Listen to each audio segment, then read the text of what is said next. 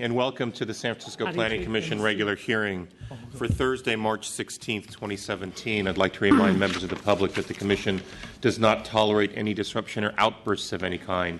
Please silence your mobile devices that may sound off during these proceedings. And when speaking before the Commission, if you care to, do state your name for the record. I'd like to take roll at this time. Commission President Hillis. Here. Commissioner Fong. Here. Commissioner Melgar. Here. Commissioner Moore. Here. Commissioner Koppel. And we do expect Commissioner Richards and Johnson to arrive shortly.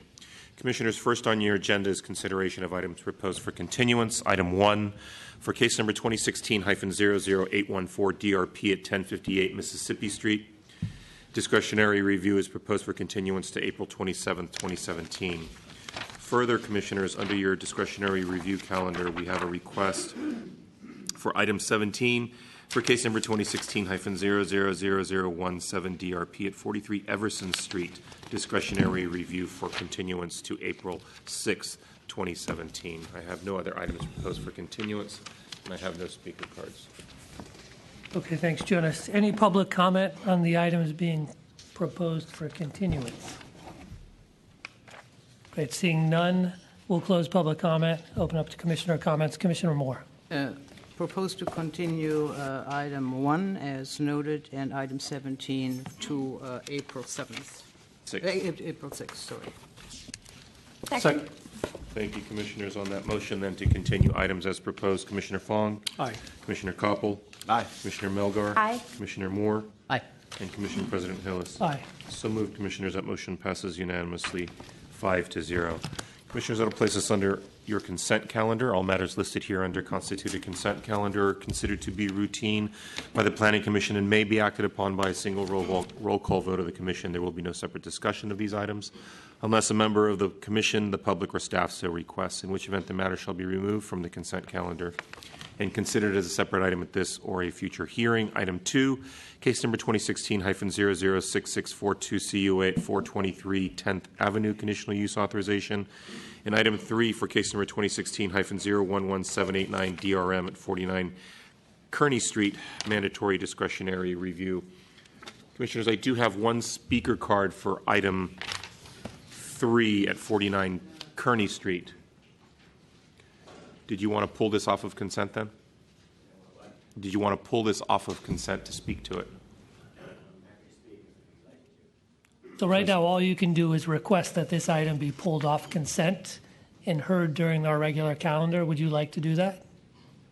If you've got concerns with it, that's... Okay. Thank you. Any other members of the public would like to speak on items 2 and 3, pulling them off consent? So, seeing no comment, Commissioner Moore. I'd like to pull item 3 off consent and move to approve item 2. Second. Thank you, Commissioners. Then on that motion to approve item 2 under the consent calendar, Commissioner Fong? Aye. Commissioner Koppel? Aye. Commissioner Melgar? Aye. Commissioner Moore? Aye. And Commission President Hillis. Aye. So moved, Commissioners. That motion passes unanimously, 5-0. For members of the public who might be interested in 49 Kearney Street, that item will be heard at the beginning of the discretionary review calendar, okay, prior to item 15, after conditional use, item 14. And Jonas, you may want to let people know if they're here for any item beyond item 9, we, under the calendar, we can't hear any of those items till after 3. Okay. Right? Well, Is that... yes. So items 9 and beyond or after will only be heard after 3 p.m., okay? The bulk of the matter we expect to take item 8 will take us to the 3 o'clock hour. Commissioners, Commission matters. Item 4, consideration of adoption draft minutes for March 2nd, 2017.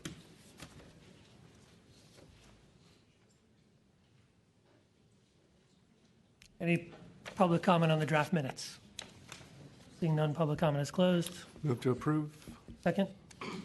Thank you, Commissioners. On that motion to adopt the minutes for March 2nd, 2017, Commissioner Fong? Aye. Commissioner Koppel? Aye. Commissioner Melgar? Aye. Commissioner Moore? Aye. And Commission President Hillis. Aye. So moved, Commissioners. That motion passes unanimously 5-0. Commissioners, that'll place us on item 5 for commission comments and questions. Commissioner Moore. I'd like to bring to the director's attention something that is definitely worth discussing in his participation in the regional discussion about how to grow the Bay Area. About a week and a half ago, there was a 1.2-acre site in front of the Mill Valley Planning Commission. And that particular item was suggesting 20 dwelling units on a 1.2-acre site. Today, we are looking at a 0.6-acre site with 127 dwelling units. 1.2 acre for 20 dwelling units. Today, 0.6 acres for 127 dwelling units. I'm asking about regional equity. And I will give you the article because I think it is worth discussing of who is participating and stepping to the line and who are the ones who are stragglers.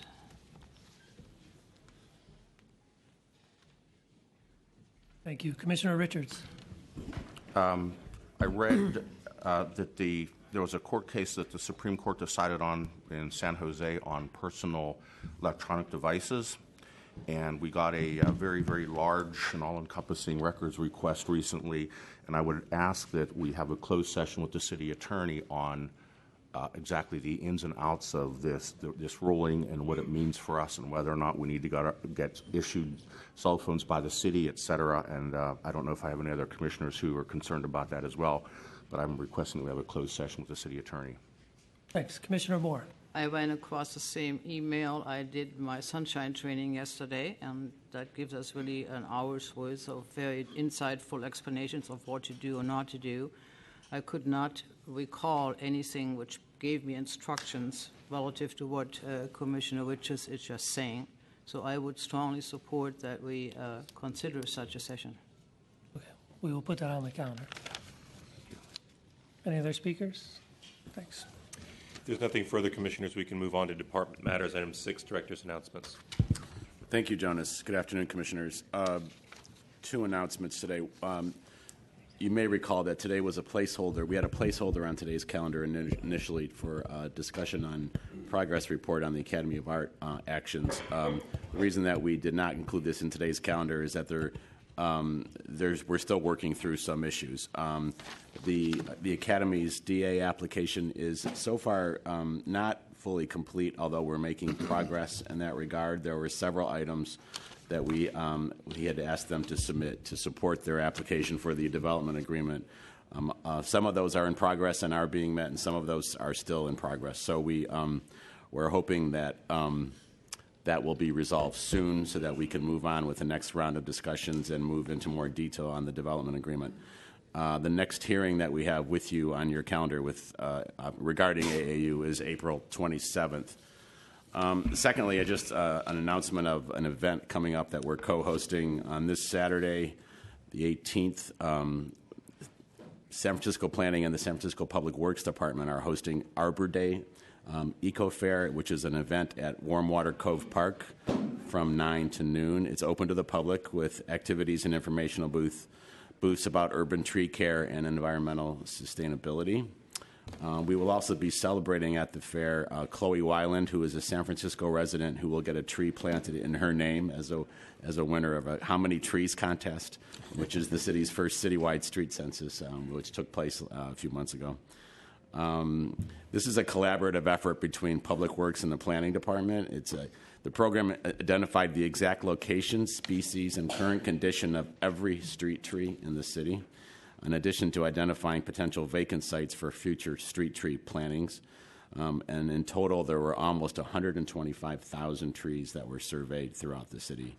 So we thank Public Works for this collaborative effort. It's an important effort in the city, and again, there is a free fair this weekend from 9 to 12 on Saturday at Warmwater Cove Park. Thank you. Seeing no questions, Commissioners, we can move on to item 7, review of past events at the Board of Supervisors, Board of Appeals, and the Historic Preservation Commission. Good afternoon, Commissioners. Anne Ray Rogers here to give you the weekly report on the Board of Supervisors. This week at the Land Use Committee, they heard the 5-year monitoring report for Eastern Neighborhoods. You heard this report covering 2011 through 2016 last year. Supervisor Colon called the hearing asking for our department to address community concerns about the pace of development. Public comment was largely from Potrero Hill residents who state that development has exceeded the pace studied by the EIR. The department then described our analysis that did not bear this out, and this item was an informational only item. Next up was the Home SF, also known as the AHPP.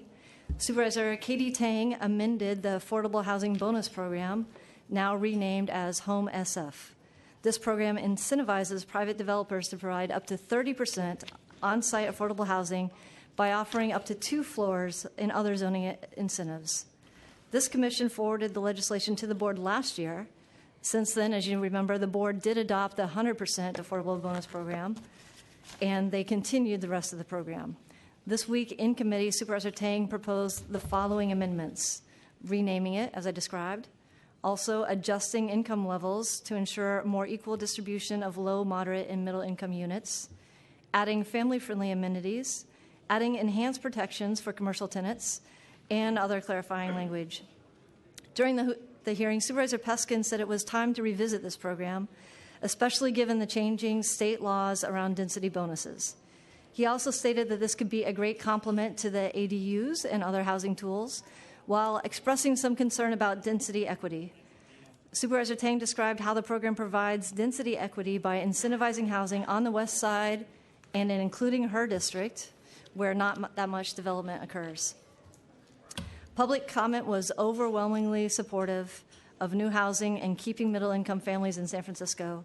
The head of the Middle Polk Neighborhood Association offered a letter with a number of concerns around neighborhood commercial districts and impacts to small businesses, but said he was generally supportive of the concept. After these amendments were made, the item was continued to the call of the chair.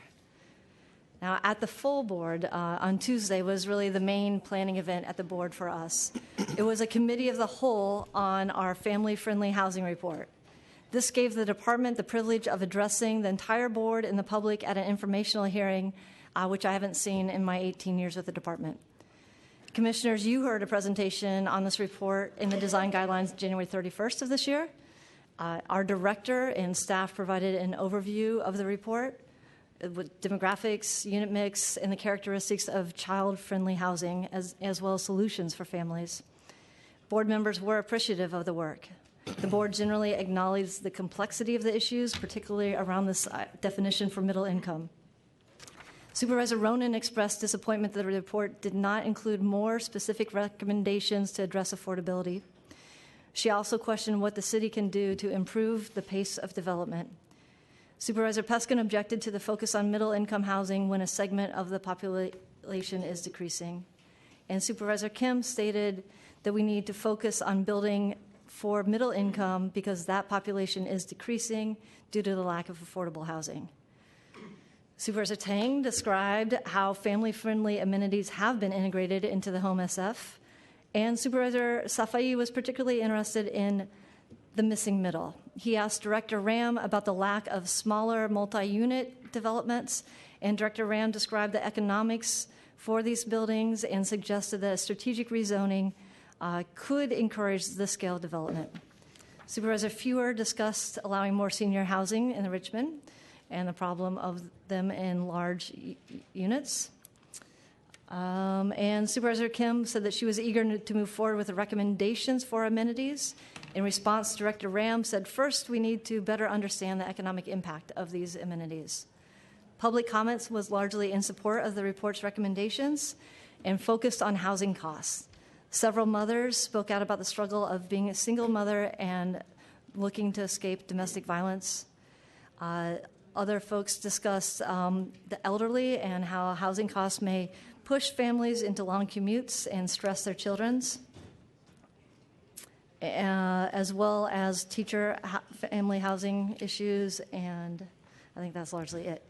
So moving on, the next steps proposed for this department includes producing a design resource guide and the work on our existing housing study, which will help improve our understanding of existing housing stock. And then lastly, we'll work on the financial implications of the proposed amenities and work on putting that in our design resource guide. So that was a big ticket item. There were other items that were passed on first reading, Calle 24, as well as I wanted to draw your attention that the board appointed members to the Bicycle Advisory Committee, and one of which is a department staffer, and Brask was appointed to a 2-year term. That concludes my report, unless there are any questions. Thank you. Commissioner Richards. I guess one question, Ms. Rogers.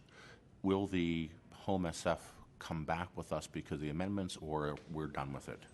So I do have a handout. If you'd like the specifics of the amendments that are here, I can provide that to you. They are all matters that have been discussed by the commission so far, and so those will not be sent back. If the board were to further amend it and introduce new subjects that were not considered by the commission previously, then it would come back to you. But at this point, the matter's in the hands of the board. Thank you. And the Board of Appeals did not meet last night, so there's no report. Good afternoon, Commissioners. Tim Fry, Department staff, here to share with you a few items from yesterday's Historic Preservation Commission hearing. The Architectural Review Committee of the HPC met before the hearing to review the design of 2 items. One was for 88 Broadway. This is an empty parcel in the Northeast Waterfront Landmark District. The proposal is to construct 130 affordable dwelling units and 54 affordable units for senior housing. The ARC had a number of design comments, but a good dialogue with the architects and the project team. That item will likely have to go before the ARC before its full, before approval at the full commission. The ARC also reviewed a proposed public art installation at the McAllister BRT station. There was some concern over the design and the location of the art installation, and after a short presentation by the Arts Commission, the ARC recommended that the Arts Commission look either for a new location for the art installation, particularly at Van Ness and Market, rather than directly at in front of the Veterans Building station, or work with the artist to redesign something that appeared a little more compatible with the Civic Center Landmark District and City Hall. And then finally, one item just to share with you from the HPC hearing on the overhead, if it's on. The commission approved or initiated landmark designation for 2731 Folsom Street, the Goffrin House. It was designed by architect James Dunn in 1900, an Irish architect and builder in San Francisco. The owner...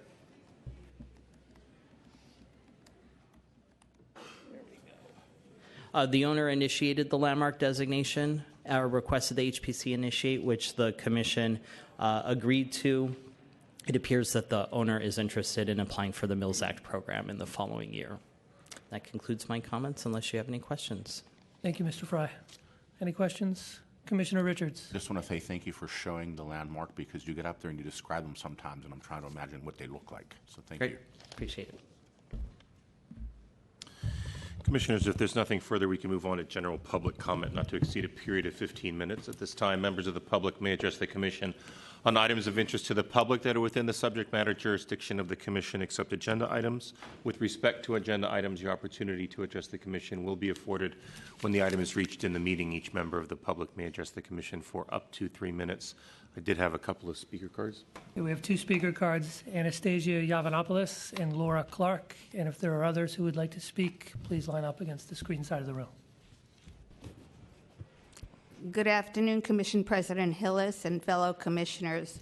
I just want to add something to the report that was given on family housing, to the remarks that Sandra Feuer, the supervisor, said about her district. She said that most of the housing in her district was rent-controlled housing, and that she didn't want to see that type of housing demolished. John Rahm answered her. His reply was, "That is not something that I advocate." So that was surprising to me in view of some of the projects that have been going through.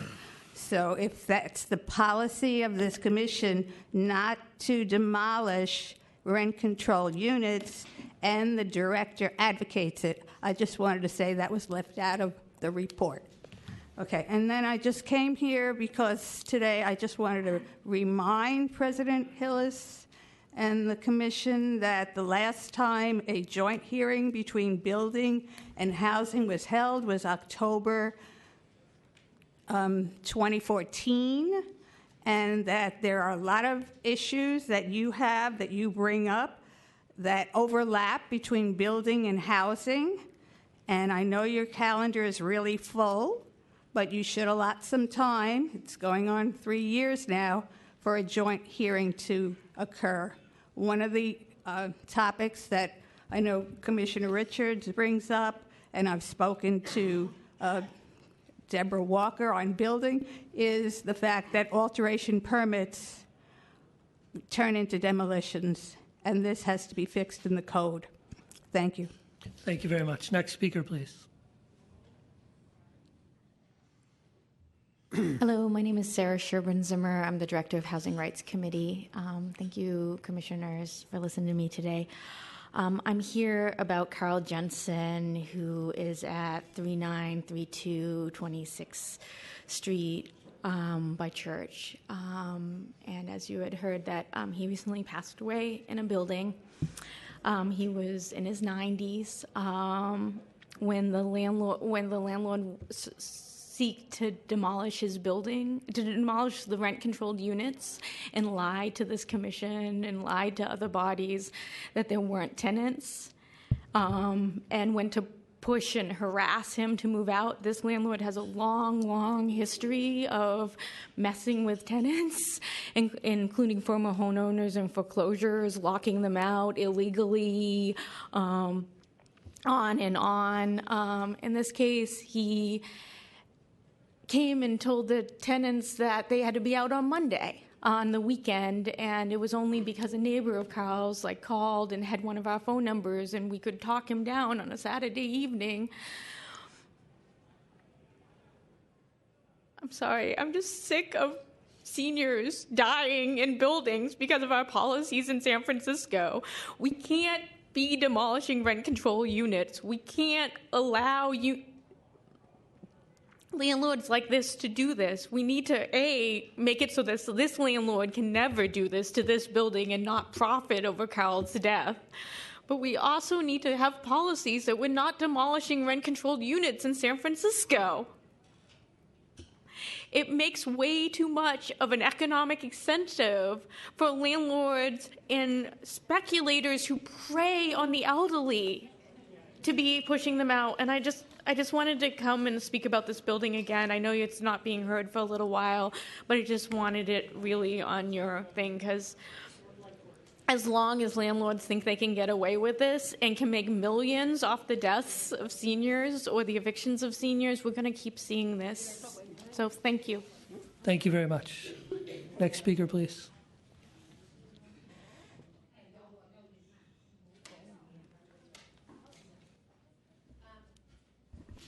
Hi, Laura Clark from YIMBY Action. And I just wanted to present an important issue about the role of zoning and regulation in the segregation that we see in our city, as well as in the entire Bay Area. This is a review in The Atlantic of some research by Michael Lenz, and Pavo. They're two really esteemed academics in land use. The main conclusions that they come to are that density restrictions isolate the wealthy. So that means single-family home-only neighborhoods are creating enclaves of the wealthy and exclude lower-income people so that we do not have mixed-income neighborhoods. Restrictions in both the cities and in the suburbs matter. We cannot continue to point at other people and say they're the bad actors. We are all the bad actors, and they call out San Francisco specifically.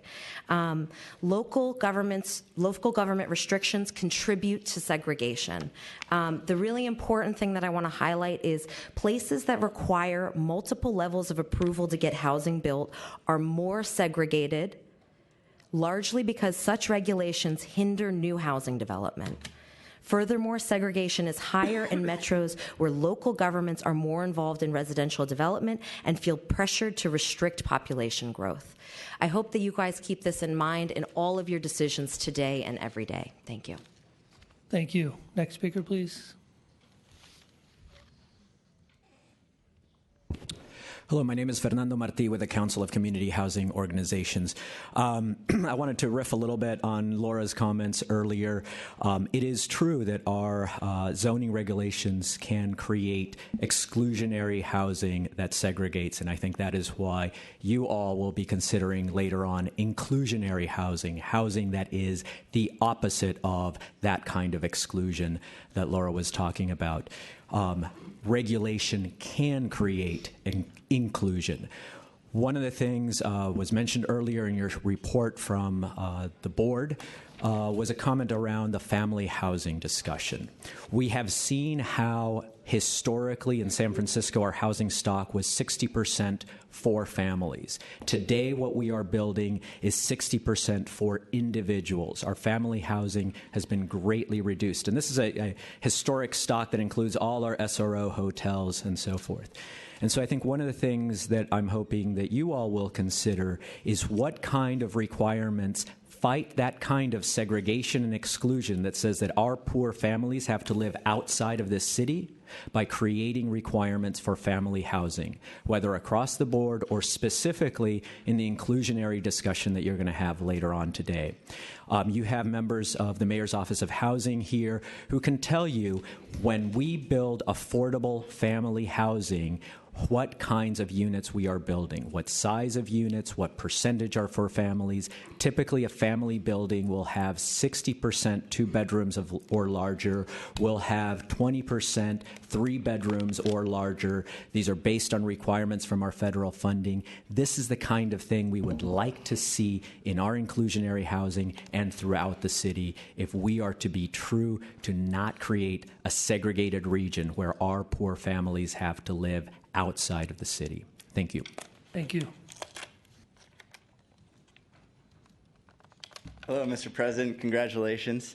Thanks for your service and hosting us here today. Obviously, there's been some conversation about community engagement, and I wanted to follow up on those points. A couple thoughts on diversity and some statistics that I'll throw your way. So if in the event you want to think back of them in your work planning, then maybe you can. The first thought is that in 2011, San Francisco hosted a 7% African-American population, yet we hosted a parole African-American population of 60%. It's numbers like these that begin to they're very scary, and some other African-American stats that we have is only about 54% of our African-American seniors graduated high school last year. So thinking about diversity and inclusiveness, not only in our planning, but also in our transit infrastructure. Currently, we have about 15 to 18 multi-lane one-way streets that run through the Tenderloin District, not only in housing policy, but also in transit policy. I'd love to see designs on the reversion of those 18 freeways that we put right down the city center. I also think it's good for real estate value, and I know it's also good for retail sales. So just a couple of thoughts as you're moving forward through your work. The 12-month thought I had was about this room, and all over we walk and we see new design projects going through. I think that there's somewhere around 1,000 projects a year that come through this very room. Probably seen 4,000 or 5,000 of them. But the one thing that has never changed has been the format of this room. And I know that position that I'm in, a couple of times I've introduced military theory to the board, and that the position that I'm in is in direct confrontation with this board. I almost feel like George Pickett walking up Seminary Ridge. And the idea is that we're not on the same side right here. However, if we reverse the seating, we're all facing one screen, maybe a speaker adjacent to the crowd would help the idea of us as a community working together. We also walk around and we see glass walls. I was in Scotland recently, and they have seats where the bureaucrats, the government workers, are working, and they have glass windows where you can see through. The idea of transparency behind government. And yes, we are looking for this municipal local board to be a leader in government. The other thing that I've done in my studio recently is I've done a whiteboard where people can write and draw on. They can post their designs. They can lay out their blueprints. And some community engagement design thoughts to this room might make a big difference. Thanks always for your service, and have a wonderful day. Thank you, Mr. Adelphio. Any additional general public comment? Seeing none, we'll close public comment. Commissioner Richards. I guess two things. First, the whole issue of remodels that actually turn into demolitions has been on our radar now for quite some time. I know the department's working on Section 317 reform. Section 317 reform, and we're planning on having a joint DBI commission hearing sometime this year. Just to let you know, Commissioner President Hillis and I will be having lunch with the Building Inspection Commission President Angus McCarthy tomorrow to talk about this issue. Then secondly, to one of the person's comments on demolishing rent-controlled housing, what we're going to be talking about will actually be affecting the definition of whether or not we are demolishing rent-controlled housing or not. So that's very much on our mind as well. So I just want to let everybody know that. Thanks, Jonas. We're ready to. Very good, then, Commissioners. Commissioners, it'll place us under your regular calendar for item 8, case number 2017-001061 PCA, Inclusionary Affordable Housing Program Ordinances. This is an informational presentation. Thank you very much, Commissioners. Today is a big hearing today. We've got 4 elected officials expected to speak. As you know, there are 2 proposals that would both, each in their own way, amend the inclusionary program. And together, either proposal would be the first major revision to the inclusionary program since its inception. So we're looking forward to the content. Today, we're going to start with Supervisor, Safai is going to start with the proposal. And if I could introduce him, and then Supervisor Kim will go later, afterwards. Thank you. Welcome, Supervisor Safai. Thank you for saying my name right. Yeah, it's been butchered lately. That's okay. I always say that as a joke. Thank you, Commissioners. It's nice to see you here today. I know that this is an issue that's been pressing for some time, so we appreciate the opportunity. I'm not going to take a long time. I'd like to get to the point where folks from the public have an opportunity to speak. There's a lot of people that have a lot of strong feelings about this, but we appreciate you guys hearing it at the same time so everyone can come in. This proposal that we've worked on for the last few months, myself and President London Breed, is really designed to focus on an area of the market that we feel, unfortunately, has been neglected for a long time. It's an area of the housing market that for a long time was taken care of through pure private development.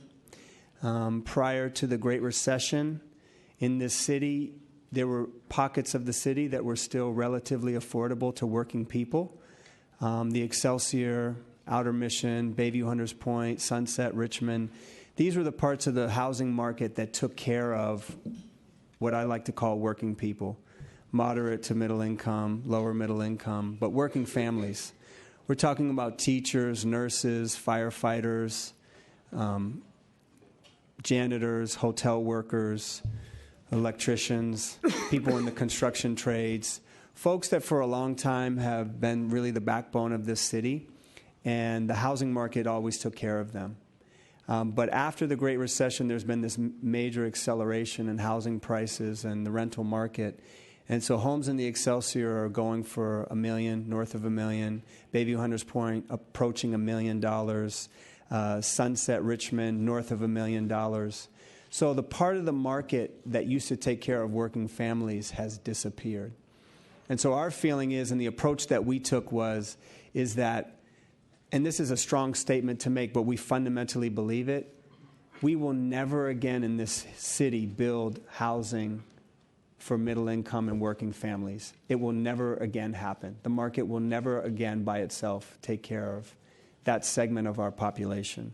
We had a presentation that was put together by your staff on housing opportunities for families, and one of the most stark slides that we saw were that the growth in population in the income brackets, people making well over $100,000 a year and those making less than $24,000 a year, were the only segments of the community that population grew. But everyone in the middle had decreased, and it was significant. And so our approach to this was to look at how is affordable housing built in this city. So we looked at when this program on inclusionary housing was created in 2002, what were the options available at the time? We hadn't done an affordable housing bond since 96. There was no affordable housing trust. There was no affordable housing accelerator program. So really one of the only areas outside of the low-income housing tax credit program that you could build additional affordable housing for low-income families was through the inclusionary market. But fast forward post-recession, fast forward to the area of the housing market that has disappeared, and today we have just passed in the last 2 years an affordable housing bond. We have the Affordable Housing Trust Fund. We have the Low-Income Housing Tax Credit Program. We have the Affordable Housing Accelerator Program. We have millions, and if not billions of dollars in the pipeline to build more affordable housing for low-income families.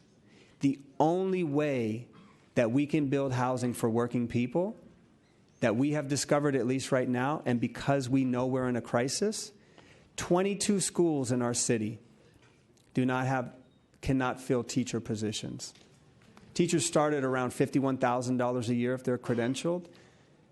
They cannot, based on the way the market is, they're not able to find affordable housing. One of the slides that was put together again by the planning department said that to buy a home in the market today, an average family of 100% area median income, family of four making around $101,000 a year, they could afford a home at $393,000. The market in 2015, 91% of the homes that were on the market for sale or sold that year, 91%. And you already know this because I'm sure this was presented to you, right? But this is also for the general public's edification. 91% was out of reach to the average family at 100% area median income. So we are in a crisis when it comes to working people. If we fundamentally believe that this city should not become a tale of two cities as it already is, and we have to reverse that trend, we need to take a strong move. And the only area of the housing market that we believe that we can find to build housing for working people is through the inclusionary housing program. So what we proposed, myself and President London Breed, was to create what we thought was a fair system of spreading out on the rental and the home ownership opportunity side. Right now, as you know, the inclusionary program is designed as it is designed. This is not a program designed, a lot of people say, 55% or less, around $55,000 a year or less. There is no less in the current program. You have to be making right around that 53, 54, 55. It's a very, very small window. If you're at 30%, 40%, 20%, and so we thought about that thoughtfully. There's a lot of low-income seniors. There's a lot of low-income families that are concerned about the affordable housing market. But this inclusionary program that we're talking about today, it does not serve them. So our proposal says we want to have 3 clean tranches that we can serve, and staff will talk about this more, but we want to peg it, not allow the developer to peg it. You might hear people talk today about Proposition P and U. This is nothing like Proposition P and U. This sets 3 distinct tranches at 55% AMI on the rental side, 80% and 110%. And then we expand the bands to allow for families as low as 35% AMI if they choose to spend a little bit more of their percentage of their income towards rent, all the way up to 130% of AMI in those 3 tranches. And then the same thing on the home ownership side, going from 90% all the way up to 150%, but serving 70 all the way to 150. And we believe fundamentally that this will begin to produce, this program, along with the Home SF program, together will actually begin to have the opportunity in the next 3 years to build about 2,500 units. We're going to have a conversation in 2 weeks at the Board of Supervisors, actually next week, about the status of teacher housing in the district. We've been talking about that for years. But if we do this program, teachers immediately, along with all the other segments of the workforce, nurses, firefighters, police officers, folks in the construction trade, janitors, teamsters, truck drivers, workers, they will have an opportunity to access this market. From the programs that I named, we've produced, from the life of those programs over the last 2 decades, 24,000 low-income units. For moderate-income families, for working families, we produced 4,000, around 4,000. That was when we had the redevelopment agency. The redevelopment agency, as you know, is gone. So we have no other funding stream for working people. So we believe that this is a fair way to approach it. We believe that this is the right way to go about building more affordable housing. And then there's going to be some discussions today about the affordable housing bonus program at the state level. And the idea that, and the technical advisory committee looked at that. We took a lot of time and consideration to dig into the technical advisory and controller's report. They came back with a recommendation that said 14 to 18% of inclusionary housing would be the right number to land on. And they also said that from there, because the affordable, the state density bonus program, we cannot predict with certainty how it will be applied. The idea of approaching that every single project in the city will take the state density bonus program, we believe is not a reality. So if you set that inclusionary number higher than what the controller recommended, you will fundamentally stop construction in many parts of the city. Because there are neighborhoods, and you all know this from all the work that you do, that will come out and say, I don't care what the law says, I don't care what's on the books, we're not going to have more density in our neighborhood. And there will be a decision on the part of developers that will say, we're not going to go through a 3 or 4 year fight for an additional floor or two. So if you set that number too high, then you land on a proposition that then is not fundable. And when I say fundable, I mean investors and banks will not underwrite a project that will not produce the right income. We have over a $7 to $9 billion retirement board reserve. We take our money and invest it in projects around the country. We're the 8th largest investor with the AFL-CIO. I know Commissioner Capel knows that. 8th largest investor. They take that money on behalf of our city workers, our retirees, mainly working families, and invest it for a return for future retirement. They would not, and many of the projects in the city would not underwrite a project that the inclusionary is too high. And they will walk away, and we will stop development in many. So we believe 18% is fair. And then the last thing that I'll end on is that we wanted to approach it, going back to the planning report, we wanted to also be thinking about when you're building, and you look again, another telling slide was families in this city live in 3-bedroom units, 2 and 3 bedrooms, but predominantly in 3-bedroom units. But the production in this city over the last 10 years, or particularly over the last 5 to 8, has been in studios and 1-bedrooms. Families don't live in studios and 1-bedrooms. So when we're talking about working people, we're also talking about families. The other slide that was really telling in the planning report was the families in this city, the highest concentration of families live in the Excelsior Outer Mission, District 11, and Bayview Hunters Point. And that also happens to be where the highest rate of owner-occupied homes are in this city. So you stabilize the housing, you produce 2 and 3 bedroom units or more, you're going to create housing for families, and you're going to create housing for working people. Thank you, Commissioners. Thank you for considering this proposal, and I'm going to hand it off to President Breed to come up and say a few words as well. Thank you. Welcome, President Breed. Thank you. Good afternoon, Commissioners. Thank you for taking the time to listen to us. Clearly, this is really an important issue. It's near and dear to my heart as a native San Franciscan who is beyond frustrated with what I see happening in communities all around San Francisco. I wanted to take this opportunity to talk to you from a different perspective since Supervisor Safai expressed the need and specifically the numbers and what we're looking to do with our legislation.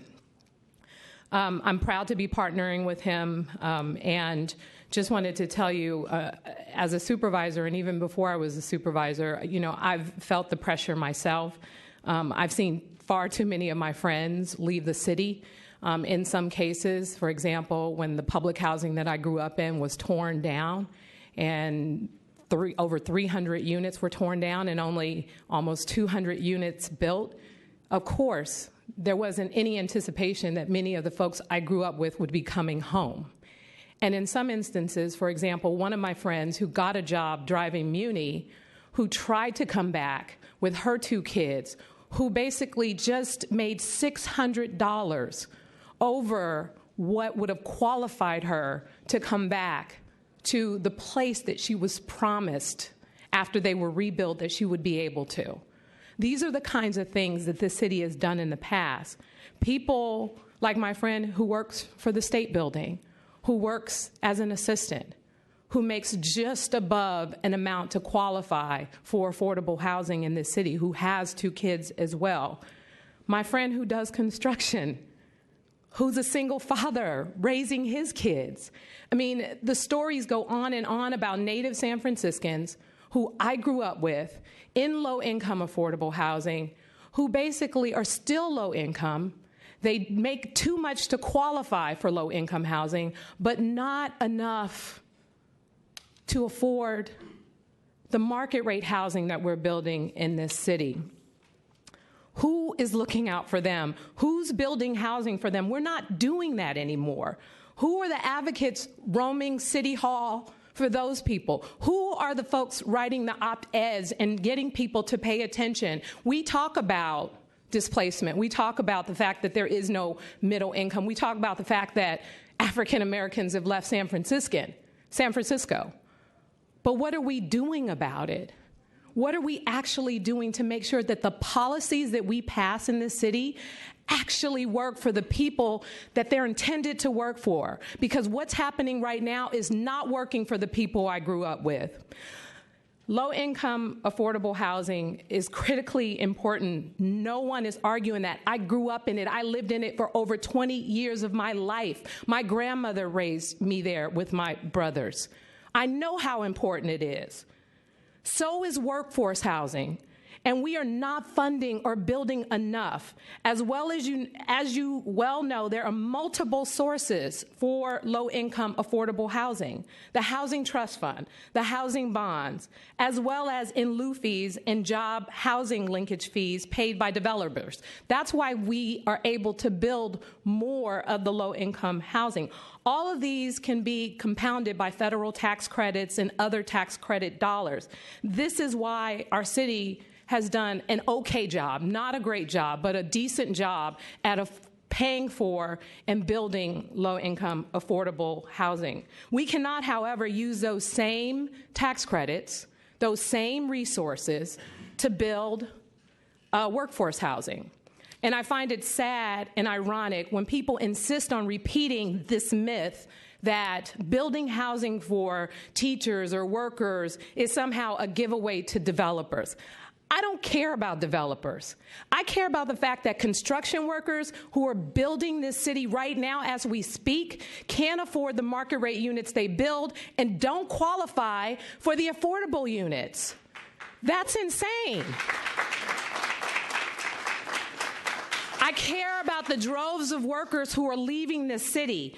I care about my friends who can't afford to live here anymore. Failing to build homes for them or setting requirements so high that nothing gets built, it's not a giveaway to anyone. It's a takeaway for workers. It's an eviction notice. It's a cold goodbye to thousands of middle-income residents who have called San Francisco home for so many years. We can't keep failing them in the name of a false narrative. I miss my friends who moved away. I miss my community. I miss my neighborhoods and what they used to be. I know we can't turn back the hands of time, but we can at least start right now. The best way to ensure workforce housing actually gets built is to incorporate it in privately funded inclusionary housing. And that is exactly what our legislation does. This is the only resource we have to build this kind of housing at this time. The city is projected to build 8,044 low-income units by 2020, but only 2,500 moderate-income workforce units. And if you look at our regional housing needs allocation, or the RHNA numbers, this has been a consistent trend. From 2007 to 2014, San Francisco issued permits for 3,900 very low income units, 59% of the RHNA goal for this category. It's not enough. I know it's not enough. But we only permitted 1,234 moderate income workforce housing units, 18% of the RHNA goals.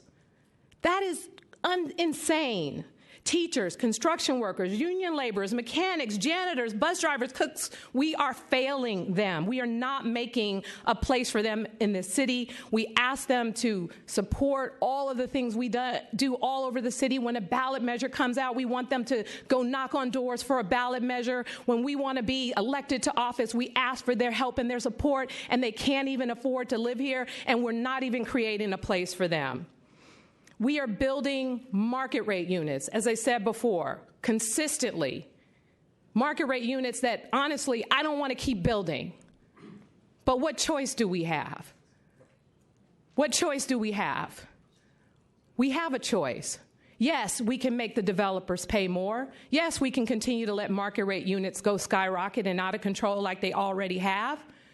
But more importantly, we have to make sure that we do a better job at making a realistic place for those people that continue time and time again to get left out of the equation when we talk about housing, when we talk about affordable housing. This is our time to get it right. This is our time to change things.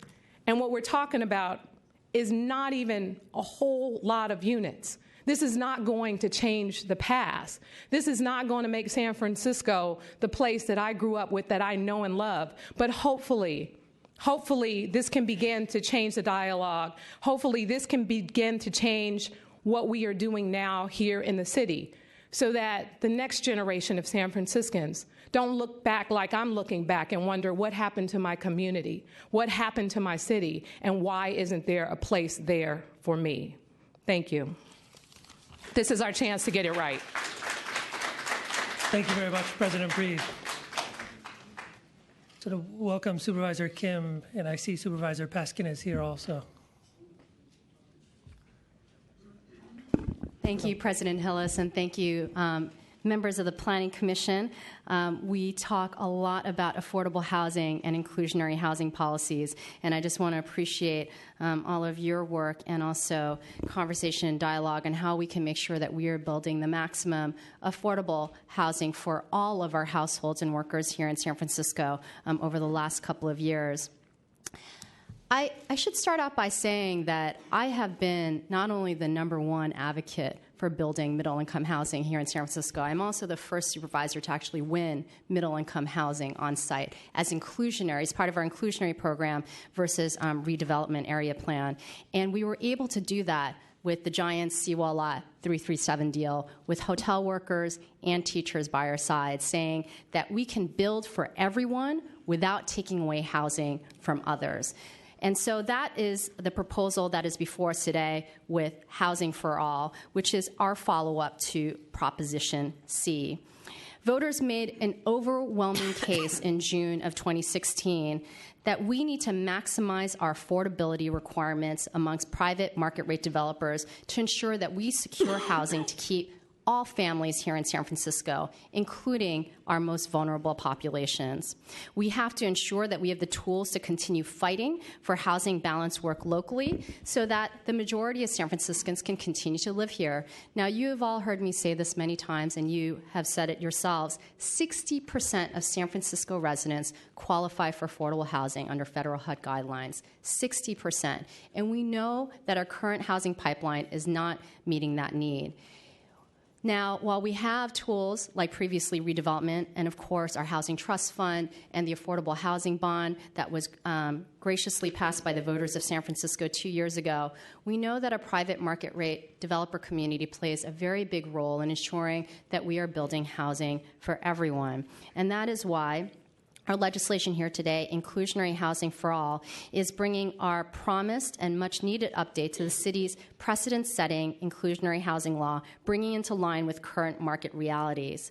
It follows the mandate created by the city's voter in June 2016, which increased the local affordable housing requirement to 25% and tasked lawmakers with fine-tuning the law to the maximum extent financially feasible. And that was a commitment that Supervisor Peskin and I made when we brought this number to the voters. We knew that developers could do much more than the 12% that they had been building previously. And in fact, we proved it. We proved it with Seawall Lot 337 with the Giants when they committed for the first time ever to build 40% affordable and middle-income housing on site on public land. That is the highest commitment that any developer had made in the country. And this is for building for AMIs from 55% all the way to 150%. We saw it again with the 5M development deal, which this board, which this commission approved a few months later, and then again with 160 Folsom, where we're building 40% middle-income home ownership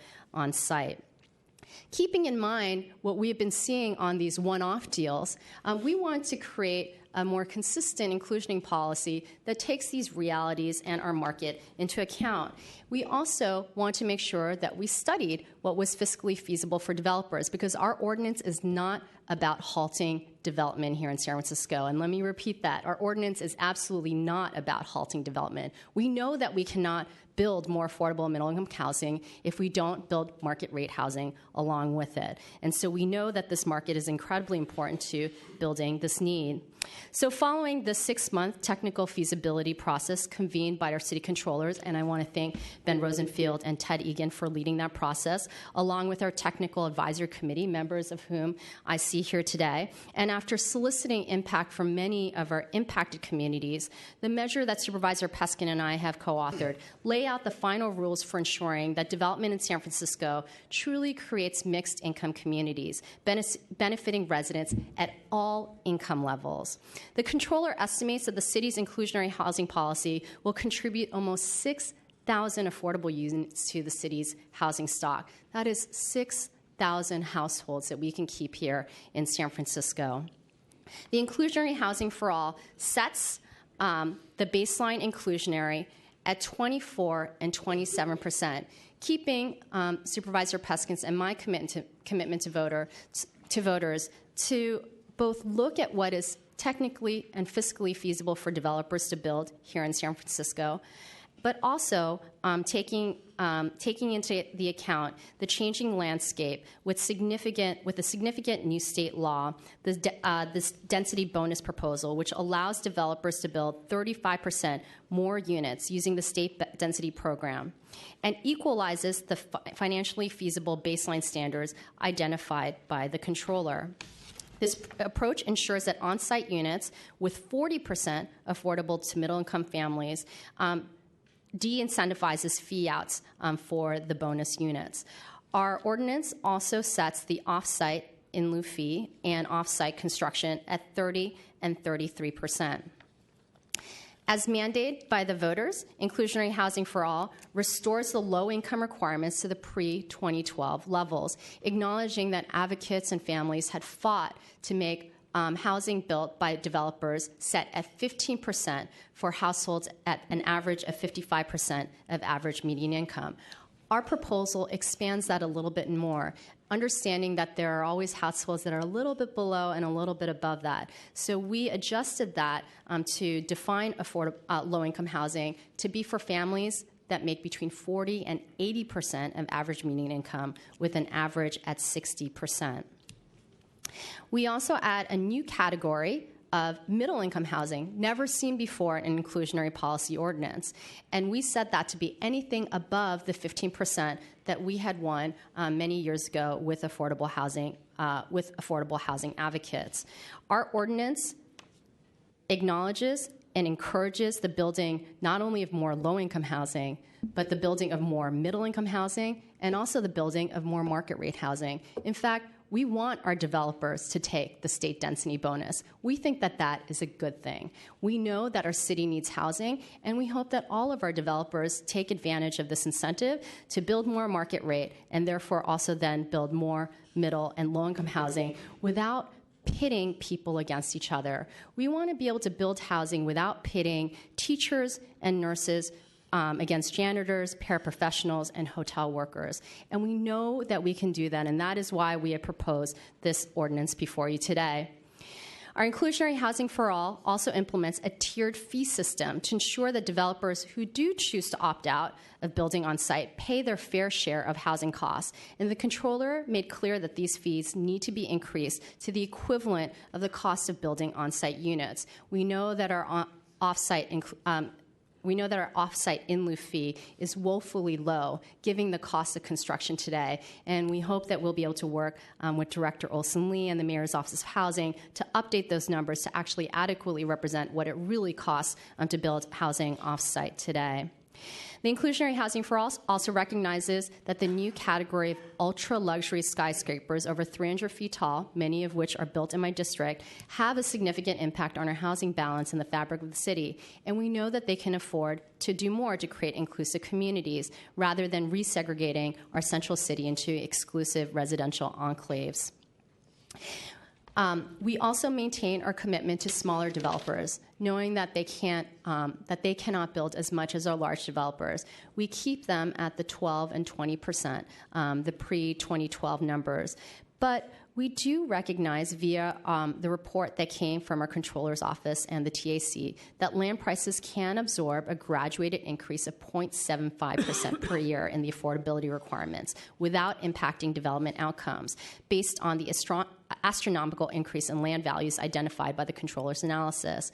We allow an annual indexing specifically for this category of housing between 12 and 25, which will allow requirements to come into compliance with the city's nexus of need created by market rate housing at a gradual pace that will provide long-term certainty for developers and landowners.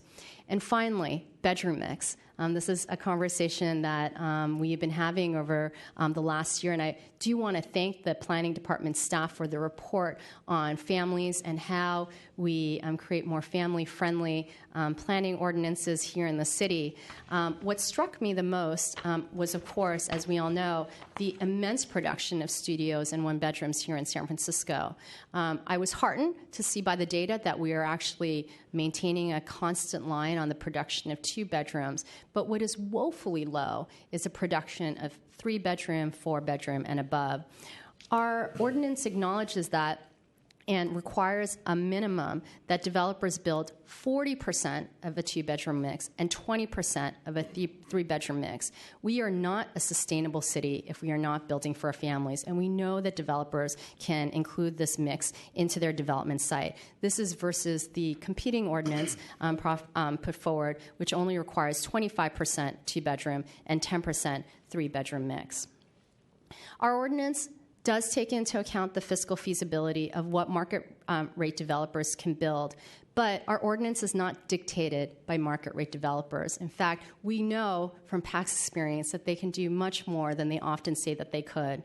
And this is not just set by the examples that I proffered earlier today, but today at Budget Committee, we heard 30 Van Ness, where the developer, without any upzoning, has committed to comply fully with Proposition C, building 25% affordable housing on site, 15% at the low-income spectrum, and 10% at the middle-income spectrum.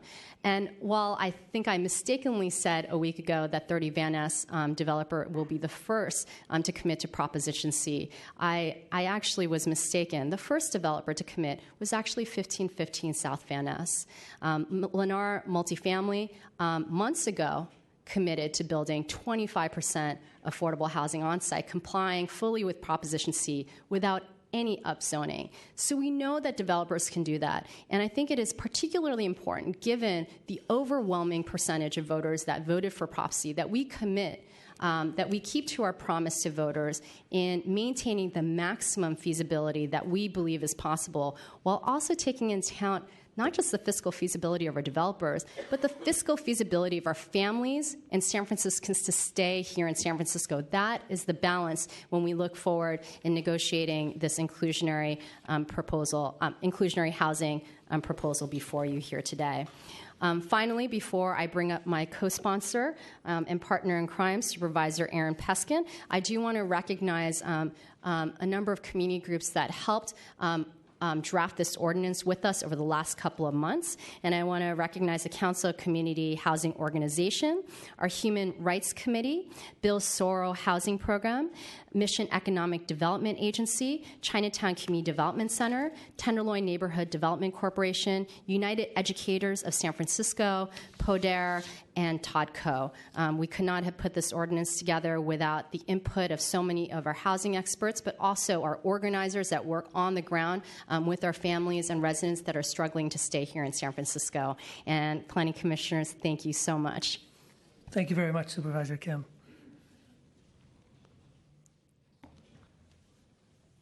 Welcome, Supervisor Peskin. Chair Hillis, members of the Commission, Director Ram, Zoning Administrator Sanchez, it is a pleasure to be here in front of you as we are grappling with a remarkably complex area of public policy. And I very much look forward to working with all of the members of the board and want to acknowledge my newest colleague, Supervisor Safai, who has grabbed this thing with both hands. So let me start with a little bit of historical context. First of all, I think we have all together over time made great strides.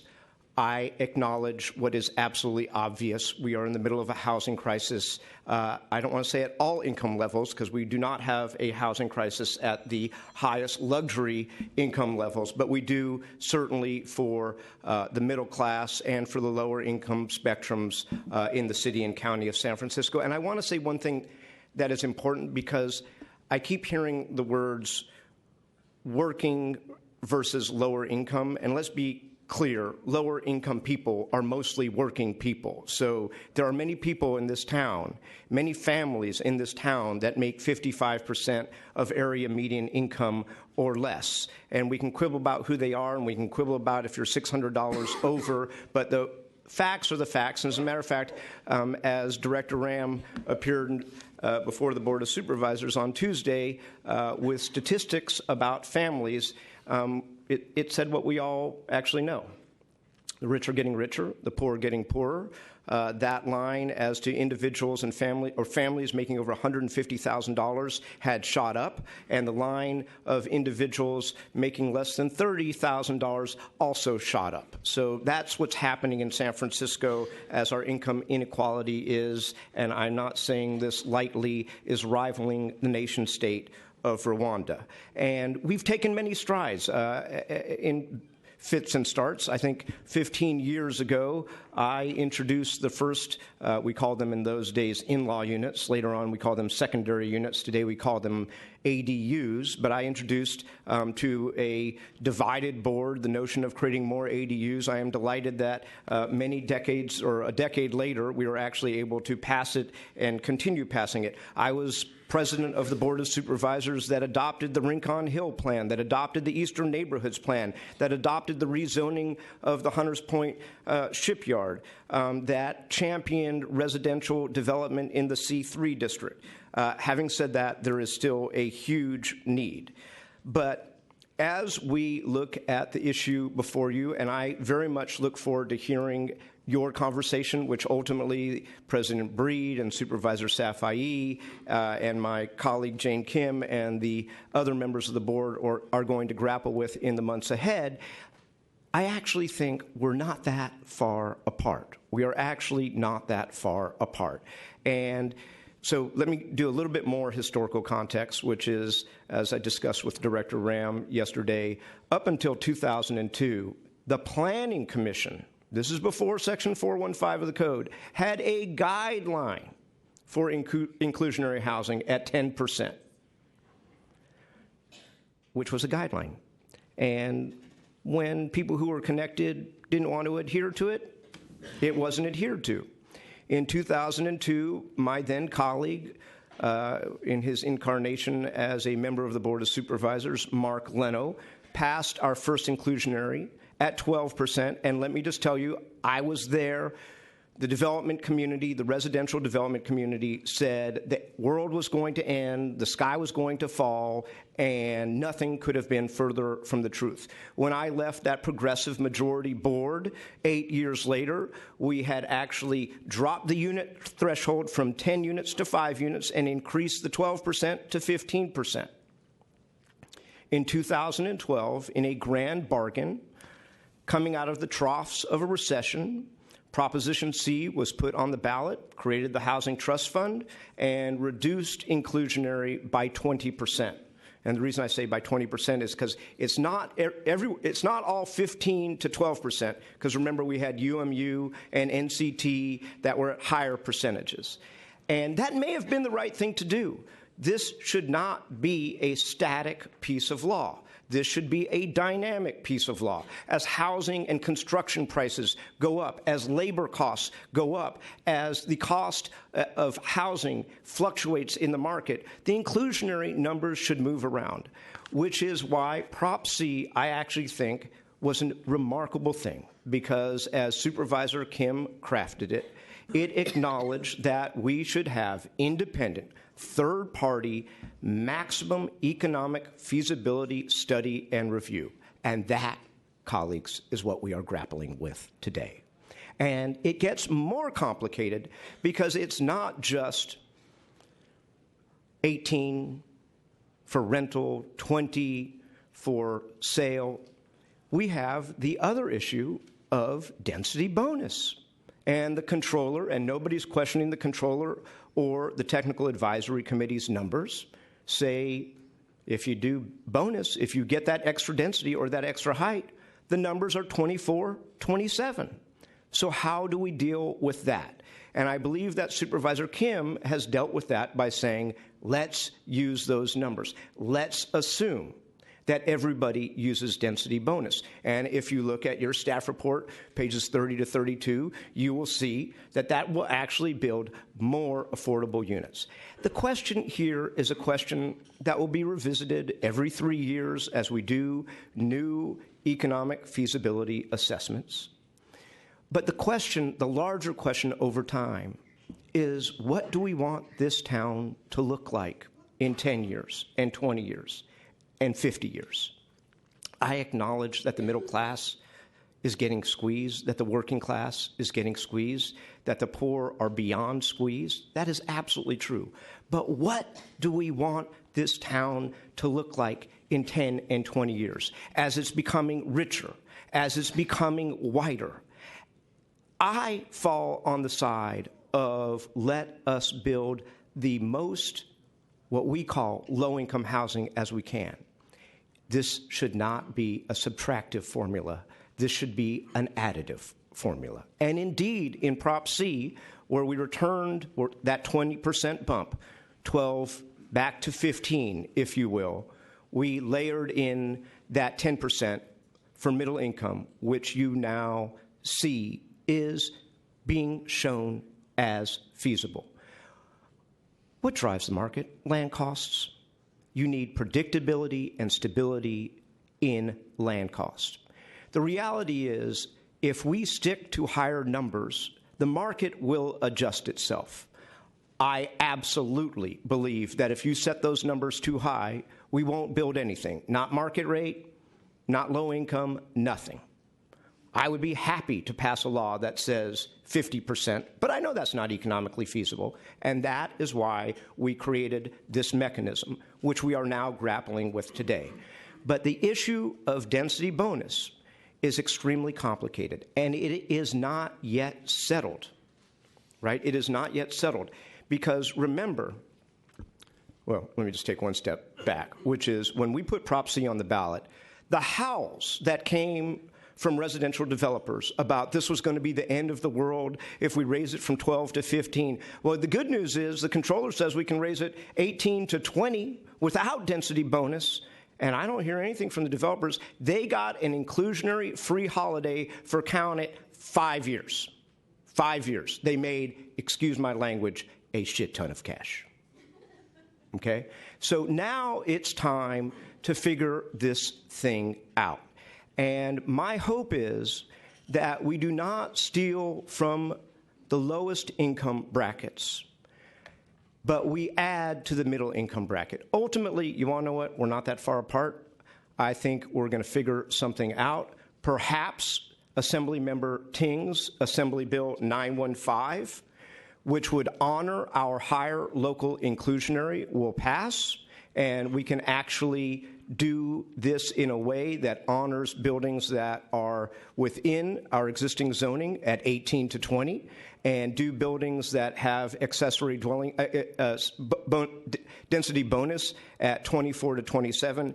It is unresolved. But I look forward to the conversation.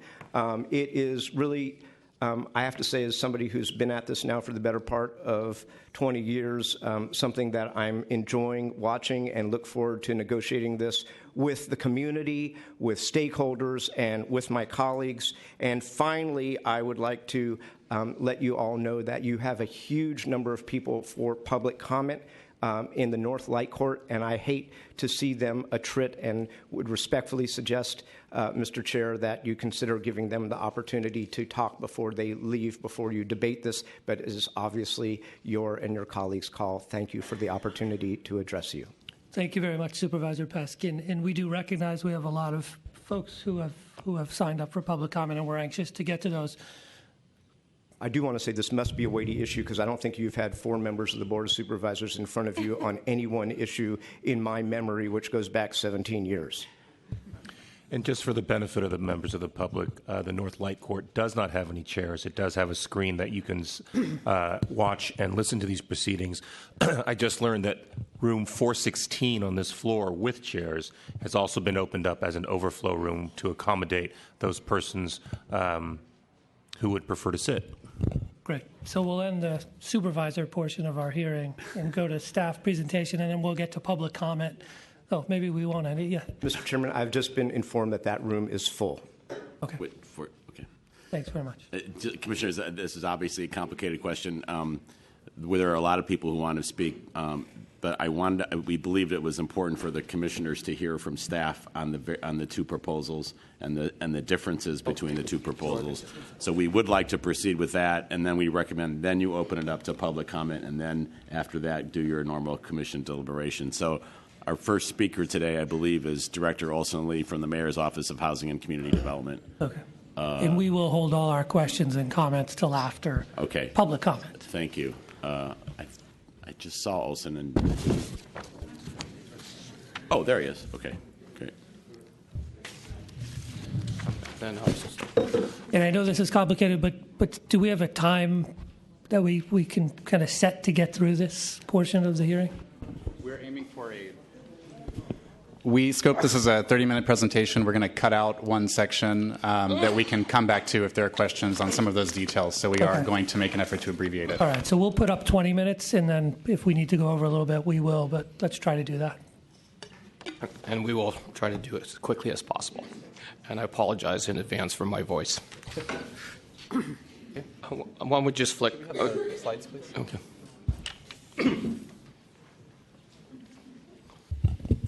SF, go. There you go. Oh, boy, that's light. Okay. Okay. So one of the things we just wanted to do is just to provide some basic information about what we're talking about when we talk about the AMIs and who that really serves. And in this chart, we identified certain individuals and their incomes and where they would fall within the spectrum of between 50 and 120. And I think that, this is not new news to you all, but this sort of describes, sort of the occupations, et cetera, of who we're trying to serve when we debate the question about how high is too high or how low is too low. And I think the important thing about this chart is not that a housekeeper makes, $34,000 a year and is at 50%. But what happens when they have a partner? What happens when they have 2 partners, or they have a partner and 2 kids? And that's the next chart. So this is a little nerdy I'm sorry. Yeah, it's really nerdy. And it's flickering. You guys got it all? Okay. So, but this really gives you a sense. When we talk about median incomes, obviously not all households are one-person households, and this will give the commission and the public a sense of what that, what that combination might be. So, a median income individual is going to be at, we actually don't have median income, but somebody at 120% of AMI is at 85%, but a family of four would be at 122.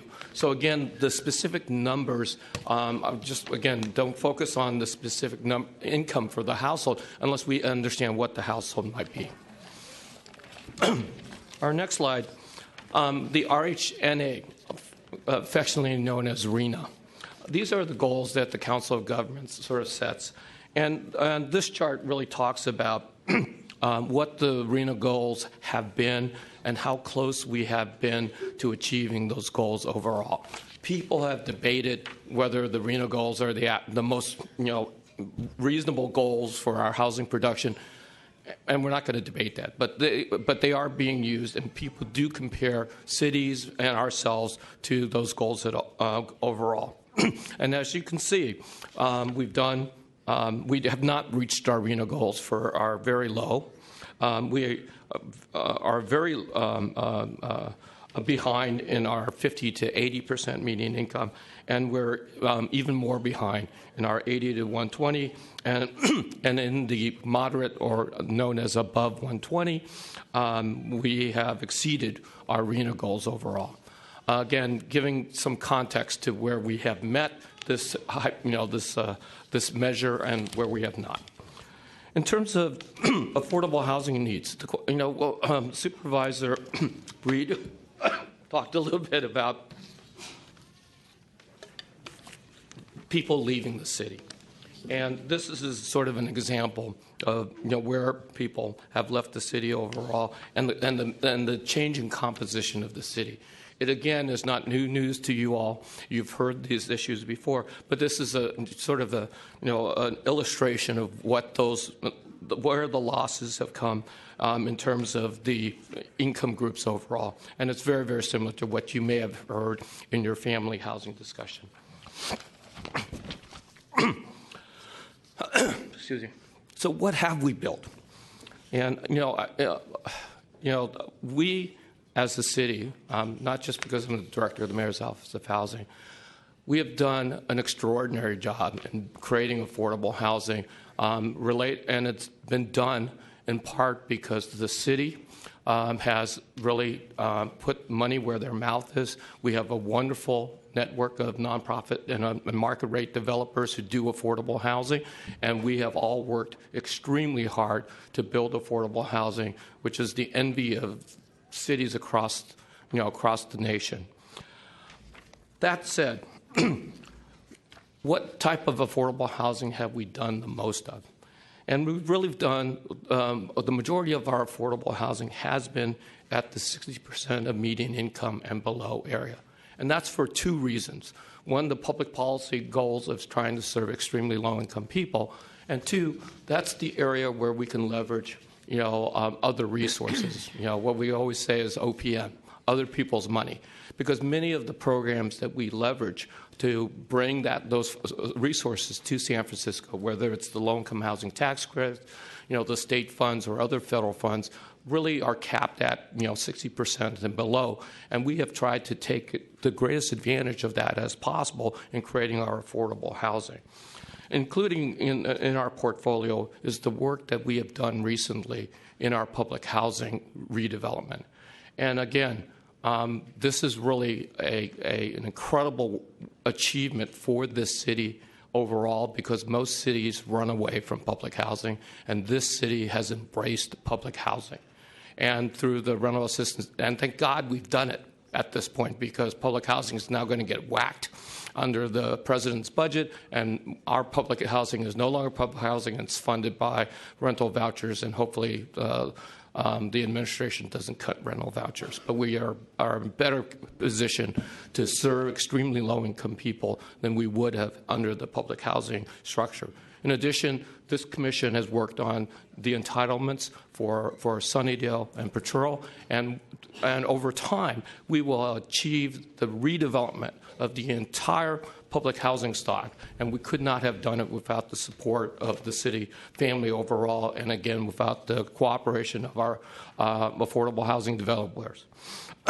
The program, you'll see that based upon this chart, 82% of the housing in my portfolio, our asset management portfolio, is for individuals or families at 60% or below.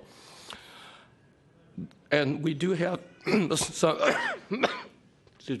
some moderate income units, and this is sort of a hodgepodge, and in part because the moderate income units, we don't have a way to fund it other than to really fill the gap between what a moderate income resident could afford to pay and what it costs to build. We don't have low-income housing tax credits to sort of do that leverage.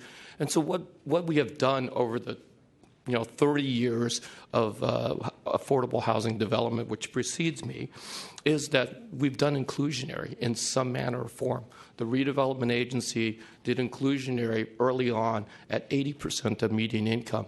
And as you've seen, we've worked out agreements with South Beach Marina and Bayside Village to basically extend the affordability of those units. But that was basically an inclusionary developments through the use of both the DA's process from the redevelopment agency and the low-income housing tax credits at that time.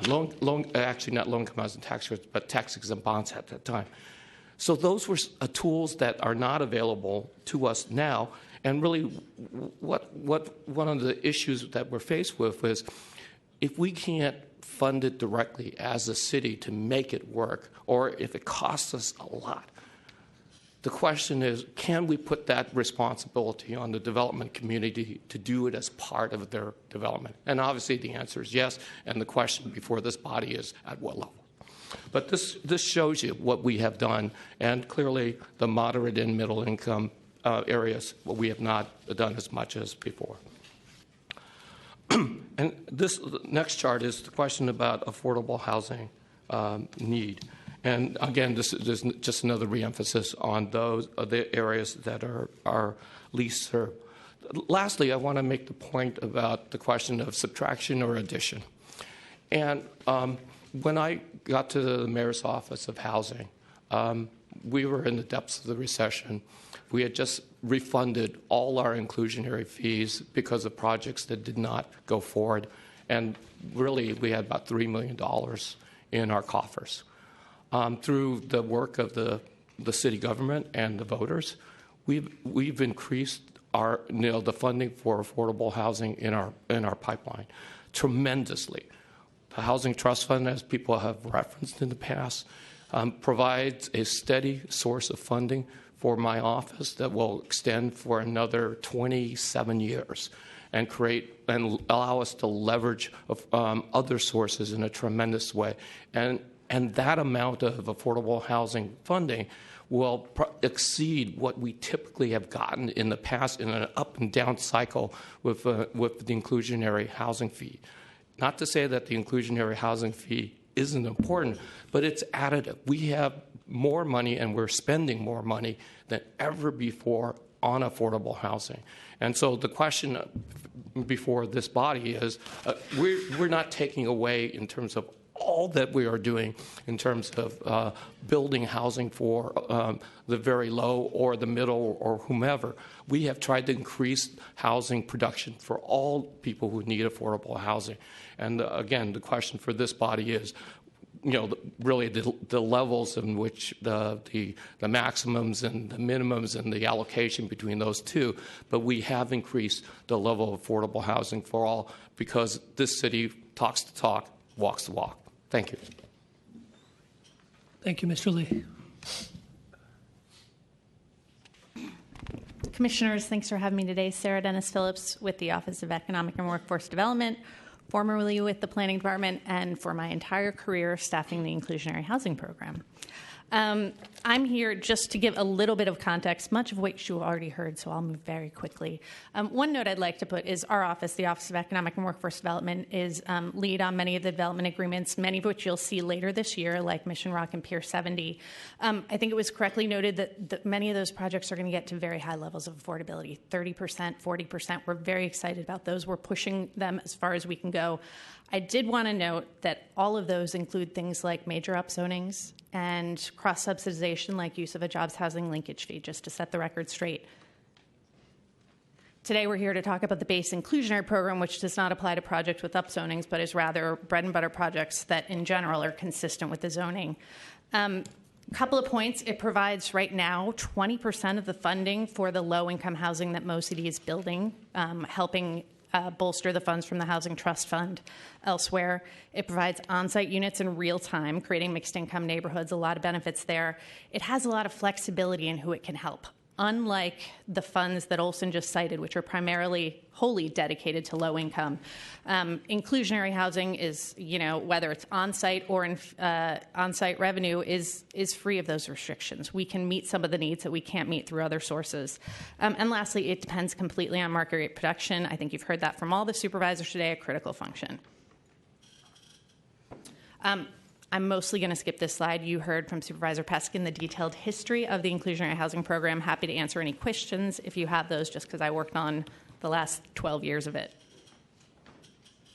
And then lastly, we did want to make sure you were aware of the legal nexus. We did our first nexus study in 2006 with the 2007 inclusionary updates. We just revised our nexus. Right now, we're at 37.6% maximum rate for fee percentages for sale condominium housing, and 31.8% for rental. Just a briefer on what the nexus is. It's a legal maximum. It applies to fees only, not on-site. It is not feasibility, and you're going to hear a lot about feasibility from the controller study and from Jacob, but if there's any questions on that clarity, I'm happy to answer.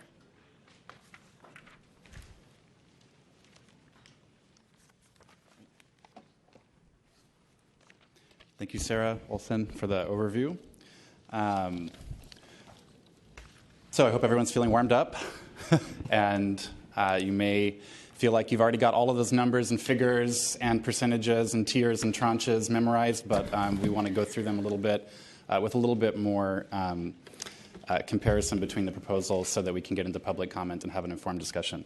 So to start off, with a summary of the existing program, existing 415 that we have in the Planning Code, as amended by the passage of Prop C.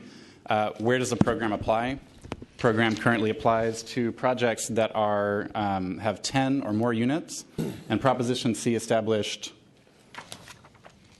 There we go. Established two sizes of projects: smaller projects with 10 to 24 units, and larger projects with 25 and more units. We're not seeing that change in any of the proposals, so that's what we're talking about.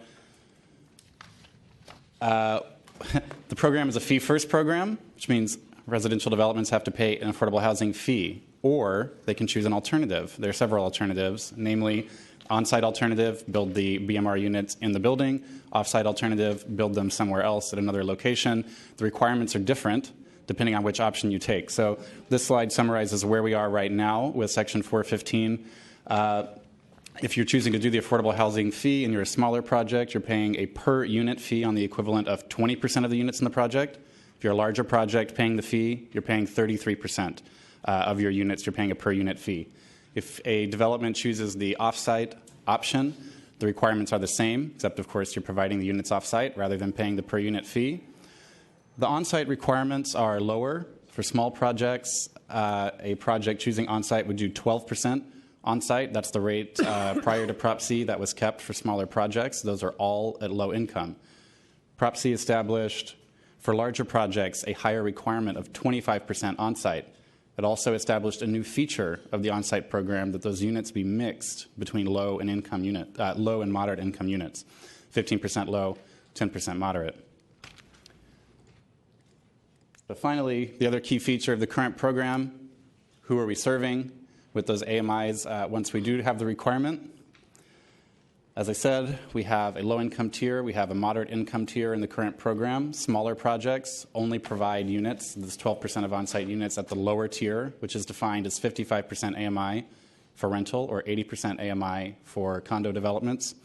For larger projects, those are the same income targets for the low-income tier of the large projects, but they provide an additional 10% at moderate income. That's defined as 100% or at the median for rental projects and 120% of area median income for ownership projects. So you've heard a lot about the economic feasibility study from the Controller's Office. We had Ted Egan from the Controller's Office here a couple of weeks ago to give an overview of that. I want to emphasize, as several of our legislative sponsors emphasize, that this study was required by Proposition C. It is integral to the entire process. And the purpose of the study was to determine the maximum economically feasible inclusionary requirement. So that really is the name of the game that we're talking about today. So what did the Controller study find? Of course, advised by several months, I think about 8 meetings of the Technical Advisory Committee. First of all, the Controller study concluded that rental projects and ownership projects can handle different rates, with ownership projects being able to handle a higher on-site rate than rental projects. You'll see that we have a row for rental and a row for ownership here. What was the maximum on-site requirement that the Controller study concluded? For rental projects, that was a range from 14 to 18% on-site. For ownership projects, a range from 17 to 20%. You might say, I thought this was a maximum. Why is that a range? This reflects what the consultant team provided to the TAC and what they discussed. Talked about kind of the different considerations for different sites for the different prototypes that they tested. And they looked at what would be the impact on the land value of a project under all these different scenarios. And that can be kind of a squishy thing. So they did kind of a green, yellow, red light type of exercise. And essentially anything below 14% or 17% was clearly feasible. There was no economic reason to set it any lower than that. Anything above 18% or 20%, however, was deemed to be clearly infeasible, especially for typical projects. I can't emphasize enough how much the study focused on typical projects and whether those projects would remain economically feasible in San Francisco if you go above those ranges. Second set of numbers to the right, the Controller's study also provided us with the economic equivalent fee to those on-site numbers. So if the maximum is 18% for rental, the equivalent fee would be 23%. Same economic impact, no preference between the two. For ownership, the maximum on-site was 20%, the maximum fee was 28%. So those are kind of some of the key findings from the Controller study. Also, you've heard about this idea of a schedule of annual increases. There was a lot of discussion at the TAC about the impact of the land market on all of this. It's a key feature of development economics anywhere you go. So the idea here was, rather than having a sharp jump to a higher requirement, to spread that over time, phase it in, so that the land market might have time to adjust so that projects would remain economically feasible even as the requirement continues to increase. The Controller's study recommended a 0.5% per year increase for a period of 15 years. That was a recommendation. The TAC and the Controller briefly looked a little bit at the affordable housing fee. Basically, there were no specific recommendations there, simply to point out that this is something that the effectiveness of our affordable housing fee will change with economic conditions and that it's a good idea to revisit it, always with the goal of making sure that we are capturing the cost to construct the below market rate units. As you've heard, a lot of the discussion in the Controller's process was also about the state density bonus law. There was no question among the TAC or the Controller's study that the use of a state bonus for a project would absolutely impact the inclusionary outcome, right? If you get a bonus, you get more market rate units under the state law. In effect, the percent that you're providing on site goes down because your project got bigger. However, the recommendations of the Controller were that we cannot accurately estimate how often projects would choose to use that. We cannot assume that every project would choose to use the bonus or that every project would get the maximum bonus of 35% under state law. Given that, the recommendation of the Controller study was to set the inclusionary rates to be feasible for projects when they don't use the state bonus. In other words, that 18% or 20% maximum that I referred to earlier for rental or condo. However, the study also recommended that projects that do choose to use the bonus would pay the affordable housing fee on the bonus units, similar to how we charge other impact fees. So there's a lot of proposed amendments. I'm not going to go through them side by side. I'm going to go into the policy considerations around them. But before diving into that, I want to give a brief summary of what pieces are changing in Section 415 under the proposals, and also some of the new provisions that each proposal would bring to Section 415. So first of all, there's one thing that's not changing. When does it apply? Still 10 units or more, still small projects, still larger projects under both proposals. That's a sigh of relief. We don't have to worry about that one. Inclusionary requirements, quite a bit changing there. The on-site, off-site, and fee percentages, the requirement itself, would increase from what it was before Prop C, and in some cases decrease from where it is now under both proposals. Also, both proposals would keep the different requirement for rental or ownership as per the controller study. There would also be changes to the way the affordable housing fee is calculated and the way that it's applied.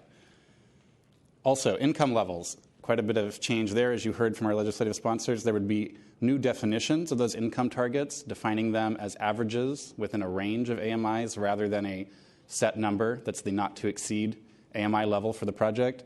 It would also modify what those income targets are. Are we talking about 55? Are we talking about 100 AMI? They're changing. There's also some new provisions that have not been in Section 415 in the past that would be added by the proposals. Both have a form of scheduled annual increases as per the controller study.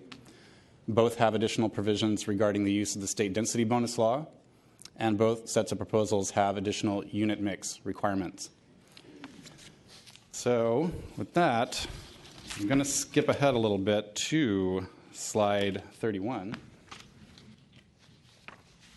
in the interest of time and those who are waiting to speak before the commission. We can always come back if any of these details are unclear, of course, at any time. So first, project feasibility. As I said, given the charge of Proposition C and the purpose of the controller's study, this is kind of the name of the game. So the question here, would either proposal cause typical projects to become economically infeasible? So here's a table that compares the maximums from the controller study, which is the first set of numbers on your left, looking at the 18 and 20% for on-site. Those were the maximum feasible amounts. Under the Kim and Peskin proposal, which we're referring to as Proposal A in this presentation, which was introduced in December and reintroduced in February, we have rental on-site requirements at 24%, above the 18% level, or at 27% for owner, which is above the 20% level. It should be noted, as you heard mentioned, that these numbers are meant to reflect an assumption that the state bonus would be used for all projects in San Francisco at the maximum possible bonus level of 35%. The second proposal, which was introduced last month by Supervisors Safai, Breed, and Tang, referred to as Proposal B in this presentation, sets the requirements at the maximum level from the controller's range, so at the 18%, at the 20% for ownership.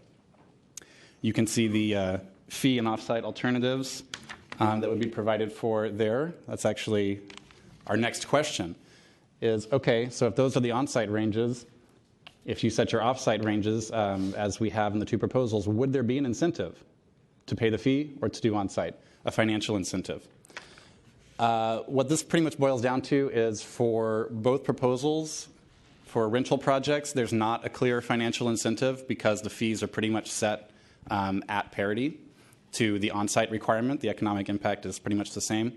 For ownership projects, the proposal from Supervisors Kim and Peskin sets the on-site rate such that it would be a little bit more costly to developers to do on-site than to pay the fee. So you have a slight preference for condo projects under that proposal to pay the fee rather than go on-site. Again, to emphasize, the controller study made no policy recommendations about whether there should be a preference or incentive. That's completely a matter at your discretion to debate.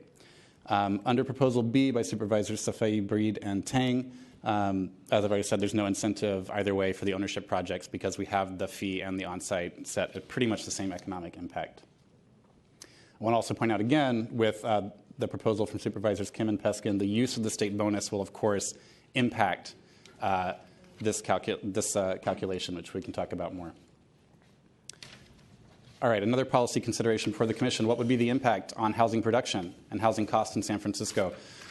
We heard some of the legislative sponsors allude to the fact that there would be higher production of BMR units under the different proposals. That is true. The controller study did a regression model to estimate what kind of housing production we would see over a 15-year period at a whole range of inclusionary rates. And they found that indeed, as the rate goes up, you would find more BMR units. However, a net decrease in housing production overall in San Francisco, fewer units overall than we would have otherwise had. This, of course, in turn, under the model provided in the controller study, would also lead to an increase in cost to households that are not in those BMR units. So in other words, if you're a household and you move, you're going to be looking at a higher asking rent or asking sale price than you would otherwise have because there will be fewer units available to you. This is true of both proposals. Proposal A has higher requirements, and therefore this effect is only amplified. It's about a 50% larger decrease and a 50% larger increase in cost to households under that proposal. This is really just to give a relative comparison of these two proposals on a very complicated kind of macroeconomic topic that the controller was good enough to spend a lot of resources to get into with the consultant team to give us some information on this. What households would be served under each proposal? Probably the most complicated part about all these proposals is what AMI are you talking about? When? Are you talking about the average, the range, the tranche, the top, the bottom, the what? You know, there's so many different ways to look at it now. So what I've tried to do here is to provide a single average that we can compare to so we can have a quick at-a-glance comparison. So let's look at the smaller projects. Under the proposal from Supervisors Kim and Peskin, we have smaller projects providing units that are within a range of AMIs, but they must average to 55% AMI for rental or 80% for owner. That's what we have today under Prop C. You'll see that for smaller projects under the Safai, Breed, and Tang legislation, we don't actually have an average. It's just a point. It's for small projects, you would need to provide those units at 80% AMI for rental or 120% AMI for ownership. In the larger projects, under the Supervisors Kim and Peskin proposal, we do keep the low and moderate income tiers that we currently have in Prop C. However, rather than being defined as this AMI and that AMI, those tiers are also defined as an average within a range of AMIs. So the number you see here of 72% AMI for larger projects, for rental projects, or 98% of AMI for owner projects, that's not written in the legislation. That's simply the weighted average when you take into account the low and moderate income tiers in the proposal. It would come out to the equivalent of all units being an average of 72 AMI for rental. I wanted to put that up here for us so that we could just make a quick comparison to the proposal from Supervisor Safai, Breed, and Tang, which would explicitly direct that units be delivered at an average of 80% AMI. So that was a lot of numbers. 72%, 80% AMI for rental. Not terribly far apart. The ranges are also quite similar, I think, as you heard described by a couple of the members of the Board of Supervisors. For the ownership projects, there is a bigger spread. We have an average of 98 AMI under one proposal and an average of slightly higher, 120% AMI for ownership projects under the other proposal. So we briefly showed this little band of affordability earlier to try to indicate where we think we have this least served need when you take into account our current programs and our current dollars and the resources available to us to build BMR units. It's really in that 60 to 120 range. It does not mean there's not a need below that. It does not mean there's not a need above that. We're trying to zero in an area where we have very few resources to meet a big need. The point of this slide is to say, well, where do these different proposals land within that range? And I'm sure it's kind of hard to see the triangles that are there on the side of it, but basically they're all pointing into this area where we have the least served need. So again, as Supervisor Peskin said, I couldn't agree more. They're really not that far apart, which I think is a great thing for us to keep in mind as we look at these proposals.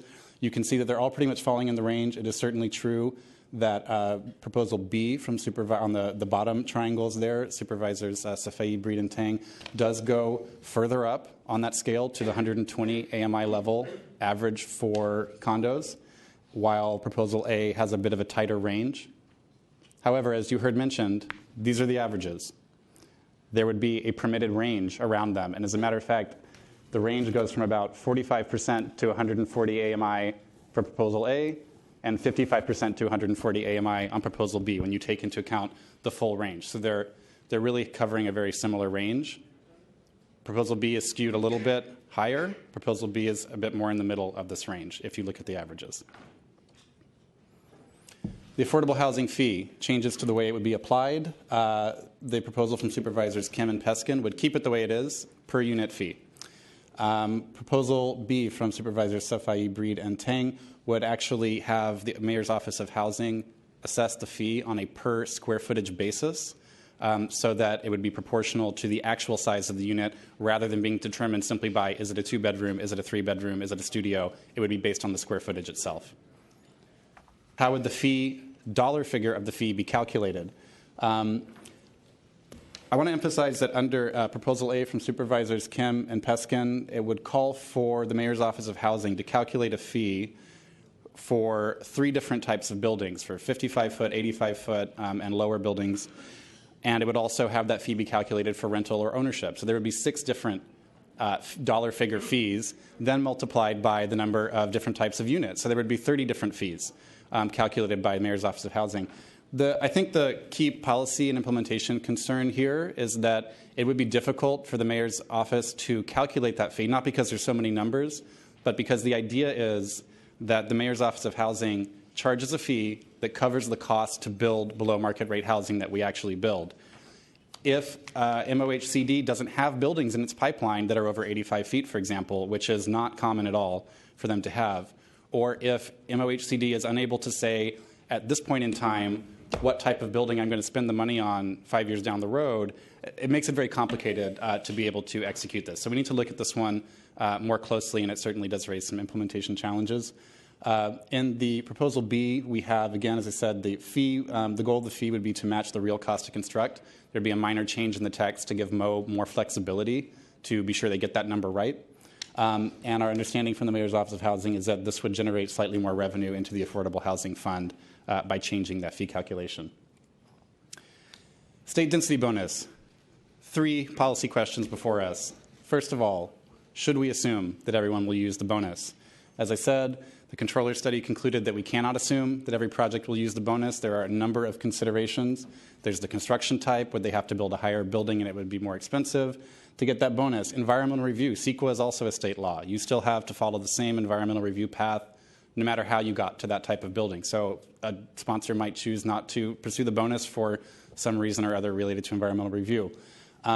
If a project takes the fee, pays the fee, or chooses to go off-site, there is no state density bonus. It's not provided for anything other than on-site. So you have to also keep that in mind, that we cannot assume that every project is always going to choose the on-site option. Right now it's about 50-50, sometimes 60-40 with more projects going on-site.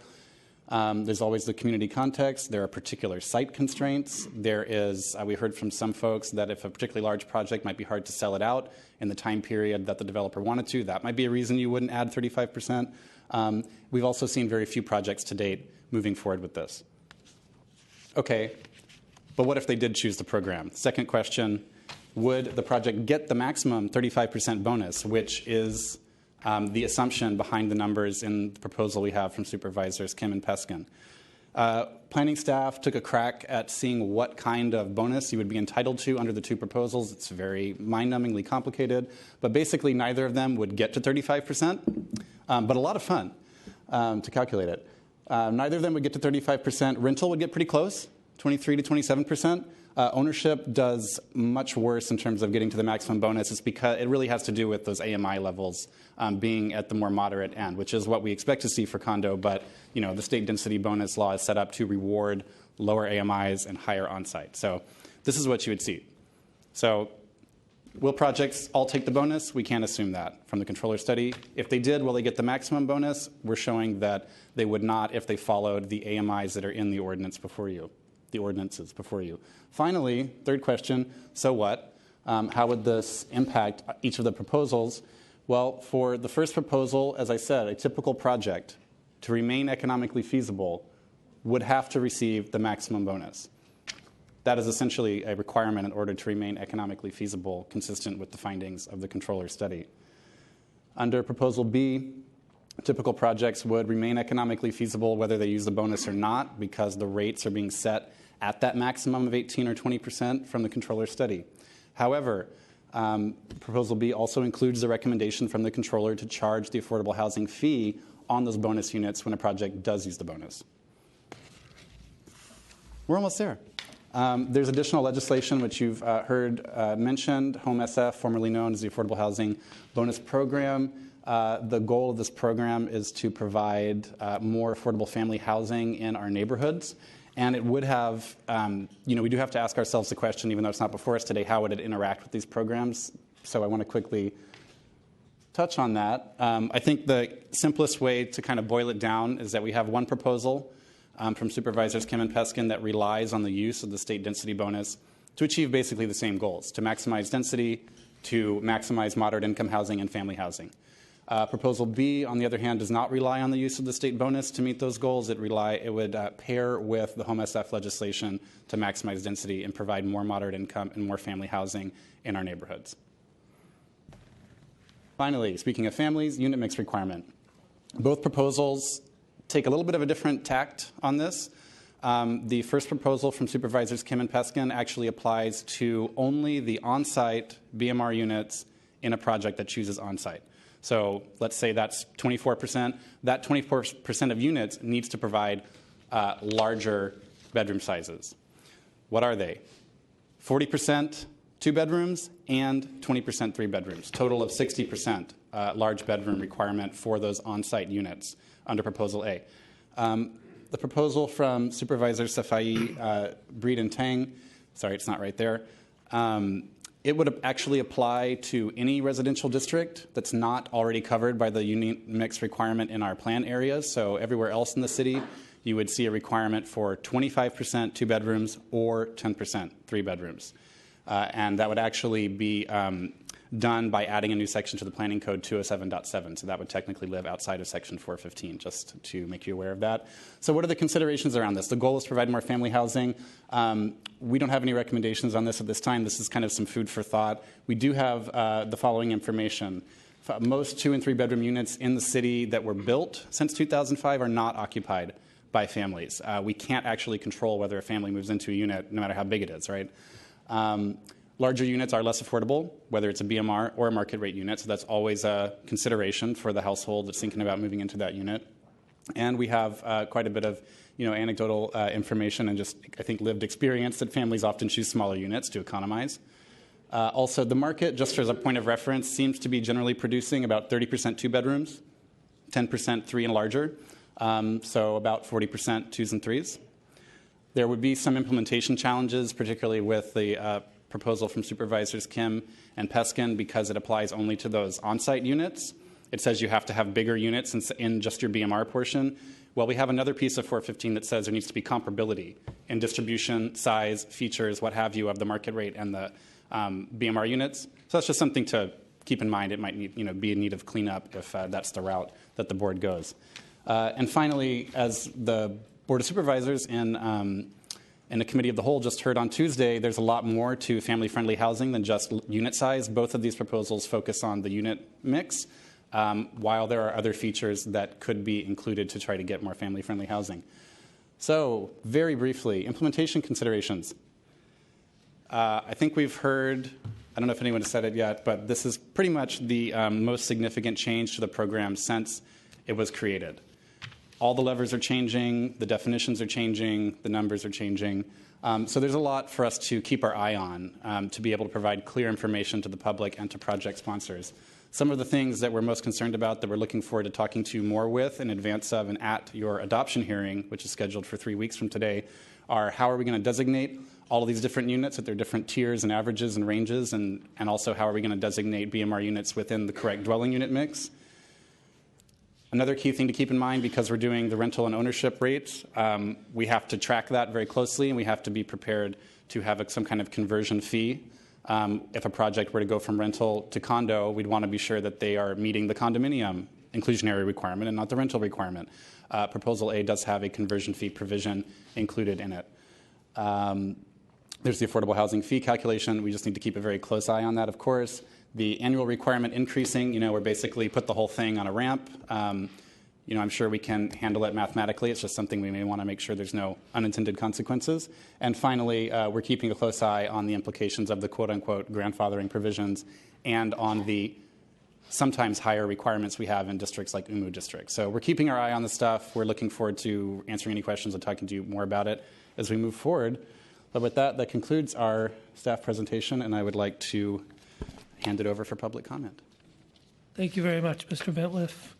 So we will open it up for public comment. We've got a lot, but we'll still keep the public time, the comment period, to 3 minutes.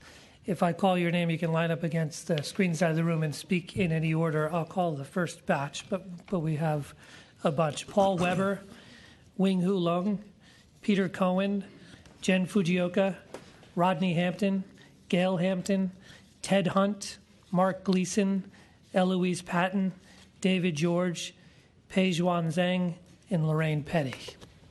Go ahead, sir, you can speak.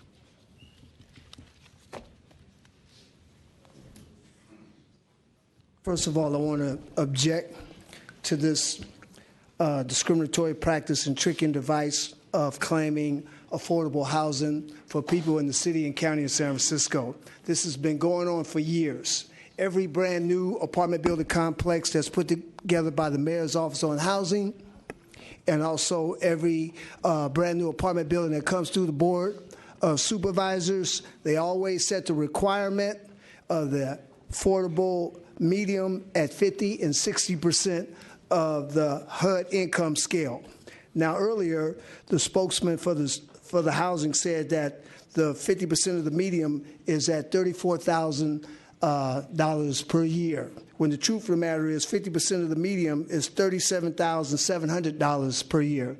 And you always use a low-income, hard-working, low-income person as your pitch point by using a house cleaner, claiming that a house cleaner makes that much money per year. That's not true. You did that with Proposition D, where you use a Hispanic female who's living in a in-home care position and acting like she's qualified to move into apartment building complex that's being built at Mission Rock. Now, this 50% of the medium is a discriminatory practice and tricking device that's excluding lower income people who's at 40, 30, 25, and 20% of the overall scale pertaining to incomes that's used to calculate people that's eligible to apply for apartment building complexes.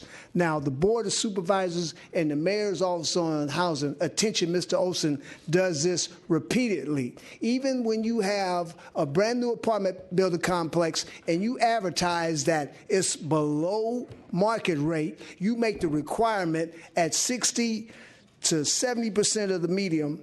So what that means is that people whose income that's below the $45,250 a year is being excluded from even applying and putting in an application to be a tenant in these buildings. Can't get you on discrimination based on race, because each and every one of these Board of Supervisors in the Mayor's Office on Housing is so deeply involved in their discrimination that you discriminate against people who's the same skin color as yourself. But I can get you on constitutional law because you're in violation of due process and equal protection under the law. You're providing housing opportunities for high income brackets, but you're not providing housing opportunities for people in lower income brackets. And you're also in violation of the American Disabilities Act, because the majority of the people that are homeless or are out in the street got a combination of both mental and physical disabilities and are veterans too, and they don't have the opportunity to apply for these buildings that you acting like you're helping people in the city and county of San Francisco. That's why we got so many people out in the street that's homeless. Thank you very much. Next speaker, please. Good afternoon, Commissioners. Mark Gleason with Teamsters Joint Council 7. Our organization represents thousands of working men and women in San Francisco, but I would say even thousands more by manyfold who work here and are moving farther and farther out, but are finding their employment being really shut out in a way. We're aware of workers who are so far out. We talk about the zip codes moving farther and farther east, that they're taking cat naps before they go to work on the freeways and out in the outer stretches of the city here before they can go to their service jobs. We fully support the inclusionary ordinance as is proposed by Supervisor Safai and Supervisor Breed, because we believe that this is going to allow for inclusionary housing now. And it is so, so important that we achieve this, because very soon workers who work in service industries, in hospitality, in the commercial office buildings, in automotive industries that we have in our local, bus drivers that you know about, in both private and public sectors, will not be able to do these commutes any longer. They're just not going to be able to do that. They'll find other employment, and it's going to have an effect not just on their livelihoods, but on the economy of the city. So we would strongly urge that you would look to find a solution for, as the slides talked about, those that are least served. The mission of our union and of our sister crafts is to find economic improvements. And for us to continue to achieve our mission, to find economic improvements for working people, but find them also with an inability to afford to live in the city of San Francisco, is just untenable. So we hope that as you're making your decisions today and throughout the period, that you'll consider what working people need to stay here. Really, if I could, just echoing everything the Supervisor Breed talked about earlier this afternoon. It is just so utterly important, and we know that you're going to take good consideration of this matter. Thank you. Thank you, Mr. Gleason. Next speaker, please.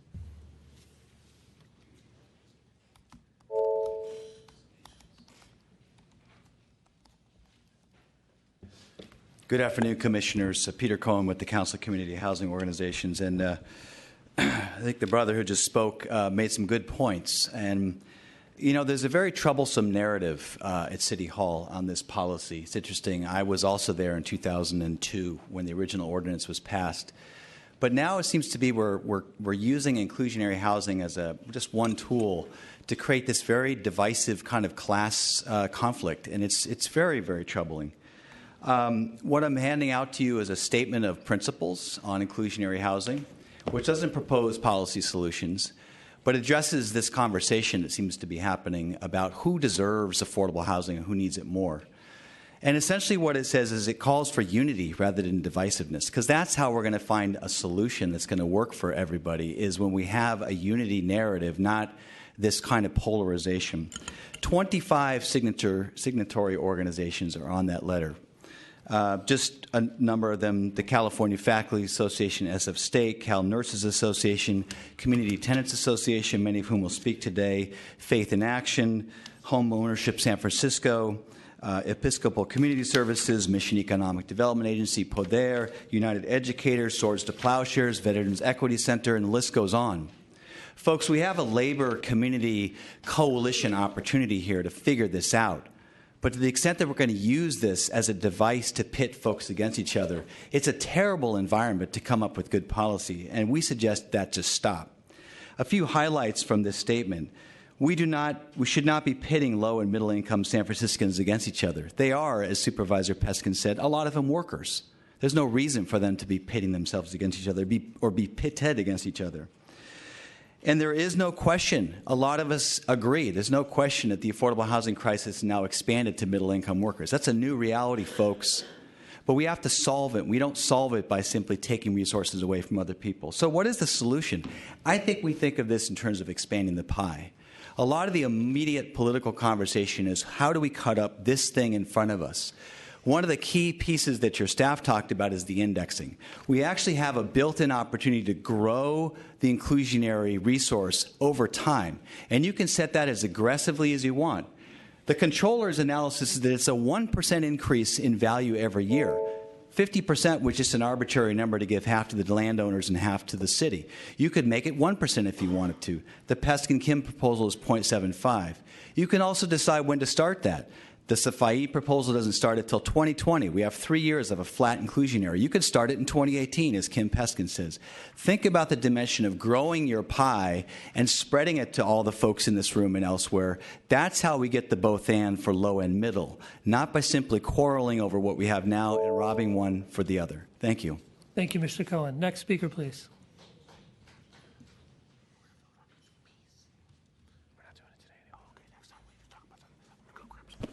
Good morning, Commissioners.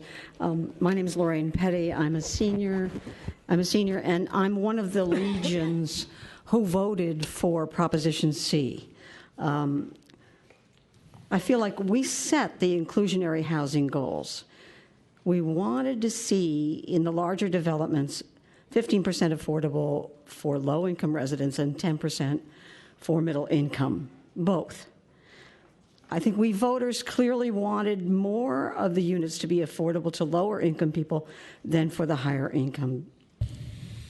As one of those voters, I can clearly see which one of these inclusionary plans before you today keeps faith with what we intended in Proposition C, and that is the Supervisor Kim and Supervisor Peskin proposal. Inclusionary housing for all. The alternative proposal, I feel, does not meet the intentions of Proposition C because it allows developers to build with a lesser amount of affordable housing and give those fewer units to higher income people. Please keep in mind, low-income people, as Supervisor Peskin and Mr. Cohen noted, are also working people. I'm one of them. And working families will benefit much more highly in the Kim Peskin proposal than in the alternative. Please, let's not pit middle-income housing against lower-income housing. We need both. Thank you. Thank you, Ms. Petty. Next speaker, please.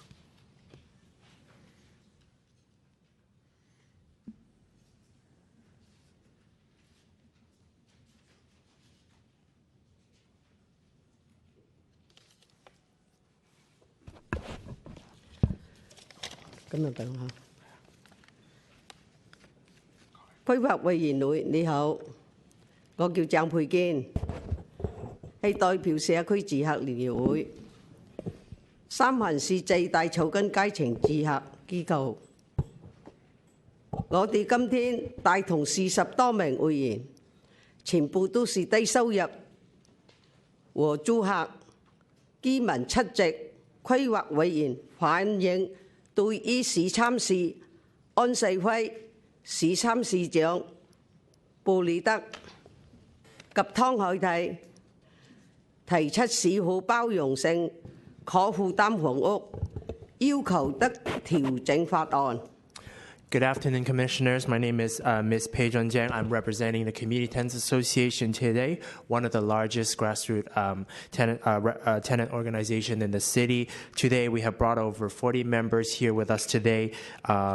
Who are home, most of which are of low-income residents and seniors, because we're here to have some concerns about the inclusionary housing proposal that is currently put forward by Supervisor Safai, Board President London Breed, and Supervisor Tang. 三藩市可負擔房屋電揭已經不是什麼秘密。去年6月，選民通過得私提案，已經證明三藩市居民認同私人發展商需要提高市價，發展得包容性房屋處理。但現在此提案將推翻選民得認同三藩市的房屋短缺，已經嚴重影響所有收入階層的人士。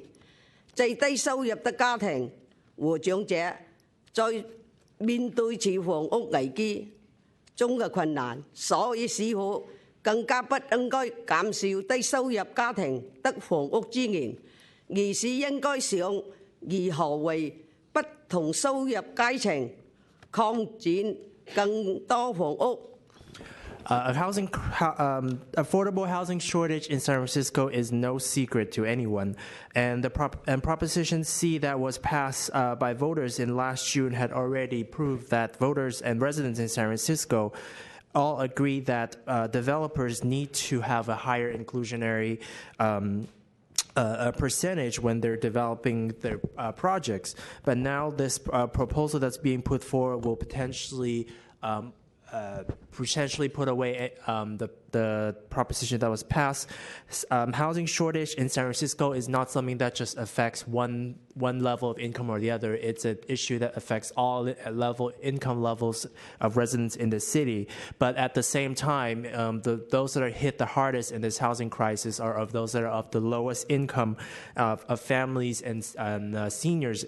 And so the city should not be, and so it doesn't make sense that the city is taking away resources from families of the lowest income, but rather to figure out how to expand opportunities for people of all income levels. 因為興建私人房屋而不增加為居民，而設得可負擔房屋，對我們社區毫無建設。包容性可負擔房屋要求減少至18%，只會兩敗俱傷。因此，我們極力反對將要求減少18%，而是應該保持24%的要求。多謝。Just keep building new private development buildings without including any affordable units in these projects does not do anything for a community. And in fact, reducing the below market rate requirements to 18% will actually hurt both sides of the party, and so we're very strong. So we're very strongly against the reallocating the requirement to 18%, and we strongly maintain that we should be kept at 24 and 25% level. Thank you very much. Thank you very much. And while the next speaker is making his way up, I'll call some additional names: Mark Harris, Ricky Green, Olga Miranda, Joseph Schmook, Fernando Marti, Joanne Madonna, and Tom O'Connor. Good afternoon, Commissioners. Welcome. My name is Rodney Hampton Jr., co-founder of a civic and social neighborhood-based organization that's located in the heart of Hunters Point called We Help Our People, WAP. I'm a member of the Hunters Point Resident Host Committee. I'm also a vice president of a local firm, the Southeast Consortium for Equitable Partnerships, where we turn goals into outcomes. Lastly, I'm a lifelong resident of the city and county of San Francisco, more importantly, Bayview Hunters Point. Now, in San Francisco, the working non-custodial parents, the single working mothers, the single working women, the single working fathers, no children, we all deserve a fair and inclusive housing policy. Now, when it comes time for those of us in an income bracket between 60, 65, and 95 or 100,000, we need a housing policy that benefits us all. You know, your janitors, like was spoke of, the carpenters, the laborers, the teamsters, the nonprofit communities, those workers as well, myself. We deserve that, and it should be inclusive. Again, the current policy has put out the middle class, the hardworking people, the African Americans, removed out the city, all because we can't afford to stay here. Unfair. Definitely when we're working here in the city and you have city departments like DPW, the Department of DPW, you have MTA, is doing major recruitment for local hiring and doing a great deed for the city because these folks are now having permanent jobs, but yet the backlash is they got to move to Vallejo, they got to move to Oakland, they got to move to Richmond. I had to get up this morning and travel over 2 bridges just to get here. Unfair. Unfair to the city, unfair to the people that I'm serving, unfair to the community that I was born and raised in, Bayview Hunters Point. Now, again, we the middle class, the hardworking minorities, the African Americans, the single working women and men, also the non-custodial parents, we're asking for a better inclusive housing policy. And in conclusion, we all know Whatever you persistently allow to occupy your thoughts will magnify in your life. I want a home, and I'm working hard here to make that happen, and I need you guys to help out. Thank you. Thank you, Mr. Hampton. Next speaker, please. We do the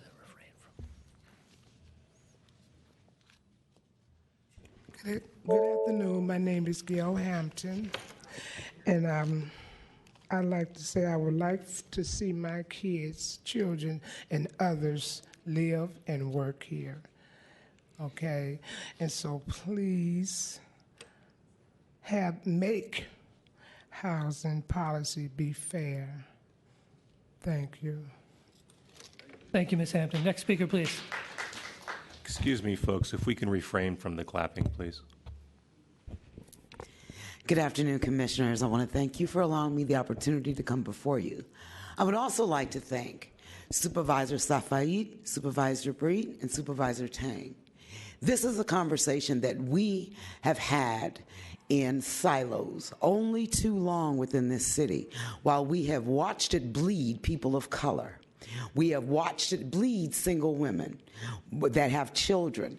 We have watched it bleed all of the disenfranchised populations that once thought there was an opportunity here. We have watched it bleed our labor brothers and sisters who built this city, who continue to keep this city running. They had to leave. They come here to work. They pay an extra amount of money to get to San Francisco to work, and not to mention childcare, and then they have to go back home.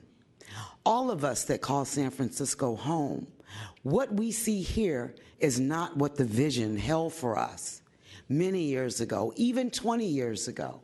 When redevelopment was moving through the city, we all thought we had an opportunity, and as those opportunities begin to diminish, and as we look at these policies, please understand that behind all of the language and all of the words and all of the culture lie people, communities, much like yourselves.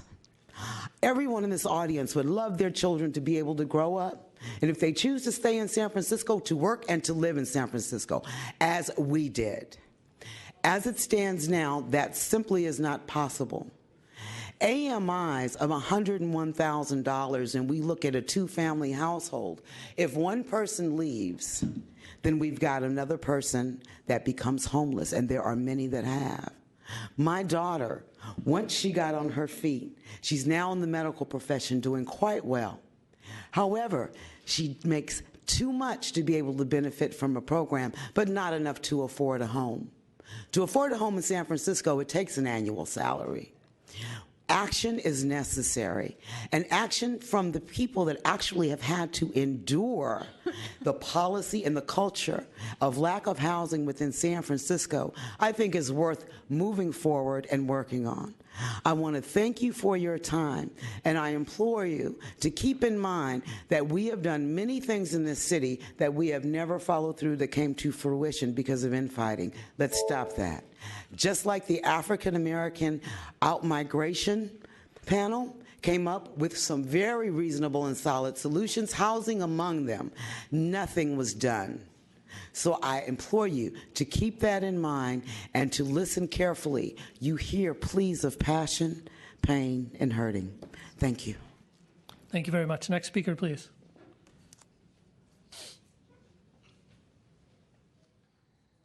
Hello, how you doing?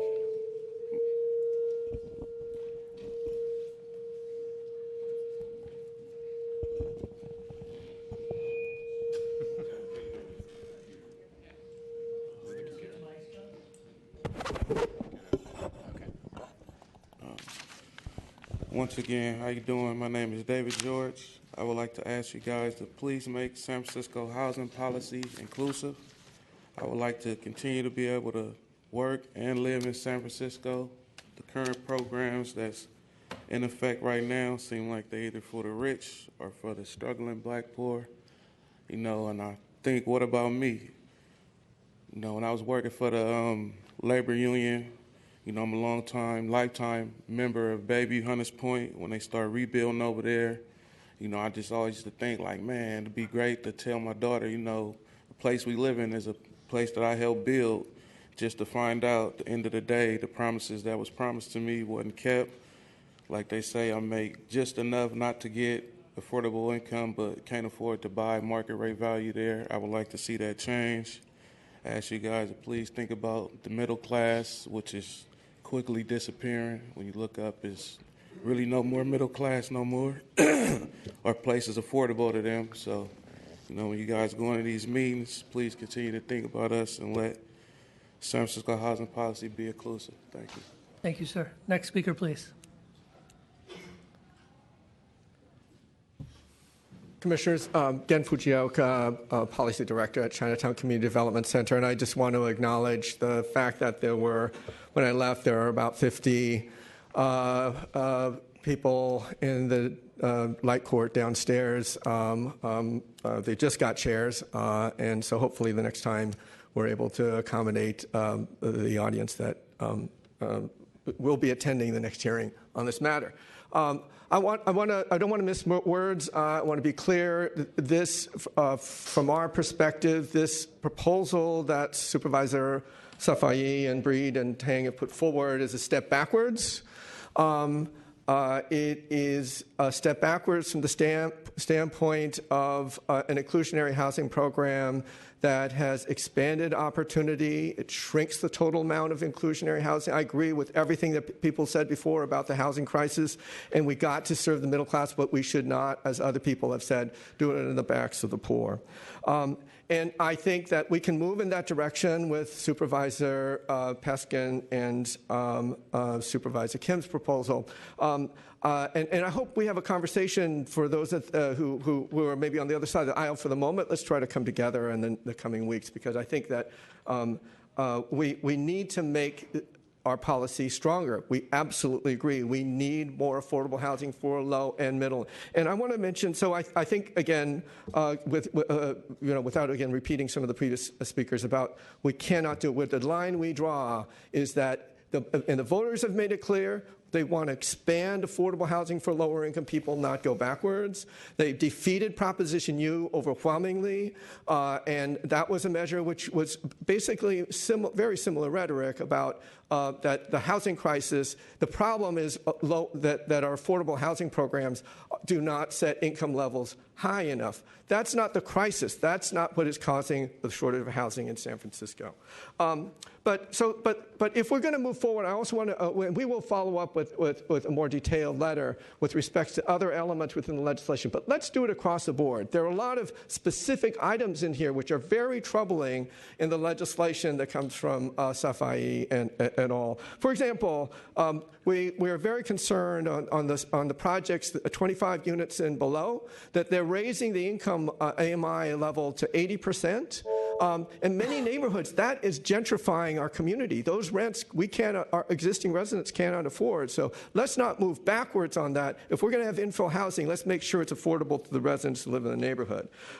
Let's make sure that let's have a lose it or use it policy that's meaningful. If developers get vested rights, they shouldn't be given 3 years to sit on those, sell them to other speculators, and see what happens to the market. They should build now. We agree. Let's build now and let's build up. Let's build up to include middle income, and let's be sure that we include everyone. So we'll have some additional recommendations. We'll send them in a letter. Thank you. Thank you, Mr. Fujioka. Next speaker, please.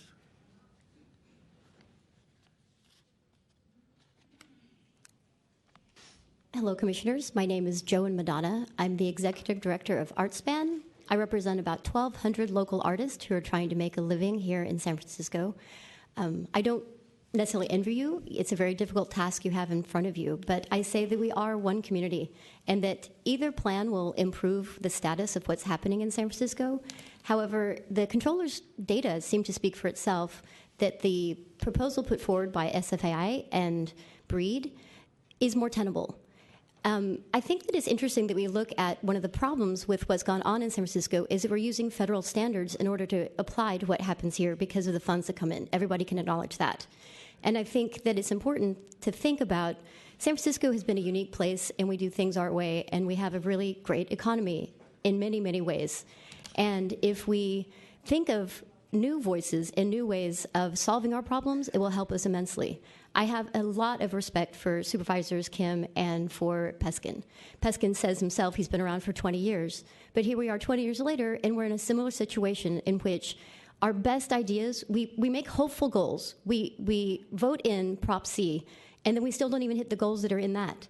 And the proposal A from Kim and Peskin is again looking at a 35% bonus that would actually eventually provide more housing. But the controller says it's untenable. And here we go back again, we vote something in, it kind of doesn't work, we make legislation based on hopes and dreams, and then it doesn't work. And I think that the Prop B, or the Proposal B, is real time, real now. I mean, I fall into the median middle income class, and my husband and I were evicted last year and with OMI, and we couldn't almost stay in San Francisco. And this is where I serve the people of San Francisco, I serve the artist, and it's really, really, really difficult as an artist and a nonprofit administrator to fall above assistance from the city, but well below market rate. The 1,200 artists I serve are from every ethnic possibility. There are people that are immigrants from all over the world. We have a lot of San Francisco natives that are here, and many of the artists fall in that gap between this underserved and the market rate. And I ask you to really please dig in and think about these two proposals and look at the controller's information and know that we really do need to solve the middle gap that is happening in San Francisco. And I mean, please make sure that it happens quick and expediently, and the laws that get put in will serve us for 2-5 years, and we don't have to come back again and again and look at the hopes and dreams numbers, but that we can look at the real numbers that serve everybody. Everyone deserves to have a home. Thank you. Thank you, Ms. Madonna. Next speaker, please.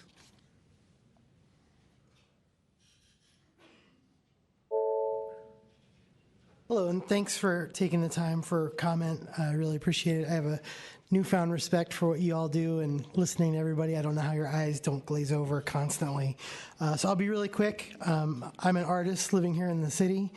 I'm doing relatively well for myself, and I had to answer Supervisor Peskin's question. He said, what do you want this city or this town to look like in 10 years? And if you keep driving artists out that are doing okay, it's going to be beige, it's going to be gray, it's going to be boring. As an artist, who's working here, I will say that I go against the myth that not all artists are starving artists. As you can tell, I don't miss a lot of meals. I have a family, a loving wife who works for a nonprofit organization, education organization here in the city, and I have a 7-year-old little boy. I moved to this town 15 years ago to do this with my life because I'm not good at anything else. All I really can do is make art.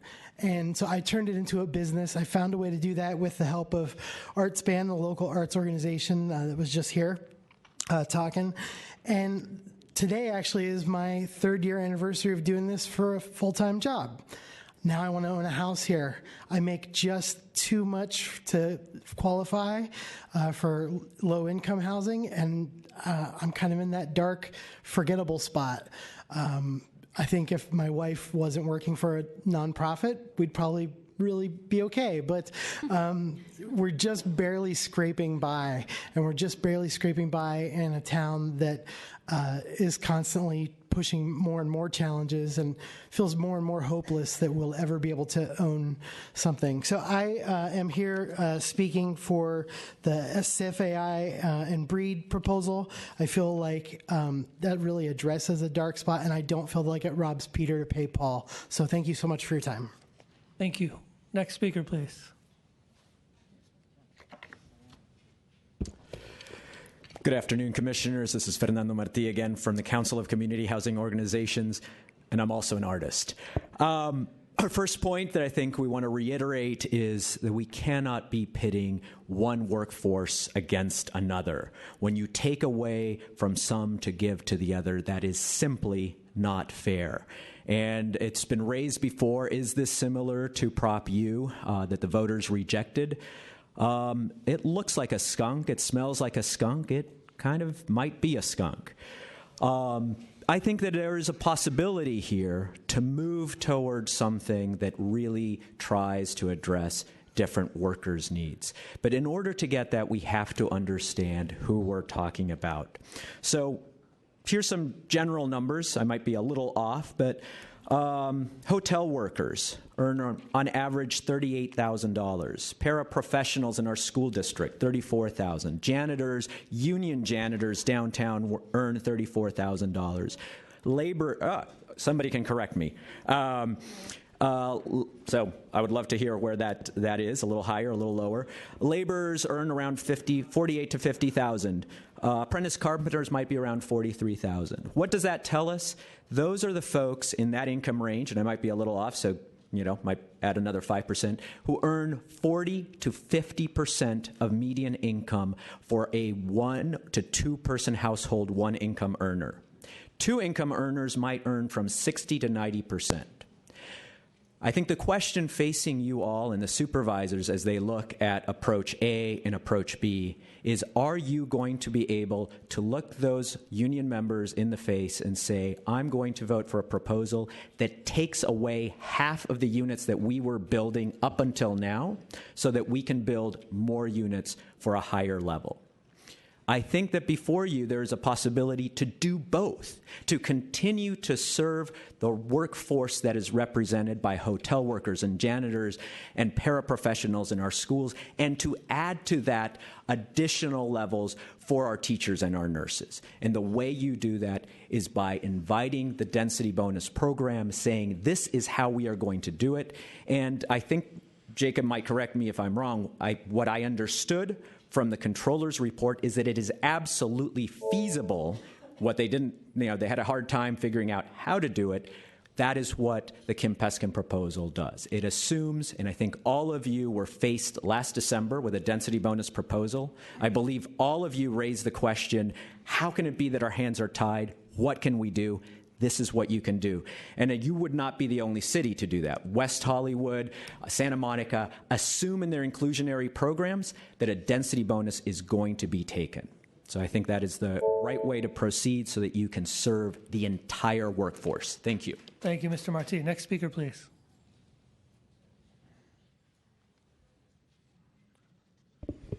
Commissioners, Joseph Smook with Housing Rights Committee. There's no question that market rate housing is affordable to people who make at least 150% of the area median income. We see that problem playing out every day. The question here is whether we should hold developers accountable to participating in solving the problem of providing housing at all income levels. The voters spoke very clearly. I know you've heard about a number of policies, but I think it's important to remember about the housing balance ballot measure that was passed a couple of years ago, where the voters said they wanted at least 33% of housing to be affordable to lower income wage earners and at least 50% to be below market rate. The Safavi-Breed proposal does exactly the opposite of what voters have demanded. They've required the below market rate requirement be shifted so that the affordability moves away from those who are most in need and moves that affordability to middle income rather than solving the problem of housing balance. And I'm not saying that either proposal goes far enough, obviously, to solving the housing balance. It's just that the Peskin and Kim proposal actually pushes the envelope on what might be feasible. We're not going to solve the problem of how to hold market rate developers accountable by pitting those with low incomes against those with moderate incomes. So in order to start chipping away at those issues, we need to push the envelope on what developers can provide. As Peter Cohen said earlier, we need to increase the pie. I really believe that we need to increase the amount of the percentage that we're holding developers to so that we can provide for middle-income workers and for lower-income San Franciscans. Thank you. Thank you. And I'll call some additional speakers. Mark Halloran, Rachel Zenerud, Alex Landsberg, Josh Coffey, and Ken Trey. Hello. Thank you, Commissioners. My name is Betty Traynor, and I'm with Senior Disability Action.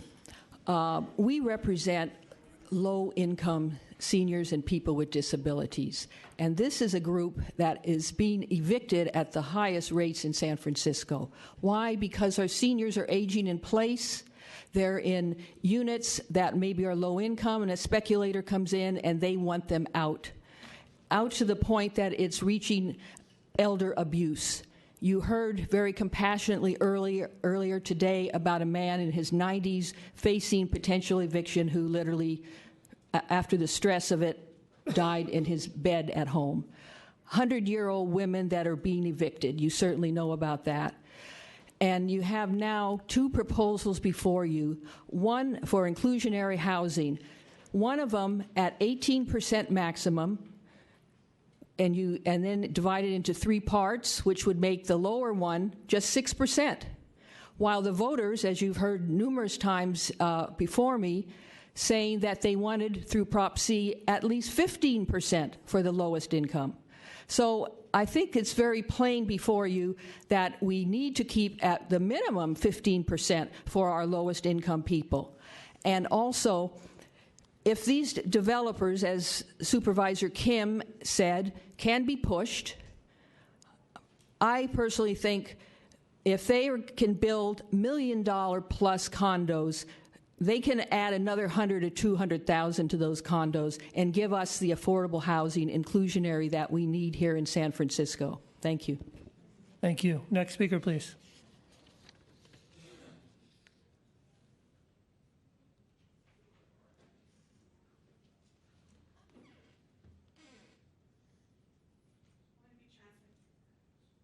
Okay, buenas tardes. Good afternoon. Mi nombre es Gloria Espinosa My name is Gloria Espinosa. y soy miembro del local 87. I'm a member of Local 87. Pues el trabajo que actualmente estoy realizando se me hace bien difícil. The work that I do is very hard. Entonces, pues la verdad, con todas estas leyes que tenemos acá en San Francisco, ya no podemos vivir acá. With all the laws that Ma'am, have existed.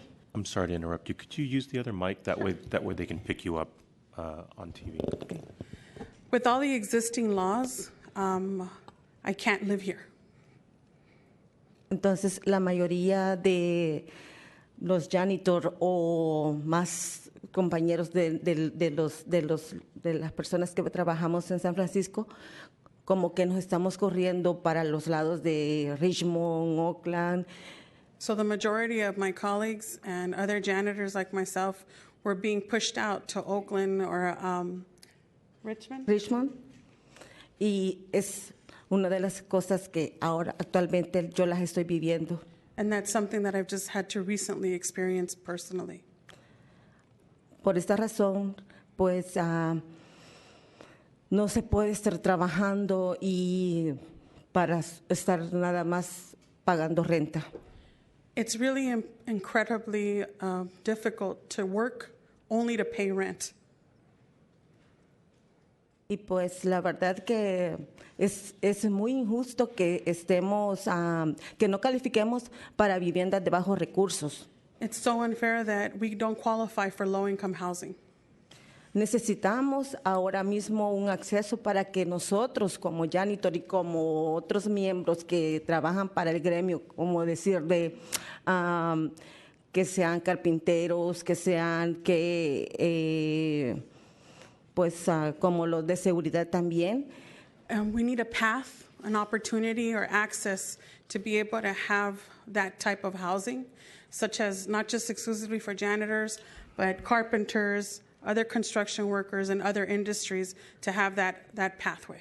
Podamos calificar para este proyecto o esta propuesta. So that we can qualify for these types of programs. De los supervisores Breed en la SAFAI. I support Supervisor Breed and SAFAI. Y pues la verdad que ustedes tienen la respuesta. It's in your hands what the answer should be. Para que nosotros podamos optar por una vivienda. So that we can have a home here in San Francisco. Gracias. Thank you. Thank you very much. Next speaker, please.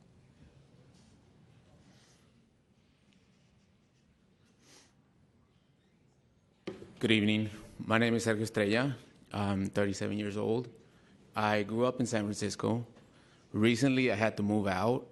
I work 3 jobs. I'm a janitor. I work for a tech company parking cars. And I work part-time at a nonprofit. Living here, it's really hard. It's really expensive. If you're low income, you're here. Your bar is here, right? But if you won't qualify for housing, then you cannot be up here. We're in a gray area here. We can't live here, but we can't afford it. Working 3 jobs, I should be able to afford something to live. I should not be able to cross a bridge. I have coworkers, I have peers that don't live close by. They live in Sacramento. I have somebody that lives in Modesto, and they commute all the way here. We shouldn't have to be coming so far. I understand that they're saying, well, you know what, we don't want them to take from the low income. We're not taking from the low income. We're saying, hey, consider us. Think about us.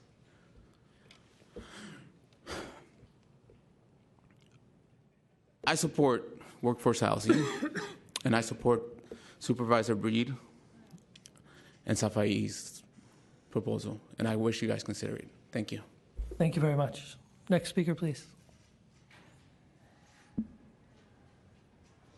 Hello, everybody. I'll try to keep it quick. I wanted to start off by just quoting quickly sociologist Matthew Desmond, as he recently highlighted in his book, Evicted, Poverty and Profit in the American City. There are 2 freedoms at odds with each other, the freedom to profit from rents and the freedom to live in a safe and affordable home.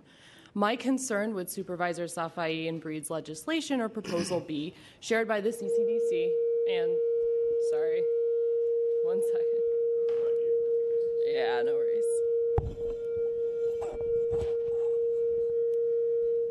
Thanks. My concern with Supervisor Safai and Breed's legislation, or Proposal B, as shared by the CCDC and the San Francisco Labor Council, is the prioritization of profitability above affordability. First, I'm concerned with the fact that calculating fees based on supply-side developer costs instead of demand-side market rates favors developers' profit motive over real market conditions. Second, affordable housing requirements based off an AMI average like Proposal B, as opposed to a specified percentage allocation in Proposal A, effectively marginalizes lower-income working families. It crowds lower-income working families out of affordable housing, since developers can squeeze the required average from a small minority of low AMI units and a majority of high AMI units. So I'll conclude by saying that some have thrown around the phrase that Supervisor Safai and Breed's proposal robs Peter to pay Paul, but I would put it differently. In my opinion, this proposal forces Peter and Paul to fight each other for a smaller slice of the pie. As a middle-income earner myself, I don't want to live in a city that forces me to step over my Muni driver or my child's teacher for affordable housing. Thank you. Thank you very much. Next speaker, please.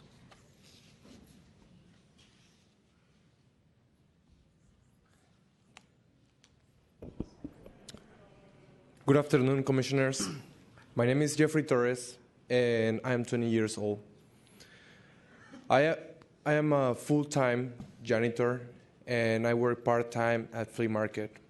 I am the guardian of my 11-year-old sister, and we live in a small studio. Unfortunately, I don't make enough money to afford a house, but I make too much money for be able to apply for a low-income program.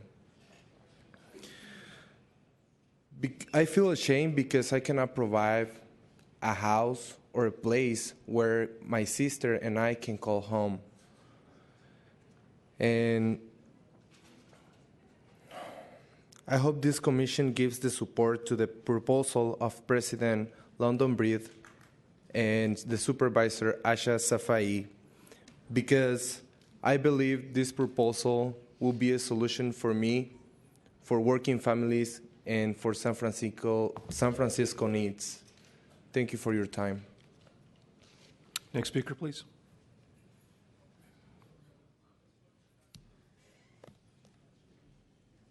Good afternoon, Commissioners.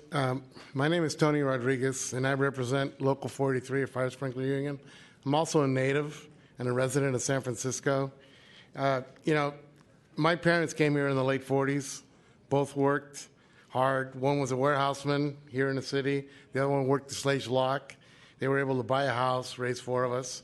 I, about 32 years ago, was able to buy a home here in San Francisco, and I raised 4 girls here in the city. And, I said I represent a workforce of sprinkler fitters, a skilled trade that gets paid a decent wage, a living wage with benefits, but they can't afford to live here in the city. To give you an example, like I said, I live in Bernal Heights. Houses there are being sold for $900,000. They're gutted out. They're put on the market for $1.5. At that rate, if you put $300,000 down, your payments are about $7,800 with taxes. None of our workers can afford to pay that. And also, I think what I'm hearing here is that for years, and I've been in the trade for about 35 years, we've been hearing about workers being forced out of San Francisco because they can't buy a house here. They were raised here, their families live here, and they have to move out. And like somebody was saying earlier, they're having to leave home at 4 o'clock in the morning to start to work here at 6, and then when they get home, it's 8 o'clock at night. So, and I think that's wrong. So. I know that people are putting, that you're taking away from Peter to pay Paul, but my thought is that I haven't heard anything really being done for that missing middle class. And what I hear with London Breed, Supervisor Breed and Supervisor Safai is some legislation that'll help the disappearing middle class stay in San Francisco. I think what I heard from Supervisor Kim and Peskin, it depends on density, and none of that's guaranteed. And I think this is a solid thing for the middle class, and that's why I ask you to consider that. It's a step, it's something positive for them, and the alternative is what you're hearing here of people having to move out and spend I don't know how many hours on a freeway, and eventually they don't. They go away because they just can't do it anymore. So thank you.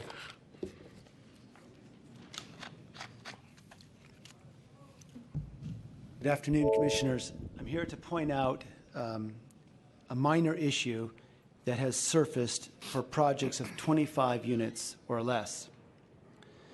A few years ago, Prop C went on the ballot and was passed.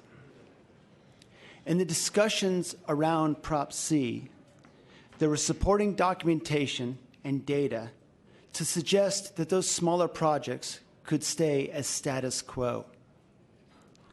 A few years later, we have Supervisor Safai's and Supervisor Breed's legislation, which directs the benefits of the inclusionary program to higher AMI levels. When you combine the two together, you have a lowering of the burden for these projects. I do not believe that that was the intent of anybody.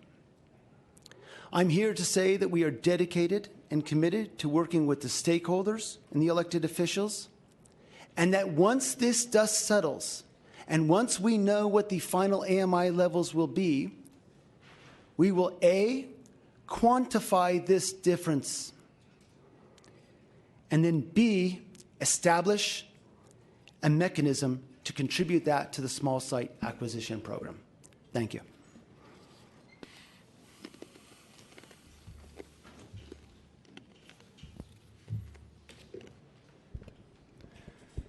Good afternoon, Commissioners. My name is Ken Trey. I'm here representing the United Educators of San Francisco.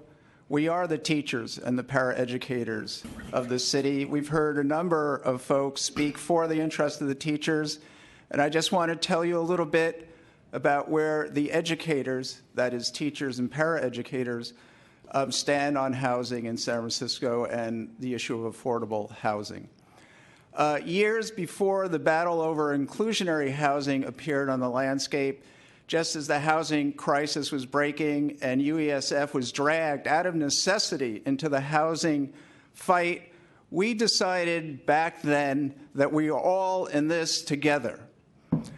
Within the UESF membership, we have lower income working folks, and they are certainly workforce. And they've been referred to before, and I have named them, and they are para-educators.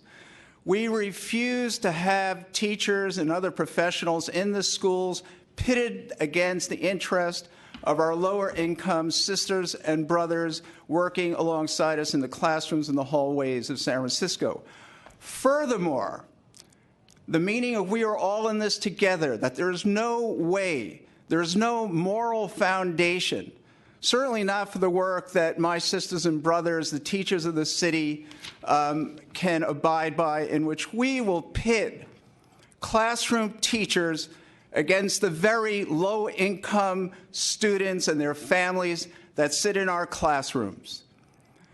The idea of 15% in inclusionary housing for low-income people for us, and no one can speak in the name of teachers again after this discussion is over, for us will lower housing for teachers and at the same time lower the ability of lower-income San Franciscans to find a place in our fair city. Everyone is intensely involved in this issue who cares about San Francisco. We did hear today that there may be a sweet spot between the contending initiatives. We're all for finding that sweet spot.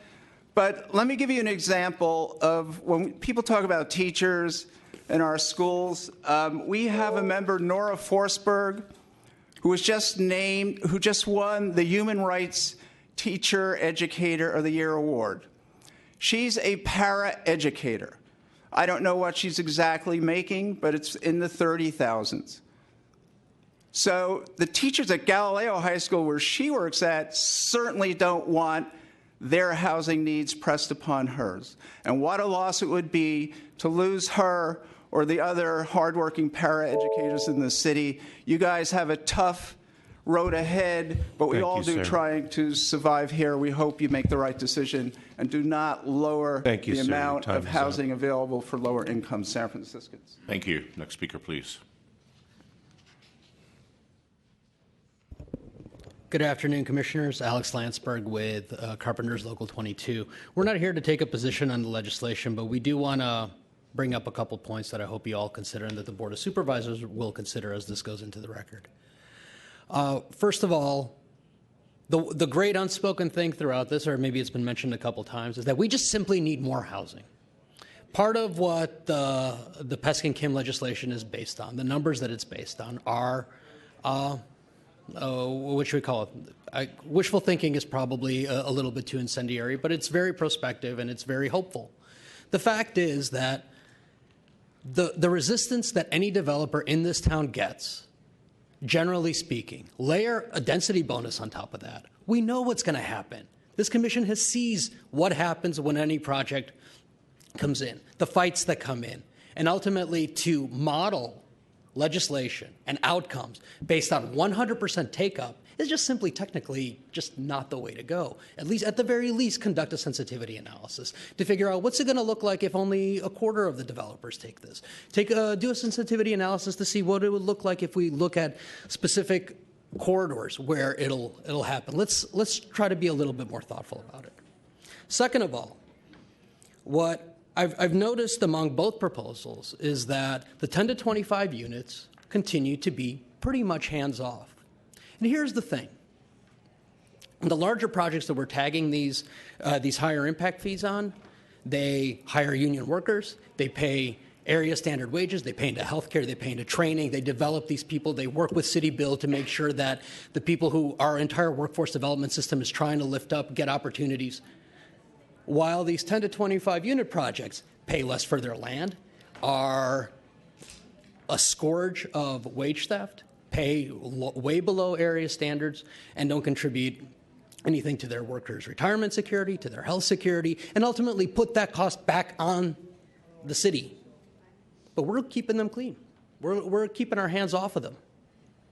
So I think that as we focus on the various projects, there's about 500 units, I think, somewhere in the pipeline in these 10 to 25 unit projects that are basically, that are escaping this, for lack of a better word. Lastly, and Rodney Hampton mentioned this earlier, our City Build program is designed to take people from the southeast neighborhoods, from lower income communities, put them into skilled construction trades in hopes that they can develop middle class careers. A carpenter, a second period carpenter, will no longer qualify for any of the affordable housing. So we're talking about robbing Peter to pay Paul. We're giving with one hand and taking away from the other. We are putting people in a situation where they cannot stay. And as this legislation moves forward, I hope that there's a resolution to try to maximize the amount of housing and opportunity. Thank you. Next speaker, please.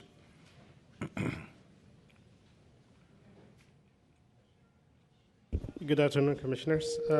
My name is Ibrahim Al-Gahim. I am a father of 5 kids.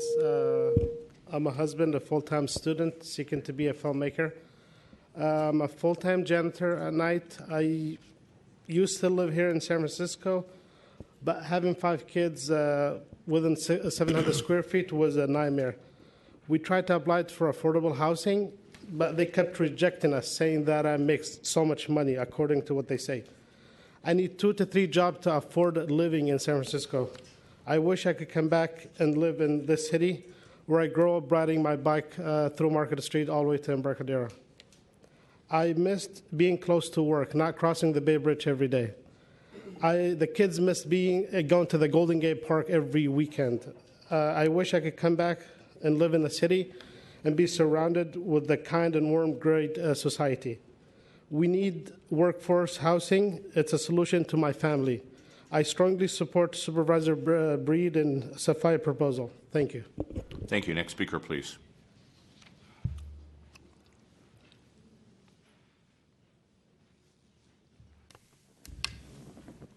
Good afternoon. Hello, my name is Nestor Salgado. I am 25 years old. I am a full-time janitor, and I'm a member of SEIU, Local 87.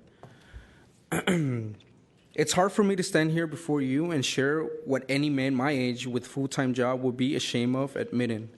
I am homeless, and I have been living in my car for the past months. I currently come from LA too. I chose San Francisco to work here hard because I know there's a lot of potential in San Francisco than in LA. LA is pretty much dead now. I have a very difficult life of which I struggle every day not to go back to, but it's hard when you don't have a place to call home. I earn too much to qualify for affordable housing, but I do earn too little to pay $4,000 in rent. I do know that workforce housing will be a good solution for young people like myself that are trying to work with dignity, survive in the downward spiral that we're being pushed into every day. I hope that you will consider a solution that helps workers like myself, cancer survivor as well, and supports Supervisor Breed and Safai's proposal. Thank you. Thank you. Next speaker, please.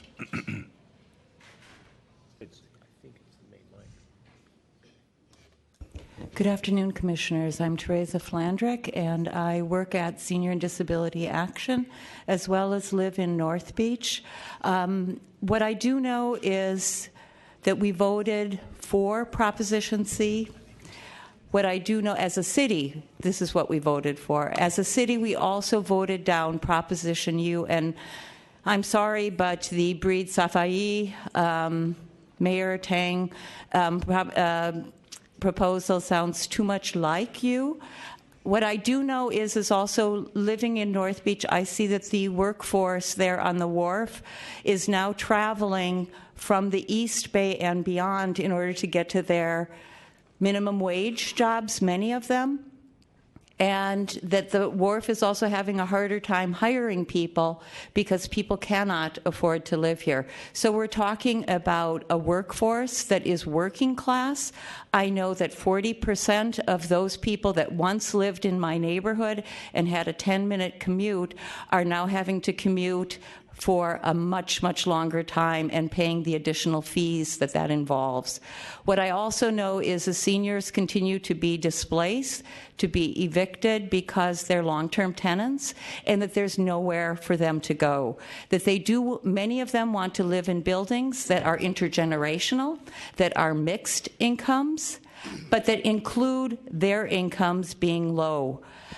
The the retired construction people, the retired carpenters, the retired janitors are also now low income.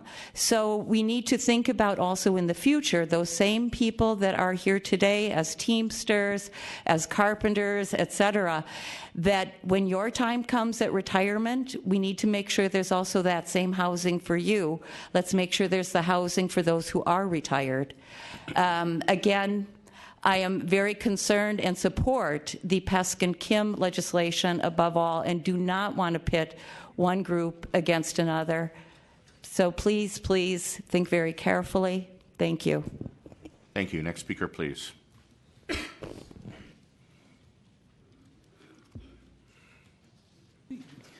Good afternoon, Commissioners. Corey Smith on behalf of the San Francisco Housing Action Coalition. We're still reviewing both pieces of legislation, don't have an official opinion at this point in time. In the conversation of feasibility, though, with projects that were brought up earlier, we do want to clarify a number of things, and certainly with all due respect to Supervisor Kim. The Mission Rock project did go up to 150% AMI. They had 1,500 units and did get a pretty significant upzoning for that. The 160 Folsom Street project used a good amount of public subsidy. It wasn't 100% privately financed. The 5M project had land dedicated for free. So I don't necessarily think those are all quite apples to apples comparisons with what we're talking about here. But to be perfectly honest, the most frustrating thing I think about all of this stuff, when we actually dive into the numbers and we actually talk about the differences between these two proposals, neither one hits 400 total subsidized affordable units per year, and neither one hits 1,800 total units per year. We talked about how 60% of San Franciscans qualify for BMR units. 60% of a city of 800,000 is 480,000 people. We're going to build 400 units for 480,000 people in need? That is so far from what is reasonable and what we should be talking about.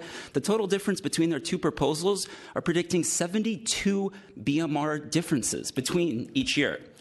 Kim's and Peskin's, 72 total BMR affordable units per year. That's what we're arguing about here.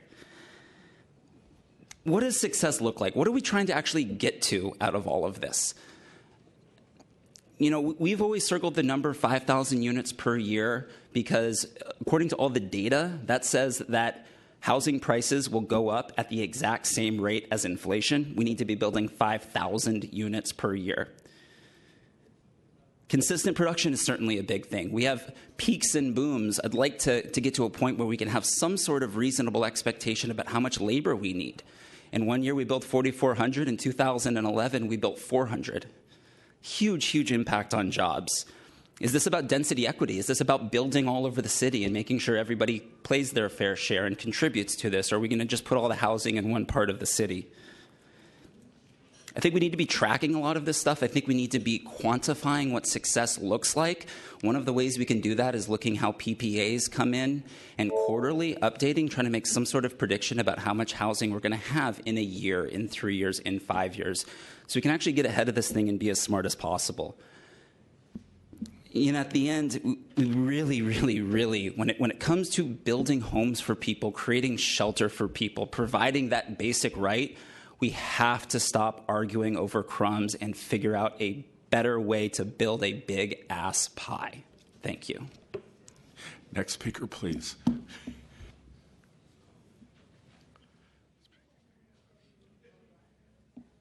Yeah, a bigger pie.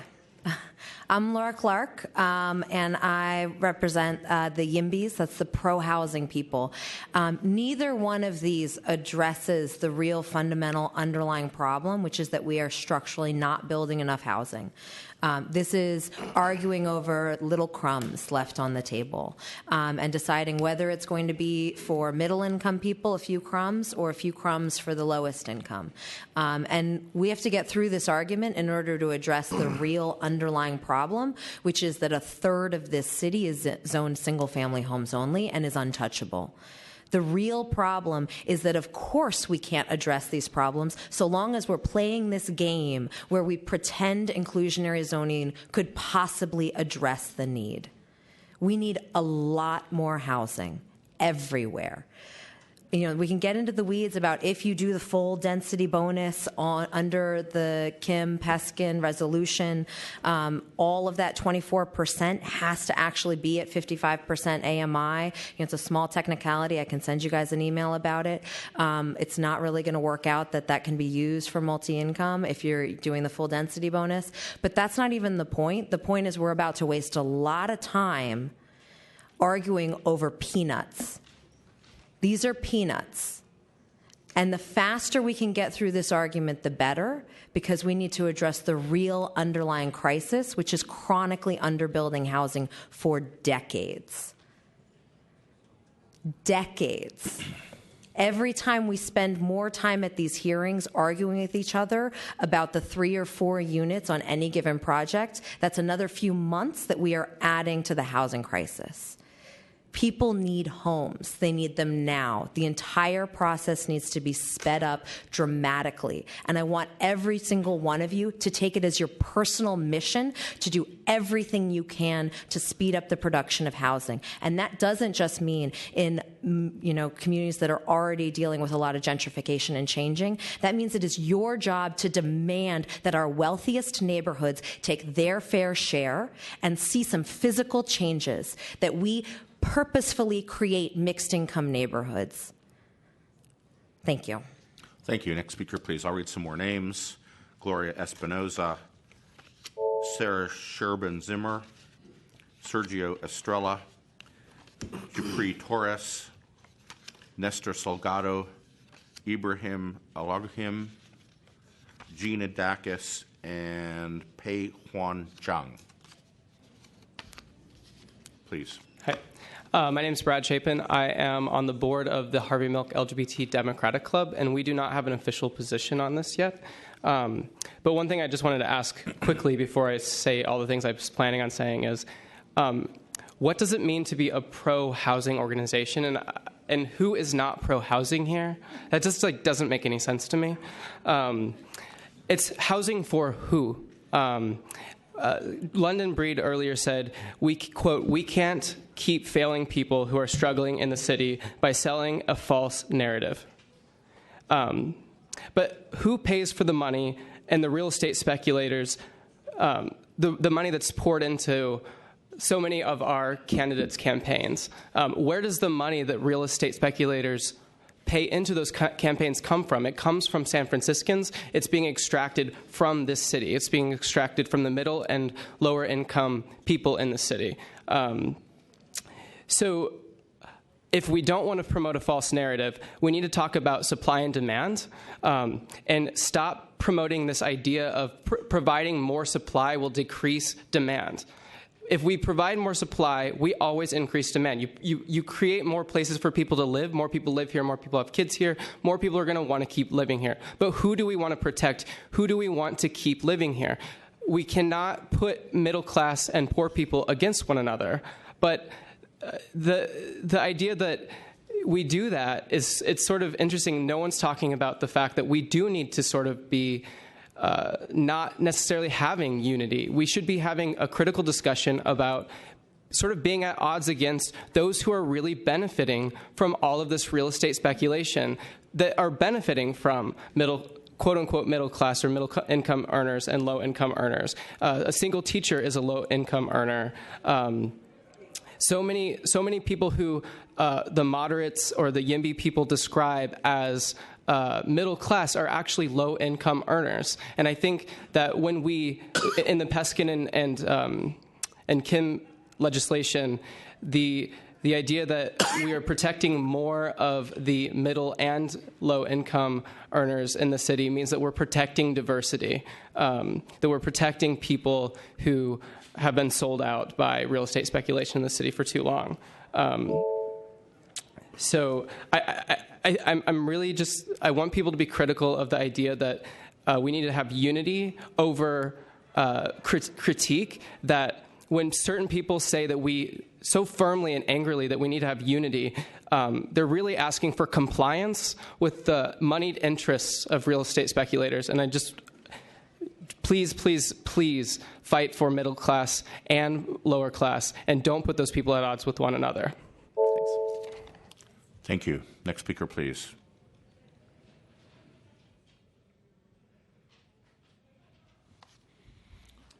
Hello, Commissioner. My name is Ahmed Abu Zaid. I work for SEIU Locality 7. I used to live in the city 15 years ago. And I come from Yemen, and to live in the city for us is just like you are in heaven. You are not in Yemen. Unfortunately, in a couple of years, the family needs 3 bedrooms. We cannot afford that. We went to the low-income housing, and we was told the income is too high. We tried to rent 3 bedrooms. We cannot afford it. We were drove out from the city because financial problem. Now I live in Oakland. I travel for an hour and a half to come to work, and I travel back home for an hour and a half to go home to see the family, to do the homework for the kids. I'm here today to support the proposal of the workforce that proposed by London Breed and Asha Safai, so the community can live and work in the city. Thank you very much. Thank you very much. Next speaker, please.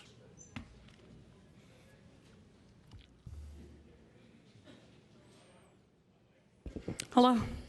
My name is Olga Miranda. I'm the president of SEIU Local 87 and also the secretary-treasurer of the San Francisco Labor Council.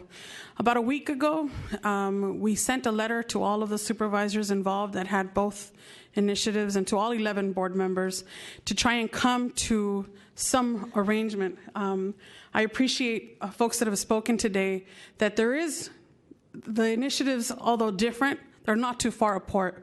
And also, Peskin himself stood up here, right about here, and said, you know, they're not too far apart, they can work on something together.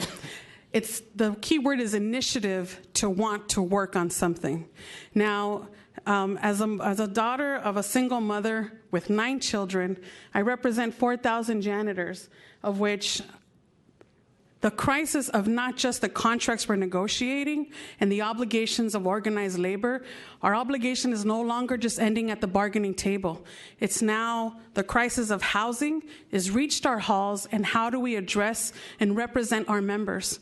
One of the worst examples was we were fighting a building owner that had evicted one of our members after living there for 36 years. He had recently had a heart attack, and the person we were fighting that owned that apartment building, his mother was in low-income housing, senior housing in Chinatown. Now, we found that really offensive, that somebody who was a millionaire that could own several properties in San Francisco still had the audacity to have access to low-income housing. Now, we are not saying that we are opposed to low-income, and I want to be able to ask, can our members please stand? ¿Se pueden parar, por favor? Not one of the people standing there is a millionaire. Not one of them. Not one of them. Thank you. I'm not here standing as a millionaire either, and I can tell you that all the brothers and sisters within labor, we are not going to play into pitting one community into the other. We are working families. Whether we meet a certain threshold or not, we are all poor. unless we own property in San Francisco, unless we won the damn lottery, I don't see anyone that has stood up here for or against any one of the two proposals is a millionaire, because otherwise they wouldn't have the damn problem we have. For all of us, the crisis of housing is right near and dear, and we have to face it every damn day. The job that we're asking you and that we're pushing our supervisors to not pit us against each other, because I'm not going to play into that game. There was a letter that was sent out by several coalitions and community organizations. I invite them to sit at the table so that they can understand the stories and the experiences that our members have had to been pushed out of. Again, I ask everyone here today to understand that we are not trying to play into that game, but workforce housing is absolutely necessary in San Francisco. We need to be able to open up the threshold for all working families. Thank you. Thank you. Next speaker, please.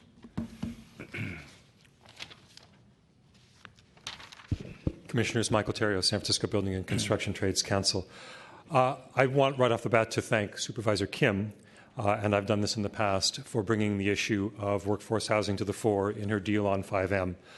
And I also want to thank Supervisors Breed and Safai for bringing it again to the fore in their proposal on inclusionary housing. We in the trades for decades, literally now, have complained about the process of our taking in apprentices from underprivileged communities in San Francisco, only to see them flow out of the city when they finally achieve journey-level status, have a buck in their pocket, and want to look for real homes for themselves and their families. That said, I note that while we grossly underbuild middle-income workforce housing, we continue to underbuild low-income housing as well. As prior speakers have noted, the good that an inclusionary housing policy can do is limited. The harm that a poorly crafted inclusionary housing can do, however, is considerable. And so I would actually urge both sides in this debate, supervisors on both sides of this debate, to sit down with each other and work out an inclusionary housing policy that is not damaging. And I would also urge them and everyone to begin focusing on the nitty-gritty of housing policy on a whole set of particular issues that I might run down here, but it would take quite a while, that might actually budge the dial on workforce housing and that would not engage us in these divisive debates. Thank you. Thank you. Next speaker, please.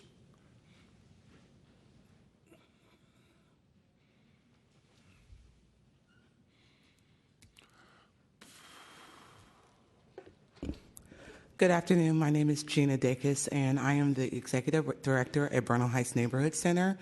We're both in the Bernal Heights area in District 9 and in the Excelsior in District 11. Our board of directors has not taken a position regarding the proposals, but we do have some concerns and felt the need to be a part of the discussion today. We agree that there's a need for affordable housing, an affordable housing solution for middle-income families, and what's been described as the missing middle, but we're challenged and don't agree that it should be at the expense of our other working group, which is also low-income families. And yes, low-income families work. These are our neighbors and community members living in one home where you can anticipate maybe 3 to 4 or more families, in particular in the Excelsior. That doesn't seem to really be a part of this discussion. It's not uncommon that occurs. While they're waiting to qualify for the minimal low-income housing through lotteries and other ways so that they can maintain sustainable lives in San Francisco. So I would just challenge everyone, what do we say to those families that are not here? I've heard a lot about what's going to happen to our working class, but there are low-income families that have the same issues. We want all families to be able to stay and live sustainable lives in San Francisco, and I think we have a good discussion and an opportunity to do that without minimizing the already minimal opportunities that our families have here in San Francisco. Thank you. Thank you. Next speaker, please. And I'll call some more cards. Charlie Skiamas, Brad Chapin, Ozzie Rom, Peter Papadopoulos, I'm going through some of these because these people have 大 spoken 家好， already. 我 One second, please. Dr. Lisa Fromer, Tony Rodriguez, and Anastasia Giovanopoulos. Please. OK thank you。大家好，我叫 Angela 啦，我係三藩市打工仔家庭之一啦，亦係華人進步會嘅委員會啦嘅成員啦。咁我係委員包括不同嘅行業嘅低收入工人啦，仲有好多華埠散訪家庭啦。Hi everyone. Go ahead. Okay. Hi everyone, my name is Angela and I'm one of the working families in San Francisco and I'm a part of the worker committee at the Chinese Progressive Association. Our members include low-income workers from many different industries and SRO families in Chinatown.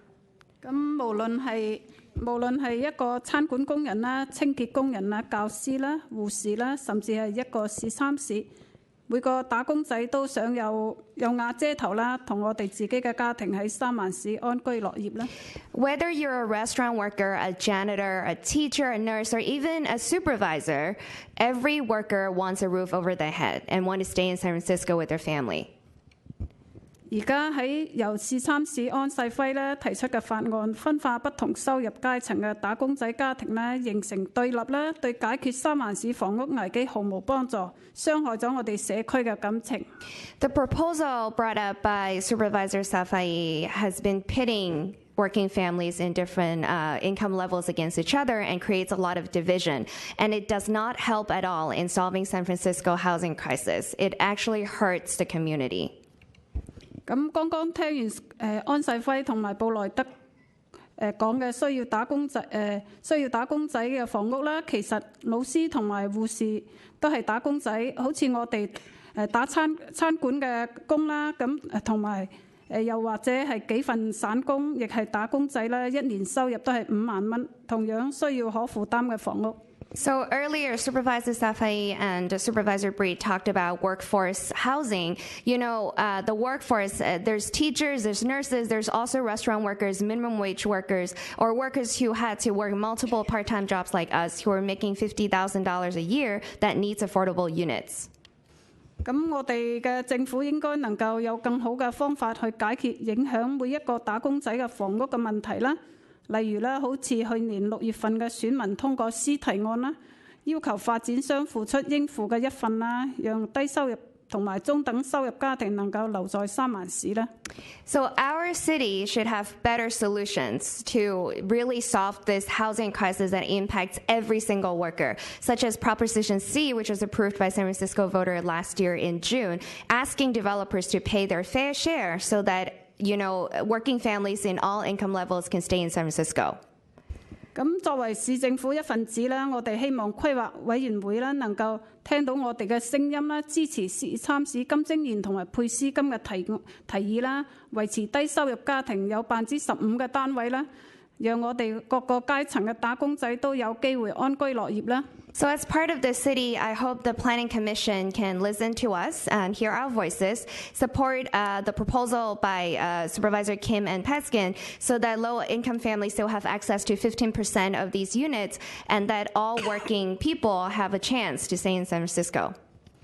咁我哋今日有好多喺唐人埠嚟嘅社區人士啦，支持金星園同埋配司金啦，咁請大家站起嚟。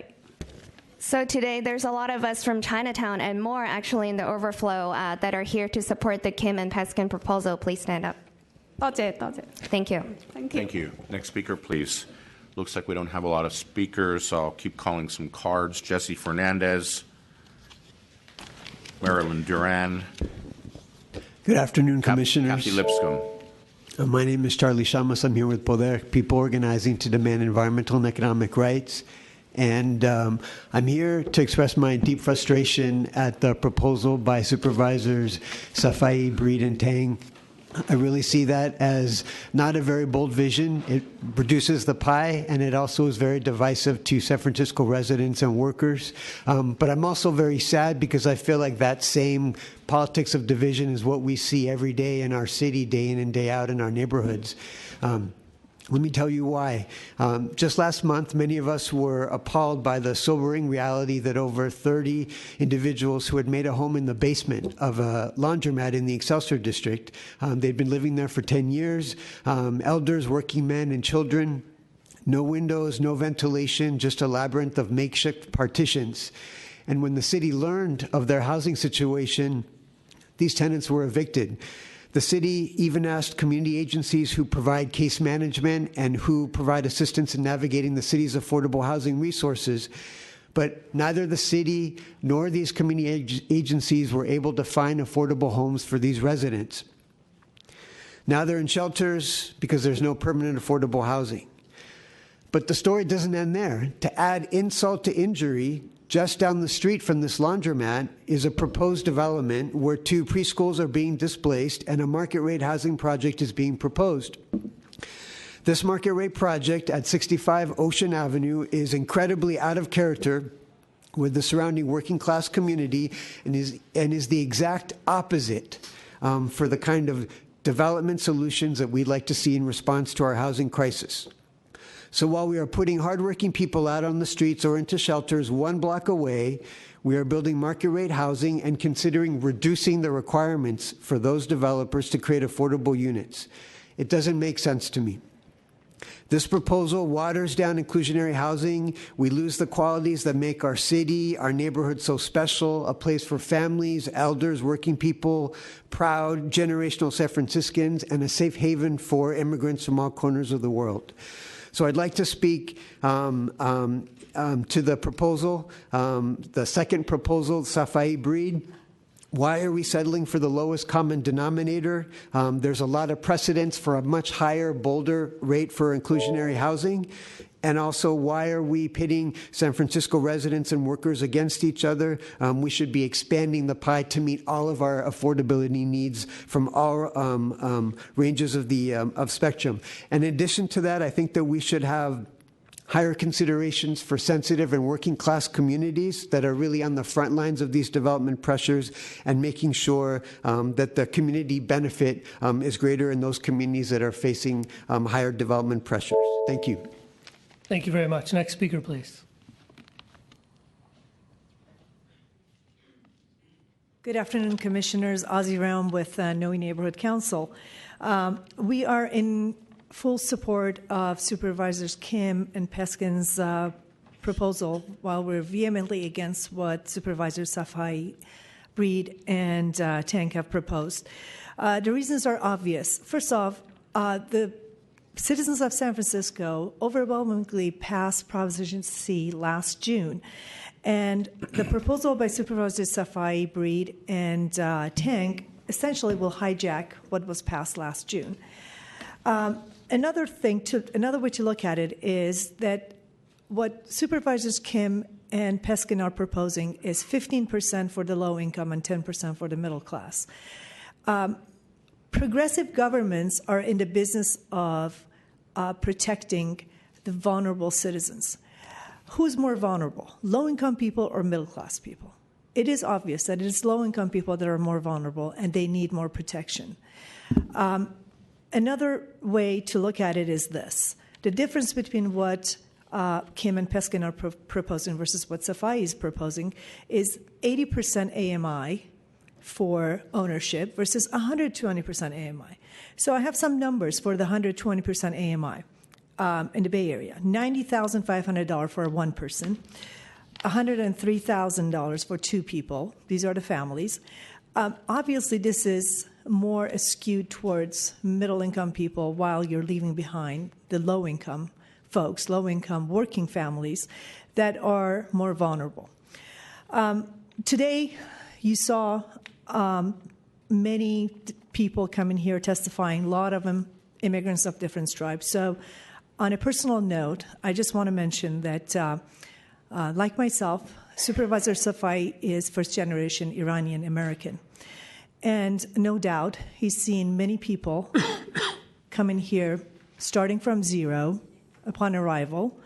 And so you would think he would be more sensitive to the needs of low-income families. So I'm here before you, asking you, please give Supervisors Kim and Peskin's proposal more consideration, because that is what is the right thing to do. Thank you very much. Thank you. Next speaker, please.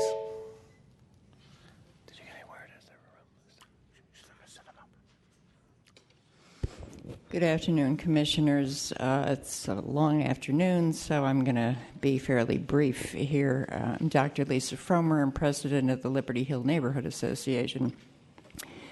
Our association supports the inclusionary housing proposal that was put forth by Supervisors Kim and Peskin, and overwhelmingly supported when voters passed Prop C, requiring developers to commit 25% affordable housing on site.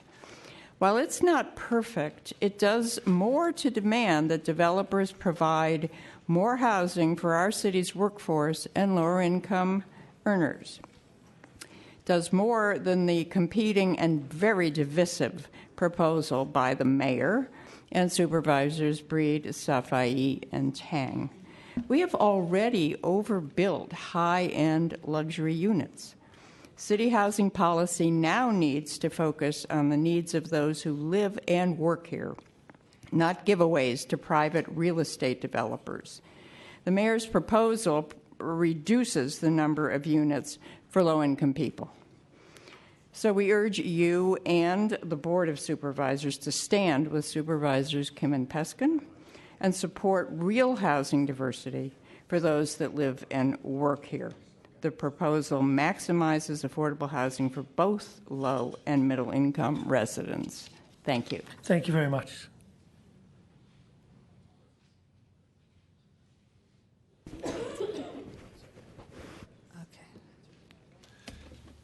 If there are any persons left in the overflow rooms, if you could make your way to room 400, there is ample space in the room if you would like to submit your testimony. Good afternoon. Anastasia Yovanopoulos from Noe Neighborhood Council.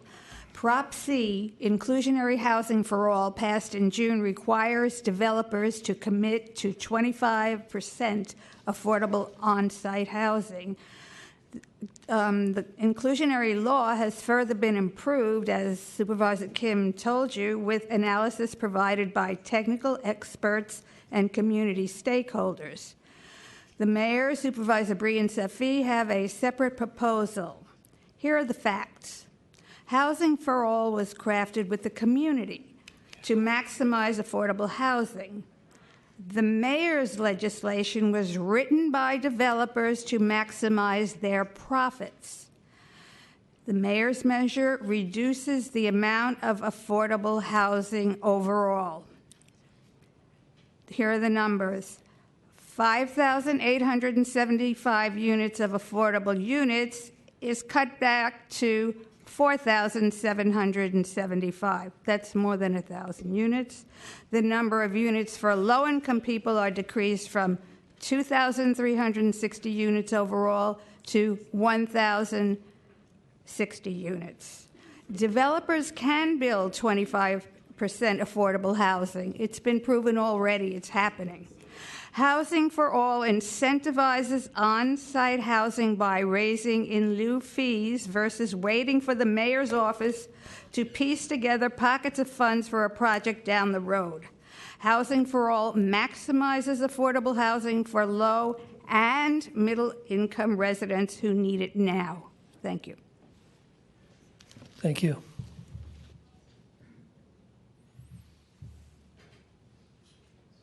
Good afternoon, Commissioners. My name is Jesse Fernandez, and I'm a community organizer with Poder. We focus in District 11, which is increasingly the final refuge for working-class, low-income immigrant families that remain in San Francisco. On behalf of our members, who are janitors, who are teachers, who are security guards, who are union laborers, we say no to reductions in the inclusionary housing requirements.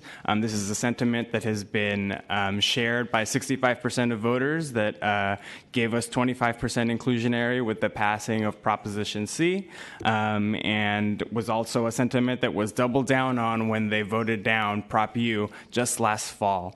I believe that we shouldn't be pitting low-income and middle-income communities against each other in their quest for affordable housing that is much, much needed in San Francisco. Yes, we need to be visionary, and we need to be proactive in finding solutions. The city itself has brokered inclusionary deals as high as 50% at the Balboa Reservoir, 40% at Mission Bay. we need to continue to be additive rather than taking away from low-income working class folks who are hit the hardest by the housing crisis. Thank you. Thank you very much. Next speaker, please. And again, if there are others who would like to speak either here or in the overflow room, please feel free to line up on the screen side of the room. Thanks. Go ahead. Okay. 各位規劃委員下午好，我叫 Willing Yu， 我係華埠散房家庭嘅成員。前市有650個散房家庭，而華埠就佔有450個。目前我同先生都有工作，我先生係一位銷售員，我喺一間細嘅 hotel 工作。雖然兩個人都工作，但係收入低。而家市價嗰個房屋租金高，根本負擔唔起租金。Hi, Commissioners. I'm Wei Ling Yu. I'm a member of the SRO Families United Collaborative. There are 650 families like us living in SRO buildings in the city, and of these, 450 of the families are actually in Chinatown. We are families with young children, 18 and under. I, myself, and my husband, we are working family. He's a salesperson. I work in a small hotel. 目前可負擔房屋少之極少，政府冇增反而想削減，導致我哋想離開散房嘅時間遙遙無期。雖然每次政府都有可負擔房屋推出，我都有遞交嗰個申請表格，但係都冇抽中。Okay. There is very little affordable housing in the city. I, like other families, have tried to apply for affordable housing, but we didn't get it. There's really little chance. 安世輝、布里德、湯凱第3位市參市議案只會削減可負擔房屋嘅機會，希望各位規劃委員支持金晶賢、佩金斯參市嘅議案，仍然保留25% 嘅包容性住屋。Thank you. So the proposal from Supervisor Asfayi and also Breed would only cut down the number of affordable housing for everyone in the city. I urge you to support Peskin and Supervisor Kim's proposal. Thank you. And keep the 15% for the 55% AMI. Thank you. Thank you very much. Next speaker, please. Hi there. Before I start, I do want to mention that the words on the screen aren't popping up, so just in case those who are hard of hearing, I hope they can still be involved. The words aren't popping up. Just wanted to put that out there. Thank you for letting us know. Yeah. Hi, my name is Marilyn Duran. I'm a community organizer with Poder, People Organizing to Demand Environmental and Economic Rights.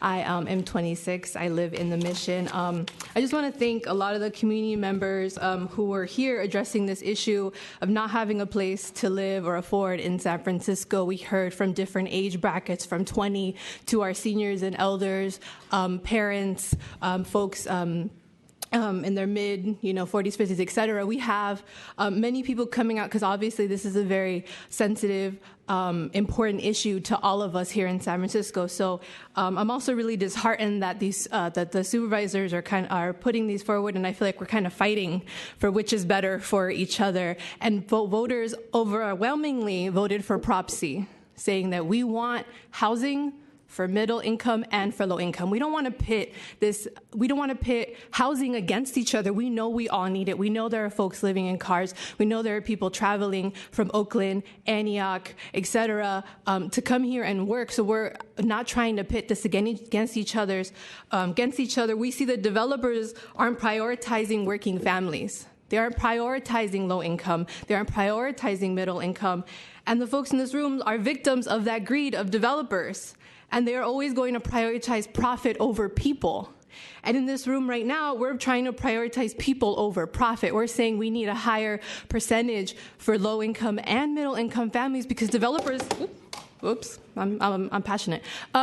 Developers aren't going to prioritize that for us. We see that. We know that. So let's give a higher percentage. So we're not arguing over crumbs. We're prioritizing families that can't live here. We should be requiring them to build more for middle income and low income and not having us again here arguing, how much do you make? How much do you make? Well, I have this job. You have that job. Who makes more than what? Who is more deserving? We are all deserving of housing. We are all deserving of roofs over our heads. And I support increasing the percentage to what Prop C required. I know that Kim and Peskin do 24%. I hope we can get it to 25% because that's what we wanted. But I do support raising it as much as possible. 25%? Yeah, they're saying 24%. Sorry, I'm hearing something behind me. Yeah, I just want to support making sure that we raise it as much as possible. Definitely support Kim and Peskin's. Also, really want to further talk about this with more communities. Thank you so much for your time. Thank you very much. Next speaker, please.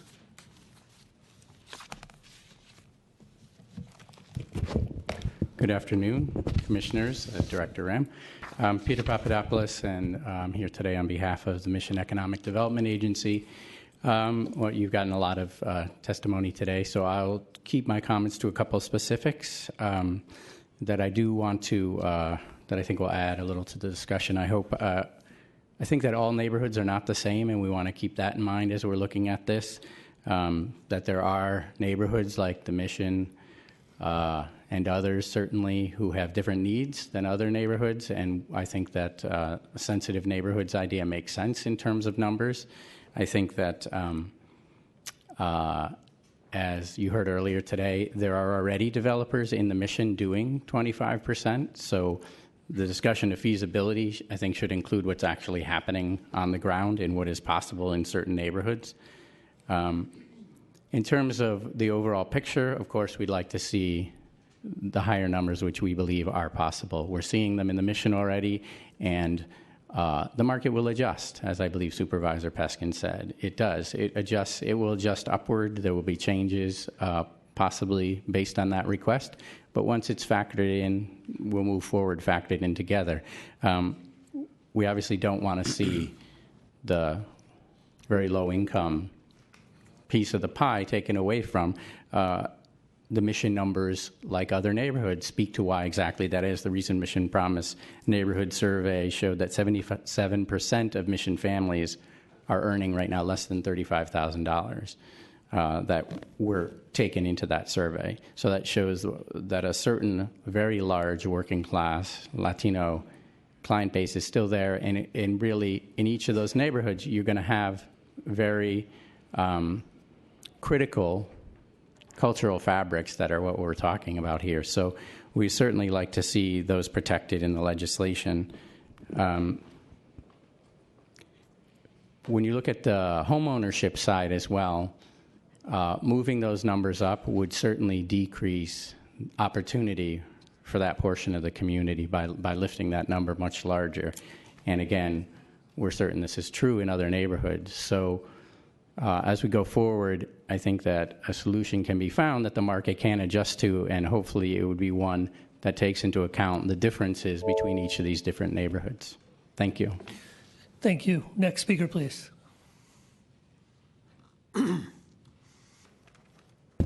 Good afternoon, everyone. My name is Chuvi, and I'm a community organizer of Somcan. We are concerned that there's a proposal to change the inclusionary percentage and AMI for the affordable housing requirement. We think this is a backward move versus helping move us forward out of the housing crisis. The city should be focused on helping everyone to have stable homes, not pin different income against each other. Peter and Paul are fighters. Please don't make it that they can't afford to leave it here. Thank you. Thank you. Next speaker, please. Good afternoon, Commissioners. My name is TJ, and I'm also with South of Market Community Action Network. I'm not saying anything new, but I think it bears repeating. I just want to make sure the message gets heard. We are concerned that there's a proposal to change the inclusionary percentage in AMI for the affordable housing requirements. We think this is a backwards move versus helping moving us out of the housing crisis. The city should be focused on helping everyone have stable homes, and again, not pit different incomes against each other. Yes, there should be more opportunities for hardworking middle-income folks, but it shouldn't be on the backs of hardworking lower-income folks. Thank you for your time. Thank you, TJ. Next speaker, please.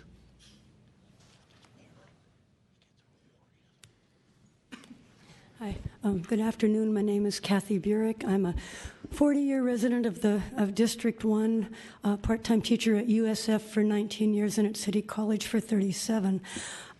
Our e-board didn't read our email fast enough to get to sign on to the Statement of Principles on Inclusionary Housing, but we did it by this morning, which I think was a little late, but I just want to make sure you know that. And this is not an AFT statement. This is just me. I think it's diabolical to pit income levels against each other for housing. Everybody is struggling to live here. I think the big question here is, why does the mayor, and this is not the first time, why do people vote for something, show very clearly what the majority of San Franciscans want, and then the mayor's office comes up with another plan? And one that, from my perspective, is often much more divisive. I think the big question here is, who has the mayor's ear more than the people who live and vote in San Francisco? I mean, that's the only question. I have more questions listening to all of this than I have any kind of answers, but that's the top one. I'm old enough to have lived in Ohio and watched major cities be decimated by developers saying, you should move to the suburbs if you can afford it. And now I'm old enough to live in San Francisco, where everyone used to be welcome. And who has decided that everyone who can afford it should live here, while the people who have lived here and worked here, I'm in that category of people who is working now, but I'm going to be in low income in a very few years. And I've lived and worked here and served. I'm a city and county of San Francisco employee for 37 years. And I'm thinking I'm not welcome here anymore. I'm looking at, well, where do I go from here? I know the city doesn't owe me anything, but this is not the city that I loved.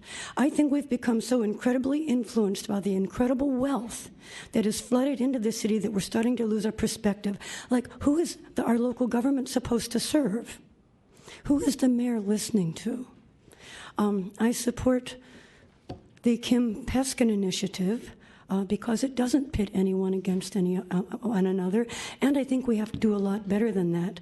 I don't think we have to cater to every wealthy person who needs to live here, and I think as the Planning Commission, the mayor needs to hear from you because he's not listening to the voters. Thank you. Thank you.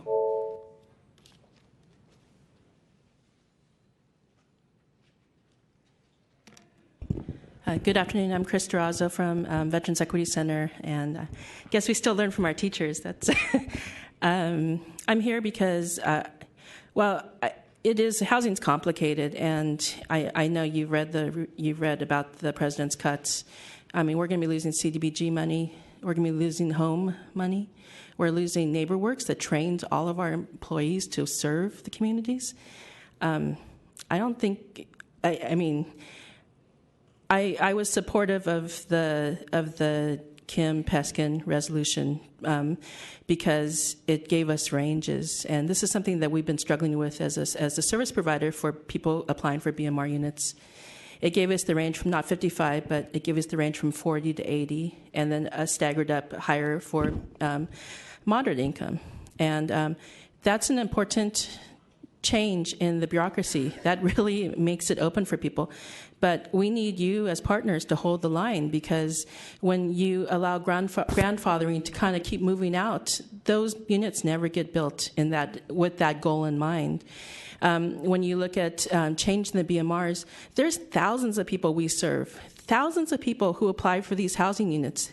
They're going to be qualifying for, you're cutting it down to like less than 10 units for them to all compete against at different times in the year. And we worked very hard with a larger coalition to have Prop C passed with the understanding that 15% would be a baseline, and everything above it would go towards this moderate income ideal. And it's important to know that that baseline was very, it was a hard discussion to have over the past year. And it's a reasonable discussion to have now, not to kind of gut it and have a different proposal in front of us that had no discussion. It didn't include any of our clients that are looking for housing. It didn't include any market study of the unions themselves. Many of those union members are represented in our clients. Let's be clear. It's $40,000 is a dignified middle-income salary. $37,000. People enjoy getting a good salary, and they're really excited about being able to pay their bills, and then they get into the reality of, I can't afford here. I have to move further. I can't afford to pay for the transportation. I got to move further. I can't afford childcare. And that's the burden we're talking about. I get it that $100,000 salaries, $80,000 salaries are suffering too, but it's not possible for the ones that are making $40,000 to continue to be here and serve San Francisco. Thank you. Thank you. Next speaker, please.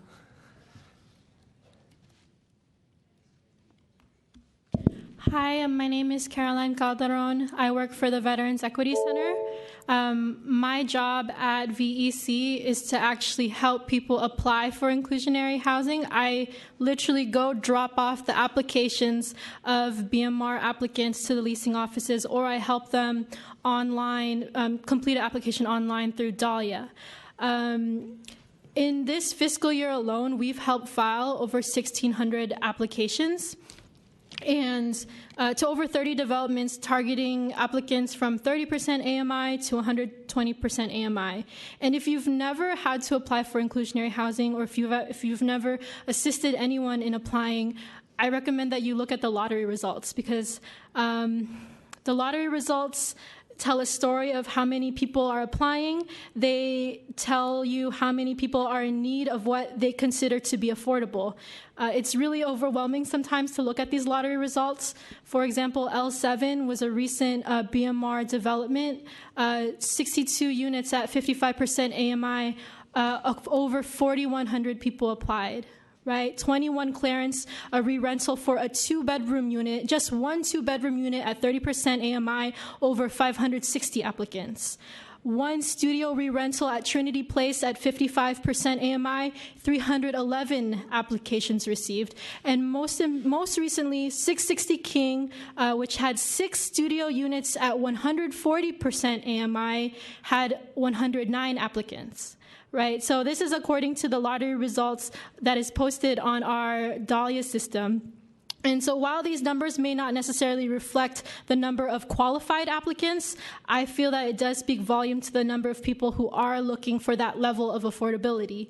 We have clients who have been with us for years because they're not successful in the lottery, or they're fighting to reach the minimum requirements, but there simply isn't enough affordable housing being built for low to moderate income people.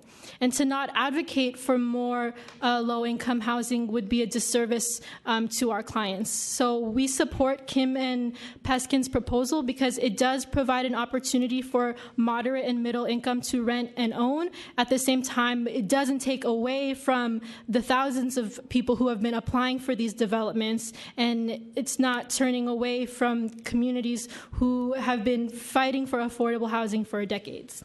Thank you. Thanks very much. Next speaker, please. Buenas tardes, mi nombre es Evelyn Alfaro y soy miembro de la comunidad de NPM y de MEDA y de la colectiva de mujeres. Good afternoon. My name is Evelyn Alfaro, and I'm a member of the community with MEDA and with the Colectiva de Mujeres. Estoy aquí porque creo en la vivienda digna. Es un derecho que ahora últimamente se ha vuelto una necesidad para todas las familias. I'm here because I believe in dignified housing, which is a right and has become a necessity for all families. Esta vivienda es importante para que los niños puedan desenvolverse, puedan desarrollarse, puedan estudiar y no sufrir problemas emocionales. This kind of housing is necessary so that our children can develop and not have emotional problems and have a stable place to live. La reducción de la construcción de vivienda económica genera que los niños tengan que estar viviendo con los padres en un cuarto que realmente impide desarrollarse y poder tener una estabilidad emocional para que ellos puedan seguir estudiando. Having to live with your parents in a single room and the lack of affordable housing creates a situation that creates emotional problems for children and difficulty in learning. Por eso queremos que por favor apoyen la construcción de vivienda económica, no solo como un derecho, es una necesidad que todas las familias estamos pasando. El incremento de la renta, ya no hay cómo poder, los padres tienen que tener 2 trabajos. Eso genera que ya no puedan compartir con sus hijos por tal de tener el dinero para por lo menos cubrir la renta, que no, realmente no podemos permitir esto. So we want you to support more units of affordable housing given the rents, many parents are having to work 2 jobs in order to pay their rent and not spend time with their children as they develop. Por eso necesitamos más vivienda económica accesible y que no es algo de lujo, es una vivienda digna que todos queremos para poder vivir y estar bien, por lo menos en una vivienda. Affordable housing should not be a luxury, but should be a right and a necessity so that all of us can live well. Muchas gracias. Thank you. Thank you. Next speaker, please. Buenas tardes, mi nombre es Lourdes Dobarganes y soy parte de la comunidad Promesa de la Misión, de la colectiva de mujeres y de MEDA. My name is Lourdes Dobarganes. Lourdes de Vargaras. I'm a member of the Colectiva de Mujeres and of MEDA in the Mission District. Pues estamos aquí porque nosotros luchamos por los derechos humanos. We are here because we fight for human rights. Y uno de los derechos humanos es tener una vivienda digna. And one of those human rights is the right to a dignified home. Y que todos podamos pagar. And that we can all pay for it. Esta proposición se me hace que solamente confronta a las personas y no da una solución para los seres humanos. Y nos hace estar confrontados y sin vivienda, porque si salen ustedes allá afuera, la mitad de San Francisco vive en las calles. Okay, let me see if I got this right. So these proposals are just creating confrontations and not creating solutions. If you look outside, you'll see half of the people of San Francisco living on the streets. Es imposible pagar las rentas que son muy caras y tener una vivienda para nuestros hijos, para nosotros como personas de mediana edad y para adultos mayores. So it's very difficult for us to find housing that is affordable for our children, for those of us who are in middle age, and for our older people in our community. Entonces, yo creo que todos estamos de acuerdo en que todos merecemos una vivienda digna y accesible para todos. Gracias. I think we're all in agreement that we all deserve dignified housing that is affordable to all. Thank you very much. Next speaker, please.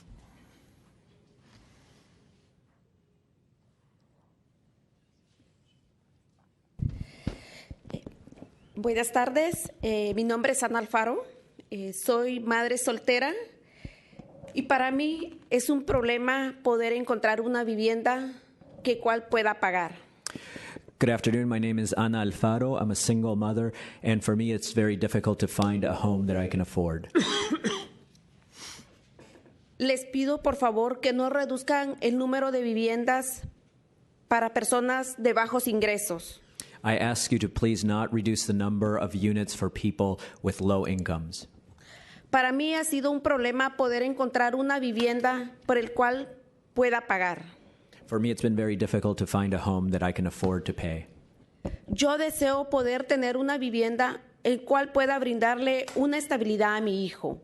I want to be able to find a home where I can afford stability for my son. En la actualidad, rento un cuarto el cual comparto con mi niño que nos sirve de comedor también. Right now, I'm sharing one room with my son that we also share as the kitchen, as the dining room. Por favor, construyan más viviendas para nuestra familia de bajos ingresos. Please, I ask you to help build more housing for people with lower incomes.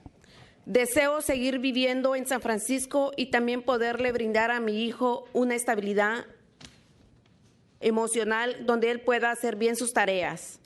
I want to continue living in San Francisco and to be able to give my son the stability so that he can continue in his schoolwork. No solo yo enfrento este problema, hay muchas madres que somos solteras y tenemos que trabajar día a día para poder pagar la renta que son muy altas. It's not only a problem for myself, but I know many mothers who are also single mothers who have to work day in and day out to support their families. Muchas gracias. Thank you. Thank you very much. Next speaker, please. And if there are other speakers either here or in some of the other overflow rooms, please line up against the Can screen I side get of the room. Fernando to translate for me? Sure, Fernando. I wish I could. My name is Otto Duffy. I'm from the north of Market. I'm a friend of the South of Market Community Action Network. I'm a friend of Christina Olagi, who was on this commission for about 7 years, and for 7 years I saw wherever she went, she carried those big binders with her. Is it within your discretion to reject both of these proposals? You know, the problem of getting middle-class housing there's so many reasons that are causing it, and inclusionary housing is just but one tool, and I don't know if people are keeping that in mind. And, you know, part of our problem is that the surrounding communities surrounding us on 30 miles in any direction they're not building enough. They consider middle-income housing to be not acceptable or unpleasant or something. I mean, let alone low-income housing. You know, and that's a big part of the problem. And, you know, really we should be building more rail service to San Mateo and more rail service to Marin. But I don't know, you know, I guess that's not on the table today. What is on the table is, you know, I don't think that I also don't think that this should be a wedge issue, and I don't think it reflects very well on London, you know, for this. And I don't think politically this is going to fly in San Francisco right now if you're planning on running for mayor in a year. I think it's going to come back to haunt you. I would say that I also question the assumptions that the controller's report was making, that somehow middle-income housing is the biggest problem, because, I mean, it doesn't add up, because do you see middle-income people, are they sleeping on the street? Are middle-income people dying? And I think a second problem with their assumption is they included the housing stock in San Francisco, but they didn't include the housing stock available to people who can commute and who have income, which is the whole Bay Area. And I think when you throw that in, then you start to see that, you know, yeah, the lower income has a greater need. I mean, there's obvious. I mean, I mean, you can't walk down the street and not see the need. So, I'd like to close strong. I heard somebody close with everybody deserves a place to live, and that's how I'd like to close. Everybody deserves a place to live. Thank you very much, sir. Next speaker.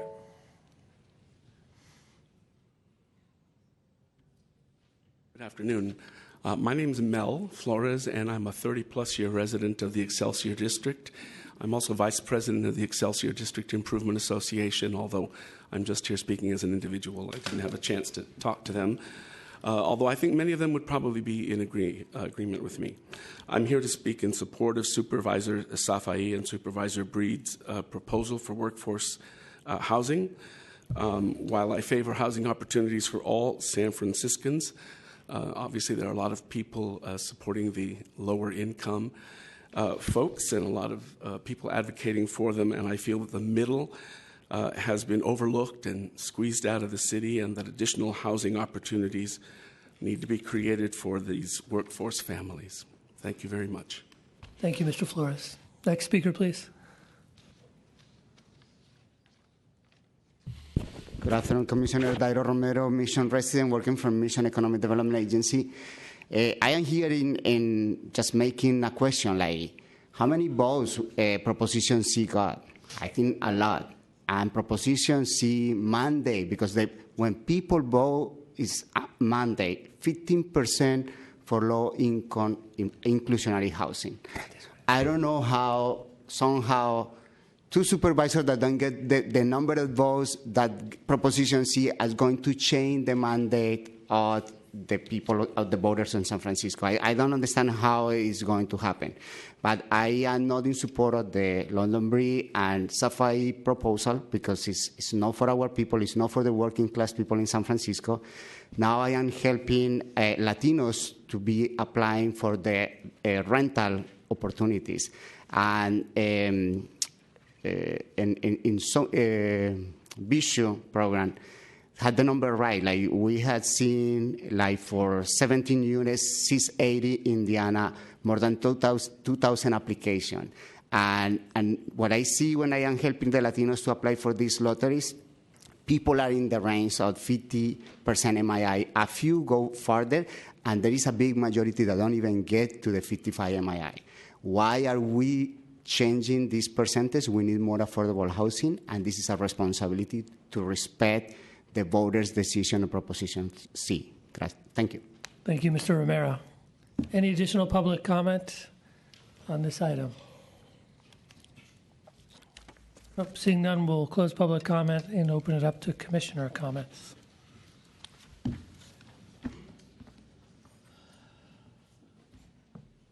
Commissioner Fong. Well, I appreciate staff support, Board of Supervisors reports, public comment. I think there have been many truths spoken here. I think also with that, there's been many complications and twists and turns and misinterpretations of what is at stake. Interestingly, I think that the two proposals are not that far apart in reality. And the other obvious thing to me is when we really boil it down, there aren't that many units we're really talking about, in effect, by comparison to the entire inventory of San Francisco. So for the amount of time we spend on it, obviously it's important. I'm going to kind of make comments that some people have made that, I'll continue to study and don't have a formal opinion at this time, at this moment. But hopefully I'm hopeful that these two come closer together. The Board of Supervisors are able to reach a little bit of an agreement, and we have less of this battle pitting one against the other, because I just don't think that's absolutely true. Thanks. Can I ask a couple of questions on the state density bonus? And also the overall percentages. And I think this may be helpful for our next presentation, is to get kind of an apples to apples comparison, because obviously Supervisor Kim and Peskin's, they show higher percentages, but that assumes there's that projects take the density bonus, which I'd say is, I think, a bad assumption. I mean, one, I think we haven't seen the state density bonus, although it's been changed in the last year to probably allow it to be taken advantage of more by developers. One, I don't think we've seen it being overwhelmingly used. And two, I don't think we want to encourage it, especially in neighborhoods where we've been aggressive on setting height limits and density controls, in that, if we encourage developers to take the density bonus, and if in the case of Supervisor Kim and Peskin's, the only way to make their project feasible is to take the density bonus, I think there's a lot of cases where the density bonus, although it may be allowed, would not be the preference of neighborhoods or this commission. So I would just like to see those numbers kind of, if you then assume, though, that somebody does take the state density bonus, what do those percentages, say in the rental larger projects, turn out to be? Are they the same, or how different are they from the Safai Breed legislation? Mm-hmm. So that essentially is the summary of what the controller study found, the considerations that you just laid out, Commissioner Hillis. The numbers that we have for the large projects, we have the 18%, let's just talk about rental, 18% on site under the Safai proposal. That was the maximum from the controller study. When you take into account the bonus, at a full bonus of 35%, it is the equivalent of 24% on site, so that is a correct comment that you have in the Kim and Peskin legislation, that 24% would be the equivalent of 18% if you get the bonus. Okay. Yeah. And if you took the bonus, you'd be at the 24%, but on the Breed Safai proposal, you'd have the 18% plus the fee. Exactly. So they'd be roughly equivalent, although we'd have less units on site and we'd also have a fee. And that fee then would be used to build or finance affordable housing Low income housing elsewhere, in and not at the moderate levels, at the lower income levels. Okay, so and that works out for ownership too, that those rates tend to be the same and at the higher level? Yes. Okay. And I think that's important to note, because there was a lot of comment here about one is more of kind of a giveaway to a developer than the other. But I think both are trying to achieve, which I would agree with, the highest feasible level that the controller kind of allowed for with keeping these projects feasible. And you would agree with that that's the case? Yes, Okay. with the important exception that, as I mentioned, the fee percentage, which is set to be equivalent with that on-site number in the legislation from Supervisors Kim and Peskin, would be infeasible, because that higher fee rate, you don't get a bonus when you're doing the fee, only with the on-site. So that all is correct when you're looking at the on-site numbers. That all makes sense. But I think there was a little bit of a disconnect when just trying to say, well, what fee would be equivalent to that? Okay, let's have that fee. But then you have to step back and think, would the bonus still apply? And it would not, the way the law is currently written at the state level. Right. And we don't think we need to get into this here. On the Kim and Peskin side, if you took the full density bonus, you couldn't do any moderate income, right? It's got to be all at Right. the low income level, which technically may make the project infeasible. But I think that's overly complicated. I mean, I think just that. I think that the fee for the density bonus units is just a more elegant solution to this. It's simpler, and it doesn't. There's not an incentive to take the density bonus. I mean, I think in some places we should encourage the density bonus, and it may be appropriate. Van Ness, south of Market, in places.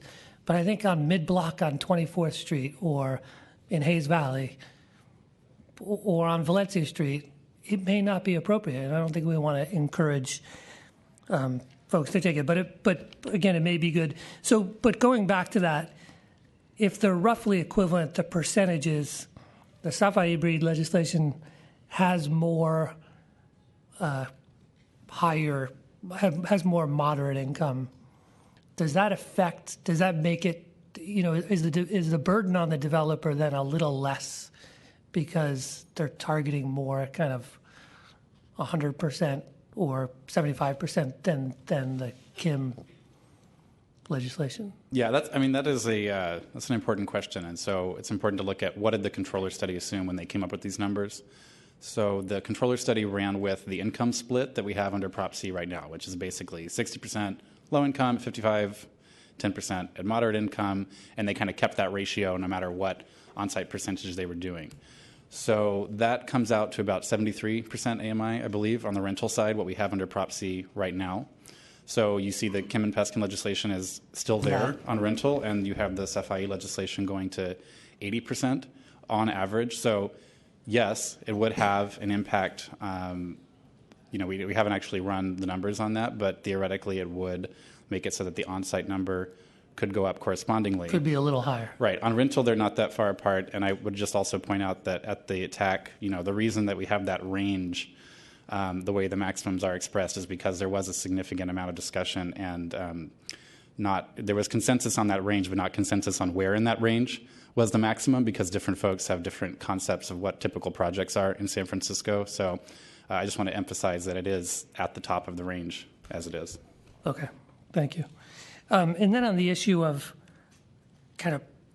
this obviously, we obviously have here every week here that we're not building enough housing, affordable housing, at all income levels. And to me, I don't view Prop C as kind of the sacred percentage. I mean, I think what Prop C said, this is not violating Prop C, right? Prop C left it up to policymakers to perhaps alter that percentage, skew more towards lower income or skew more towards moderate income. Is that correct? Yes, that's exactly right. The Prop C called for the study. We've had the study. It called for the Board of Supervisors to take action to set the permanent rates. That's what brings us here today. And it did set the temporary rates at 25%. And I would just note one thing I didn't have a chance to note in the presentation earlier. We abbreviated that at the end of the ramp, if you will, that's proposed by Supervisor Safai, Breed, and Tang, it would end at 25% on-site and 33% fee, which are the amounts in Prop C right now. So essentially that proposal is kind of marrying with the proposal from the controller study to phase in higher requirements, but it does ultimately end at the Prop C amounts. Right, okay. Yeah. And to me, the policy on that, we should skew affordable housing, whether we're doing it or inclusionary, to lower income levels. But I don't think anybody would say we're producing enough housing or nearly enough for that kind of higher 100% of AMI or not. And in fact, we're not. I mean, we're producing less of a percentage of need than we are for other income levels. And so then the question is, and I agree with commenters about we should all increase the pie, but that doesn't mean when the pie gets increased, we increase production at all levels the same. So for instance, I think if the city passed the bond initiative, those funds tend to be used more for the lower income housing, and I think that's appropriate because those funds can be leveraged to build more lower income housing than if we use them for for more moderate housing.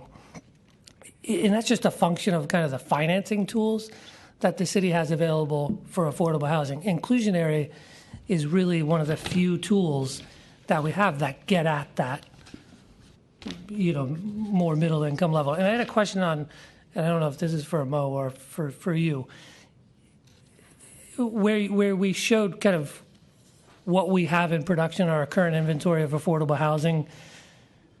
It showed that most of the moderate income, 80 to 120, are in inclusionary, but there's a big chunk in the MOHCD portfolio. Right. And how was that built? Because we're hearing there aren't financing tools to build that necessarily. Where are those units? Yeah, we heard from Olson Lee, director of the Mayor's Office of Housing, earlier. He pointed out that part of the MOHCD portfolio that is in moderate income is a legacy of our redevelopment agency and through development agreements. So that's how those were achieved. They essentially were inclusionary deals, right? But they were done not under the 415 program. And those, obviously the redevelopment agency no longer exists. So I believe we heard the point from the Mayor's Office of Housing earlier that we used to be able to do this, but now Section 415 is pretty much the only game in town for directing resources at units in that income level. And I would, if anyone from Mo, if I've butchered that, please feel free to Olson's here. Speak to the history. Oh. We'll get it straight from the source. Olson Lee, Director of Mayor's Office of Housing. And you still have the cough. I still have the cough. I've had it for a long time. The moderate units are a couple of things. There are also units that the redevelopment agency, ownership units, that the agency, as well as Mo, supported over the period of time, as well as those inclusionary units from the old bond deals. So that covers the bulk of those units that are now in our portfolio and came over to us in part from the dissolution of redevelopment. OCII projects, once they're completed and the perm financing is in place, those projects come over to Mo and become part of our portfolio. In terms of the pipeline of the OCII projects, they have 260 Folsom, the Jenny Gang project, which will have a 40%, affordable home ownership. But there are not a lot of ownership, home ownership opportunities in terms of and opportunities to serve moderate income in their current pipeline down as we know it today. So the bulk of these are probably home ownership and prior inclusionary units. Okay, thank you. Commissioner Koppel. Yeah, thank you, President. Thanks to everyone that came out today on both sides. A lot of good discussion going on here. I wanted to first just touch on the Mayor's Office of Housing report. Great report, very informative. talking about family housing, I was wondering if we could possibly take a closer look at the makeup of who's actually staying in who's occupying the family housing, so we could just kind of get a pulse on what types of families are living in these families. Just something to think about.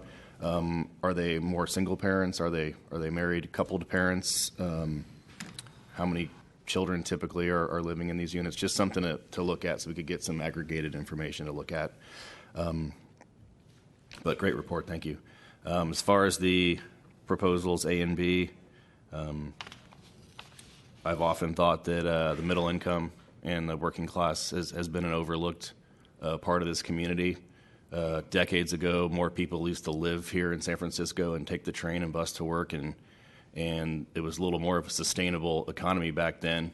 And over the course of the decades, the tech and certain industries have come to the forefront. We're not baking as much bread or bottling as much Coke here as we used to, and so those jobs also, not only have those businesses been kind of displaced, but the workers that worked those jobs are more likely to be displaced too. So again, we need to produce more housing. We need to build more BMR housing. We need to build more middle-income housing. There's a couple comments that are really resonating with me.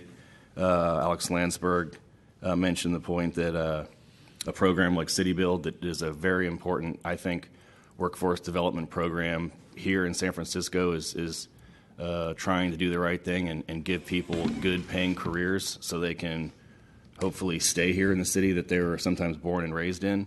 And then once they're completing these programs and assimilated into an actual apprenticeship program with a good career, they're left sometimes it's difficult for them to find a place to live, and they should be capable of staying here to continue to contribute to San Francisco. And Mike Terrio also mentioned the fact that we are underbuilding below market rate housing, but we're grossly underbuilding middle income housing. I think those are just a couple points that are resonating with me, and definitely be interested in what the other commissioners think. Commissioner Johnson. Thank you very much. So I'd like to thank staff. I'd like to thank supervisors Kim, Breed, Peskin, and Safai for making the time to come today. It's great to see all of them. We don't get to see too much of them all together unless we're watching a Board of Supervisors hearing, so I'm glad that they all made the time to come out today. So first, I'd like to thank the staff for a really great case report. It really clarified the proposals. Like some other hearings over the years that have lots of different parts, this one has a lot of different moving parts and two different proposals that actually, like everyone has said, not that far apart. So it was really helpful to have that table to sort of be able to compare and contrast. So I have a number of people, I guess, want to hear us ask questions and give comments to sort of add to the discussion. So I'm going to try to do that today. And I had a lot of things both before today and also sparked by public comment. So I'm going to try to keep it not very disjointed, and I'll do my best to organize myself here. So a couple of things. One, and I'll start with the granular and then move up to sort of larger issues. One, I think we were taught, in the table and also in some of the public comment and different discussions, we've talked about, what is the average AMI? Like, what is the average level of affordability work out to for a project under different scenarios? And I want to caution us against relying on that sort of crutch and language too much, because for any given individual or family, AMI is a discrete data point. You make some income level or some other income level. You don't, like, my salary is not an average of something. I make a dollar figure. And so I think we need to be sure that we're making sure we understand who it is that these projects are serving, regardless of the scenarios we're adding up to. So I might caution us from stepping away from talking about the average AMI, because I don't think it's a useful data point. And then so I think that's one thing I wanted to say about how we're describing these different proposals. So let me jump into a few different things. The first one is Top level, some people have referenced specific projects that were able to raise their affordability levels within, during the process, right? And we've talked about a few of them today and in days past. And I really want people to understand that there's a larger set of stakeholders that are not always in the rooms that we're talking about. Because when we have project sponsors or developers that are working with their pro formas to create more affordable housing, whether it's middle income or low income, there's only a few levers that they're working with. How much does the land costs, labor costs, building construction methods, and the cost of financing. That's what we're working with here. And I don't know how much we're going to be able to do it, but I think it should be important for people to never forget that some of the stakeholders that control some of those levers, so who owns the land that's being purchased by developers and who is in control of the capital or the financing that's supporting these projects, those stakeholders don't always have an incentive to budge or to move or to compromise. So when we start talking about cutting into pro formas and making projects infeasible, just know that it's because there's a set of stakeholders that we're not speaking to and don't have a dog in this fight. So there's a bigger picture here than just talking about developers and what they can or cannot do. So that's a little bit of soapbox for you guys. So moving on, Commissioner Hillis sort of, I think you kind of said that sort of the discussions about the state density bonus and how it interacts with these various proposals might be getting into the weeds, but I think it's not. I think it's not getting into the weeds. I think it's really important. The state density bonus law, as I understand it, does require that projects provide the affordable units to households of income 55% AMI or below. So it's internally inconsistent to have a proposal that states that a project needs to take the state density bonus law to pencil out, but it can't provide moderate income housing if it does, if it takes the full bonus with 3 concessions.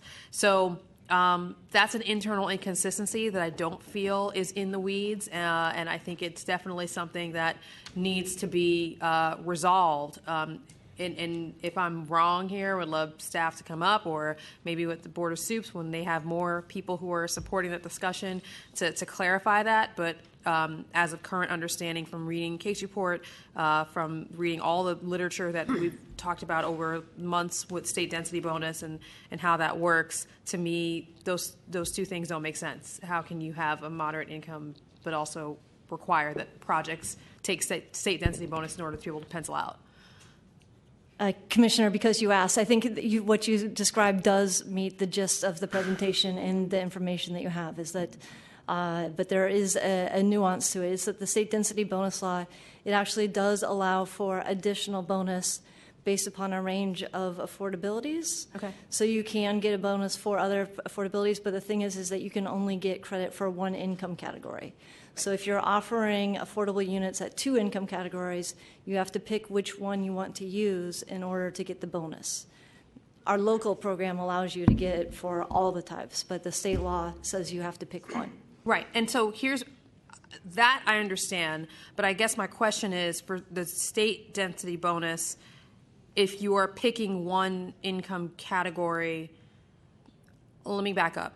Is it all or nothing? Like, so can you only get like 1 floor of state density bonus if you're providing enough units? I think that's kind of where my understanding of it is. Go ahead, Ann. I think the next thing is, so if they have to pick an affordability level that they want to use to get the bonus, they're going to pick the lower affordability level because they're going to get a bigger bonus. And then that would mean that the middle income units that would be provided are not achieving any bonus, and that the way the Kim Peskin proposal is written, you don't have to go to the low and the middle. You can put all of your additional affordable units on the low income. So it's likely that if a developer is trying to achieve feasibility by using the state density bonus law, they would slide all of their units down to the lower income units so they could get credit for those and that's how they would maximize the state density bonus. Okay, but I'm sorry. Maybe I'll misunderstood. We'll go back to this. So let's say the Peskin-Kim proposal says that you can have, here we go, 15% low income, 9% moderate income, totaling 24% total. And in order for that to work, you're building a rental project. You need to take the state density bonus to get your couple extra floors for that to work. If you calculate your bonus based only on the 15% of low income, that's at 55% AMI, do you get a partial bonus? Like, do you get a floor? You would get a partial bonus, a percentage bonus. But as we heard, in order to reach a feasible project, you actually need to achieve the maximum state density bonus. Right. So if you got that partial bonus, you might not choose to do the project if our feasibility estimates are accurate. Thank you. So we are saying the same thing. Exactly. Yes. We are saying the same thing. In order for, because a project is a project, the units are the units at the end of the day, and if you're building your pro forma, this proposal says that you need to get the full density bonus, the 2 floors or 3 floors or however, whatever that works out to be for the full bonus, you need to get that for your project to work. And the way this is written, you can't get that if you provide 15% low-income units, 9% moderate income units for a rental project, as an example, and then it's different percentages if it's ownership. So I stand by my comment that that is internally inconsistent, and it needs to be worked out at the board level if we're going to keep that. Now, philosophically, getting to my larger point, I'm sorry, I only have a couple more things. Philosophically, I actually agree with the idea of making projects have to have some sort of bonus to go up in the air or out and create density in order to be able to accommodate everyone. We can't, slice up the pie as it is in terms of the current envelope of zoning. There's only so many ways we can slice that pie. And sometimes we got to find ways to create more pie. And one way to do that is to go up or out, or be more dense, and density bonuses are a good way to do that. I, however, believe that the best way to do it is to have our own density program that reflects the values of San Francisco and reflects what we want to see in our neighborhoods. Now, whether that ends up being the density bonus program that we saw last year, whether it ends up being Home SF, supported by Katie Tang, or Supervisor Tang, whether that ends up being some other version of a local density bonus program, I think the philosophy of having projects have to utilize some sort of density bonus to be able to pencil out, which thereby will end up getting us more units and be able to not take away Peter to pay Paul, that's the way to go. I question whether or not the proposal from Supervisors Kim and Peston actually get us there, because again, I see that internal inconsistency, and it's not making a lot of sense to me here today, and hopefully that will get worked out at the board. So that was sort of my big thing, and then I have just a couple other things that I think it's important. So one thing is, this is a little bit of a smaller one. We have inclusionary requirements for ownership, which I think is good. I've talked up here before about sort of at least my personal thoughts on the home ownership opportunities in inclusionary and affordable housing. But I really think that there's no discussion of the full freight of inclusionary ownership. And I hope that there can be some sort of analysis or some sort of commentary on the cost of HOAs. We've already seen a number of projects, particularly in our downtown core and in the southeast, where we have on-site inclusionary, which we all applaud, and then as the building is being finished out, the project's being finished out, oh wait, we realize the HOA is going to be more than the subsidized mortgage. And in some cases, we've had to go back and allow those developers to pay it in lieu fee so we can create that housing in other places. So as we're playing around with these inclusionary percentages, I hope that we're talking about the full freight cost for inclusionary ownership opportunities. One of the main reasons why I am really a proponent of matching up inclusionary with some version of density bonus, because we need to just create more units all around, there just needs to be more housing, is because I do think that we need to continue to make that plug for market rate housing.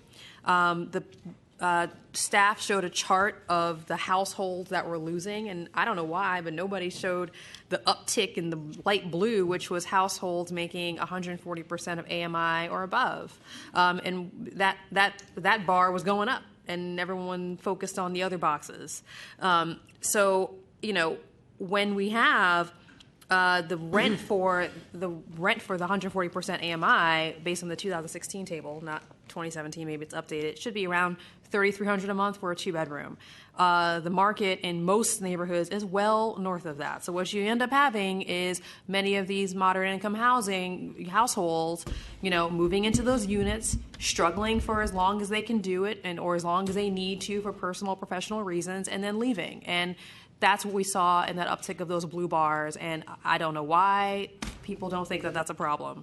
I don't think that we need to increase the AMI percentages to have more subsidized housing, or whether from private or from public sources, but we definitely need to be thinking about just creating more units and not just lump market rate into luxury, because it's not a luxury if you're struggling month to month to afford it, even no matter how much you make.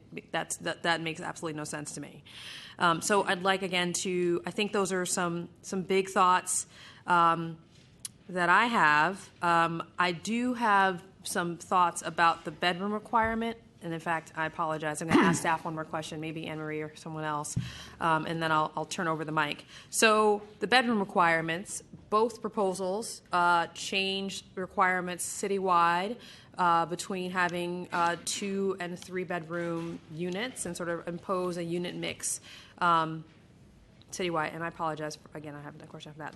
Staff, can you all talk about what those bedroom requirements would do for affordability?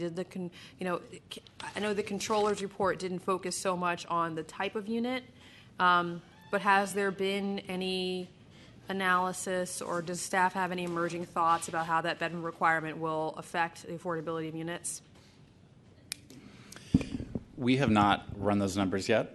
That's something that we could try to bring back for April 6th. In general, we do have information from folks at the Mayor's Office of Housing that even family households that have qualified for 3-bedroom units, BMR units, have been known to choose the 2-bedroom unit anyway because it's still cheaper and they still qualify for it. And obviously the same logic applies at market rate housing as well. That's correct that the controller study didn't look at this issue as its own issue. My understanding is that the prototypes that the consultants studied included the bedroom mix that we have in the plan areas. So basically they had about 35% 2-bedrooms and like 5% 3-bedrooms. So we have the one proposal from Supervisors Safai, Breed, and Tang that would say 25 2-bedrooms or 10% 3-bedrooms. So if it was that or, that's a question mark. We haven't studied what 10% looks like. We studied what 5% 3-bedrooms looks like. With Proposal A, we have 40% 2-bedrooms. That was essentially studied in the controllers, but also 20% 3-bedrooms. So that would go above and beyond. That would essentially change the numbers from the controller. So we would have to actually look at what the impact of that would be for the development economics. But generally, what our understanding is that, yeah, folks will double up. Folks will go into a smaller unit. We heard a lot of that testimony here today. So we want to look really closely at what the smartest and most complete kind of family-friendly package might be, in addition to the unit sizes.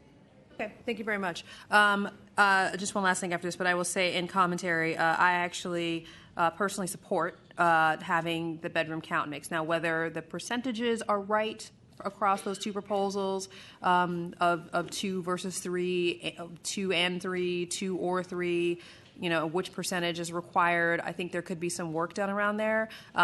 But I kind of actually like that citywide requirement because although it may have some short-term hurt where new developments, those larger units are more expensive, those are going to be the units that in the future there will be some future version of rent control, and that will be the unit that someone has lived in for 30 years and they have a 3-bedroom apartment because we agreed to have that unit count today. So that's what I look at, the far future.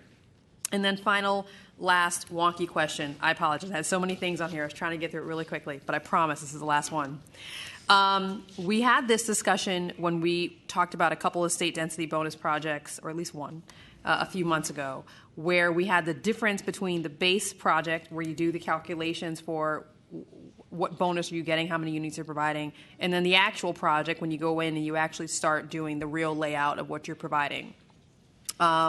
And in some cases, you can have a difference because your base project really just says the minimum requirements for a livable unit in terms of bedroom size and, all those different things.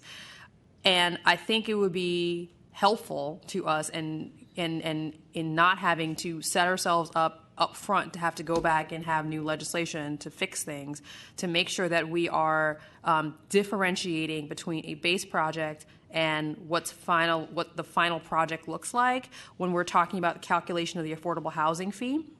I think that I was going to ask Mr. Lee to comment on this, and I guess I still will, but I gather that the Peskin-Kim proposal produces a really complicated method of calculating the affordable housing fee, one in a way that I'm not sure that planning staff or the staff of MoCD are going to be able to sort of accurately do on a continual basis. So maybe, Mr. Lee, can you comment on that first, and then I'll continue. Well, ultimately, Director of the Mayor's Office of Housing, we've complicated the process by having the various tiers already, and that complicates it in terms of how you would implement the program, in terms of the pricing of the units and the regulation of those units and the developer and marketing of those units and how would we market it to allow people to fall within the various buckets. The complication about the Peskin-Kim legislation is that the fees differ based upon the construction type, and then excuse me. Oh, sorry. So sorry. This is why I didn't want to make you talk. I was just going to get the sympathy vote. So the complication is the fees are calculated based upon the construction type, and then we have to calculate the fee based upon the cost of construction for that particular construction type, and then we have to utilize those fees for construction of the same construction type. Whereas in our current program, the fees just flow into the Affordable Housing Fund, and then we fund projects where they may be in a neighborhood. We may fund a wood frame over a concrete podium building. We may fund an 8-story or 85-foot building. We don't often finance a high-rise building, right? So that's a complication of and things that could be resolved through modifications of the legislation in the future. Is that what I've always tried to avoid is little buckets of money for specific, very, very specific purposes, whether it's construction type or a very small geographic area. So having a bucket of money just for new construction of a high-rise building means that I would have to save that money up until the point where I could fully finance a high-rise building. How long it would take me to gather all those fees for that particular purpose, and I would have to obviously find the appropriate site. So it reduces my flexibility. It does increase, the complication of, doing the calculation and the sort of identifying and maintaining the various buckets overall. And it is very different than how the current program is sort of run in terms of the fees and how I use the fees to finance affordable housing developments. Thank you, Mr. Lee. I'm sorry I made you talk. So, yeah, I was going somewhere else in terms of how to calculate the fees and sort of mixing it with density bonus, but you bring up an excellent point that at least I missed. Yeah, I mean, we definitely need to maintain flexibility in how Mo City can use their funds. I mean, they're already tight to fund their pipeline, and anything that complicates that is not going to be a good thing for the city. So thanks very much. Thank you. Commissioner Richards. I feel like I'm back at the Affordable Housing Density Bonus Program hearing. These themes keep recurring and recurring and recurring. Interestingly enough, both proposals point to the economic study as kind of the end point, but they have different ways of getting there, and that's why we're so close but kind of far apart. Each one has points about it that I like and don't like, so hopefully in April when we do our kind of recommendation, we can do a cafeteria plan and say this one's a good thing, this one's a better thing, and we can do that kind of like a la short-term rentals.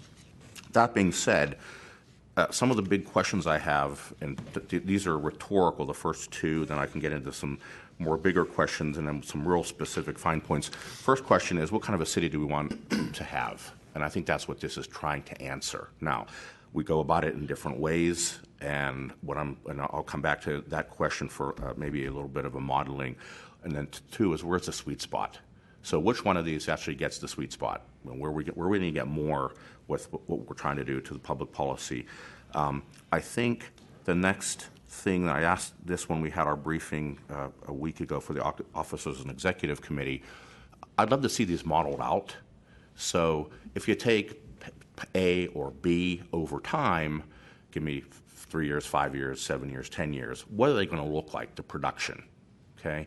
And then I kind of challenge, I think I'll challenge staff and Mayor's Office of Economic Development, and I think Laura Clark and some others mentioned this, even with all of this, we're not looking at the kind of the bigger picture. So one of the statistics we repeated yesterday or last week was we have 40,000 units that are entitled but not yet built. We may have some we take out for Treasure Island, et cetera. How many units have we really entitled that have BMR units that are kind of being held hostage? So you add that up with what is the total existing units in the city? Somebody mentioned the housing production, and they mentioned the report that's a housing balance, and then I talk about unlawful evictions and sham evictions and increases and decreases in the population, and that's probably a big model to do. But if you do that at 3, 5, 7, and 10 years, it's like you get a real big picture of how this fits into that, and that's what's kind of a mind-blowing exercise to do when you say, what do you want the city to look like? Well, you can model that out and say, you want to point at this one or this one, A or B or C or D. The interesting thing, the other one is we had a jobs housing linkage informational. Throw that into the mix. So here we are creating, jobs and housing at the same rate we have been for the past 15 or 20 years. That's something you really need to consider. So when I say, and I don't say this lightly, this is part of a larger solution. We need more. We really need this to be part of something bigger. I do worry on the modeling. What strikes me is this discussion of, is it low or moderate? Boom, boom, boom. I want it to be this one or that one. If you look at the director's report today, it has 181% production over the above moderate. So clearly we're doing an okay job, at least according to RENA, on the luxury units, the market rate units. Moderate and low are at 13.1 moderate and 15.8 low. Not really that good, right? But then you have a 23% dilution factor if you add Treasure Island that in, so that 15.8 becomes maybe 19. But still down there you've got these two people fighting over these 400 or 500 units that we're talking about to be produced here, and it's kind of crazy. I really think it's kind of crazy that we're arguing over that. We really need to get both of those needles way, way up. And how are we going to do that? And this, relying on developers is not going to do the job. I think we all talked about that. We all know that. It's when you add 400 units into the mix of the goal of 15,000, it's 5%. I'm a little bit tired here, but it isn't very much. So we need to do something there. The state density bonus to me is like the bad employee that I have to keep changing everybody's job around because they won't perform better. And I think the state density bonus needs to change. I'm sorry. It's a relic from 1979. It needs to change. Clearly, the world's passed it way up, and some communities haven't, and some have. We clearly have, and we're getting penalized for it. So we've got all these contortions around how to get around that bad employee who just doesn't want to seem to do their job, and it ain't really doing its job because we're tacking stuff on it to try to make it to neutralize it, right? So my criteria are which one of these proposals or combination of the two gets the most coverage and the highest subscription rate. Which one gets the most value recapture for the value granted? What is the easiest to implement, and what's the most flexible in case things change? What are the unintended consequences, which we talked about, and what is the closest to public policy? And that I actually had a big question mark. What is public policy? Is it Prop C? Somebody said Prop P and U. Well, Prop C said it could change. Prop P and U didn't win, but Prop C is malleable depending on conditions. I think from a most coverage and subscription rate, I have a big question. There's just so many things going back and forth. It's that kind of averaging that I'm having a hard time getting. Can somebody explain the averaging versus you have to make a certain amount? Does the averaging give you more coverage if more people over the average subscribe? If you're in the lottery and I make 60, 60, 60, 60, that leaves me more room for a 40? We'll let the folks that do. Okay, I didn't mean to have you speak. That's okay. quite all right. Okay. It's my role here to try to speak, and if I can't, there are great staff here who will fill in more than adequately. So I think the big question about you threw out the number 60. So what we've done in the past is to have the income limited and the maximum. We had a maximum income and a maximum rent at the same level, and basically people who were below that level were probably had a harder time qualifying for those units, and people who were $1 over were out of luck. Mm-hmm.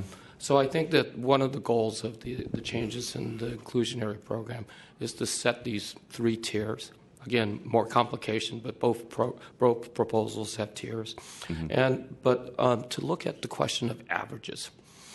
So you allow somebody to be a little over, a little under that average and qualify for that unit, so that we don't have a hard income cap for that 30 of 60% unit. It may be a little over or maybe a little under. And part of that goes to the whole question of implementation, so that you don't allow somebody to sort of cream that 30 of 60% unit to only rent to people at 30 of 60, at 60% of median income and 59% of median income, that you allow it to go lower based upon, and what we would encourage is up to 50% of their income going towards their rent. So in that case, potentially we're looking at somebody in the 45 to 50% range still being able to afford that on the lower level, in addition to somebody above that. And then obviously we'd have to establish some sort of minimum contribution to the rent on those units above. Go ahead. Sorry. So excuse me.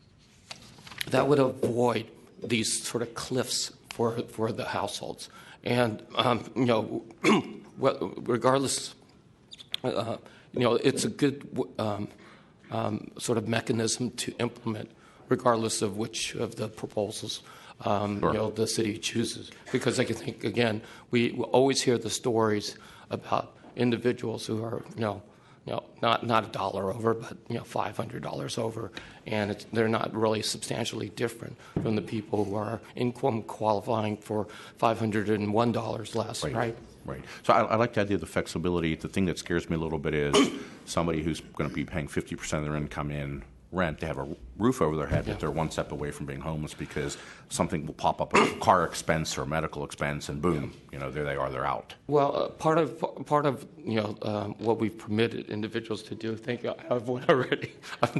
I'm doing the cough drop the water a little bit, but thank you very much, Commissioner.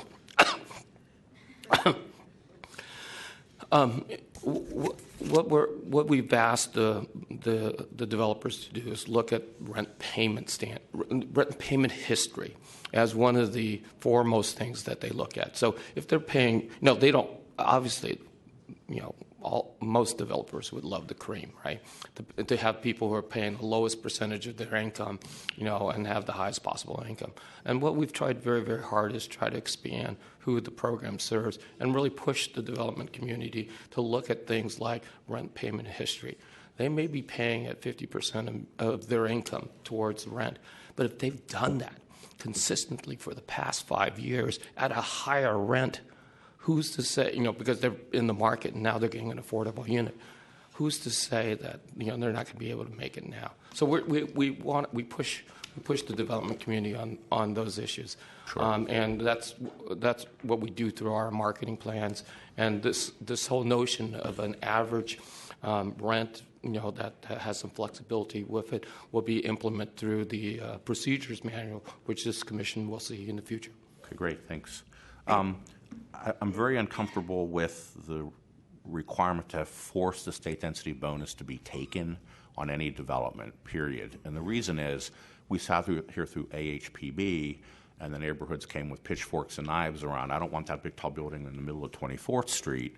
I'd rather have a smaller building, and maybe the bad employee analogy, the bad employee gets out of it by paying a fee.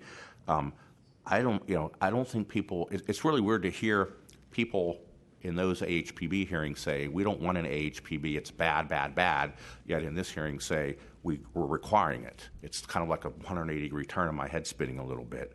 But I really want the neighborhoods to understand what that actually is going to look like, because it's really going to impact, quote, neighborhood character and all the things we have, the effect on quality of life from the neighbors behind it and all that stuff that we went through with HPB. So we need to be really careful there, and it makes me feel uncomfortable. I'd rather allow them to be able to buy out, but also make sure that there's some type of, we would meter the housing to be closely linked to when the development happens.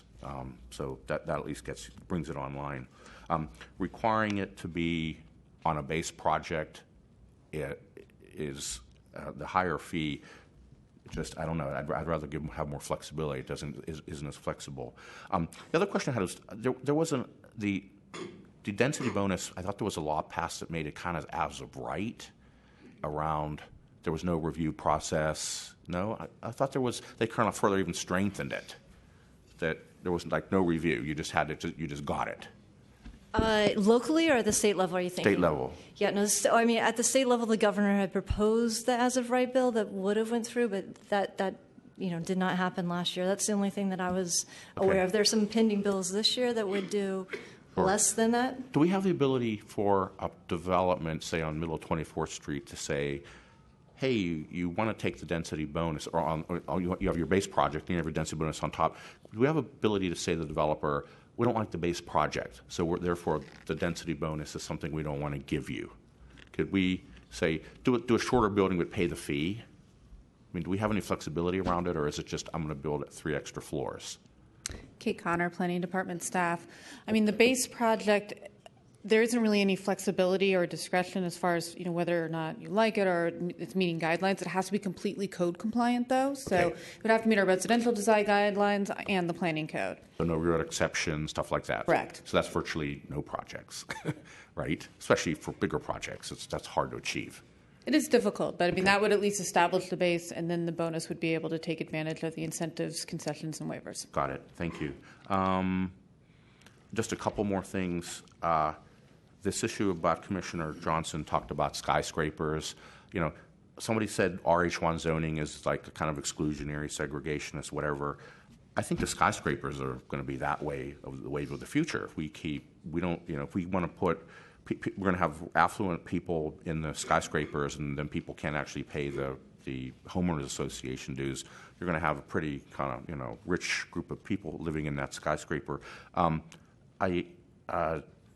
Damn, I had a question. I forgot it. I'm sorry. I have a couple more here. I'm a little bit weirded out on the Proposal A, page 31. The Proposal A incentives may be incentive for 33% fee over the 27% on site. I think that's a gap that should be closed. I'm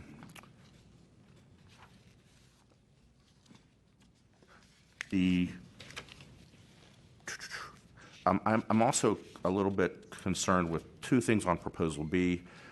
The smaller projects seem to be kind of a giveaway to small developers. We had somebody get up and say their cost of land is cheaper, they don't pay union wages, higher margin, yet it seems like they're going to go back, they're going to get a higher level of AMI than the rest of the project, so they're actually going to be having a higher yield. And I think I was in the back eating lunch when Sean Keegren got up and he kind of absolved himself of that. And maybe we should just codify that and say, okay, that's how you want it. Let's make you be treated like everybody else.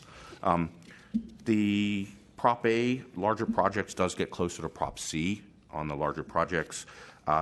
There is a delta between A and B on page 33 on the large projects, and it seems like, well, why would there be a difference? Why wouldn't it just be the same? Why don't we have an average served of maybe 75% on Proposal B versus 80%? I don't know what is that supposed to get them to do? Is that get them to change behavior, or is it just, hey, it's a give me? We trying to achieve anything with a higher walkaway value on Proposal B, larger projects, versus like a Proposal A where Prop C landed? I think you said at the end of time, though, it's going to be the same. It's going to meet the Prop C.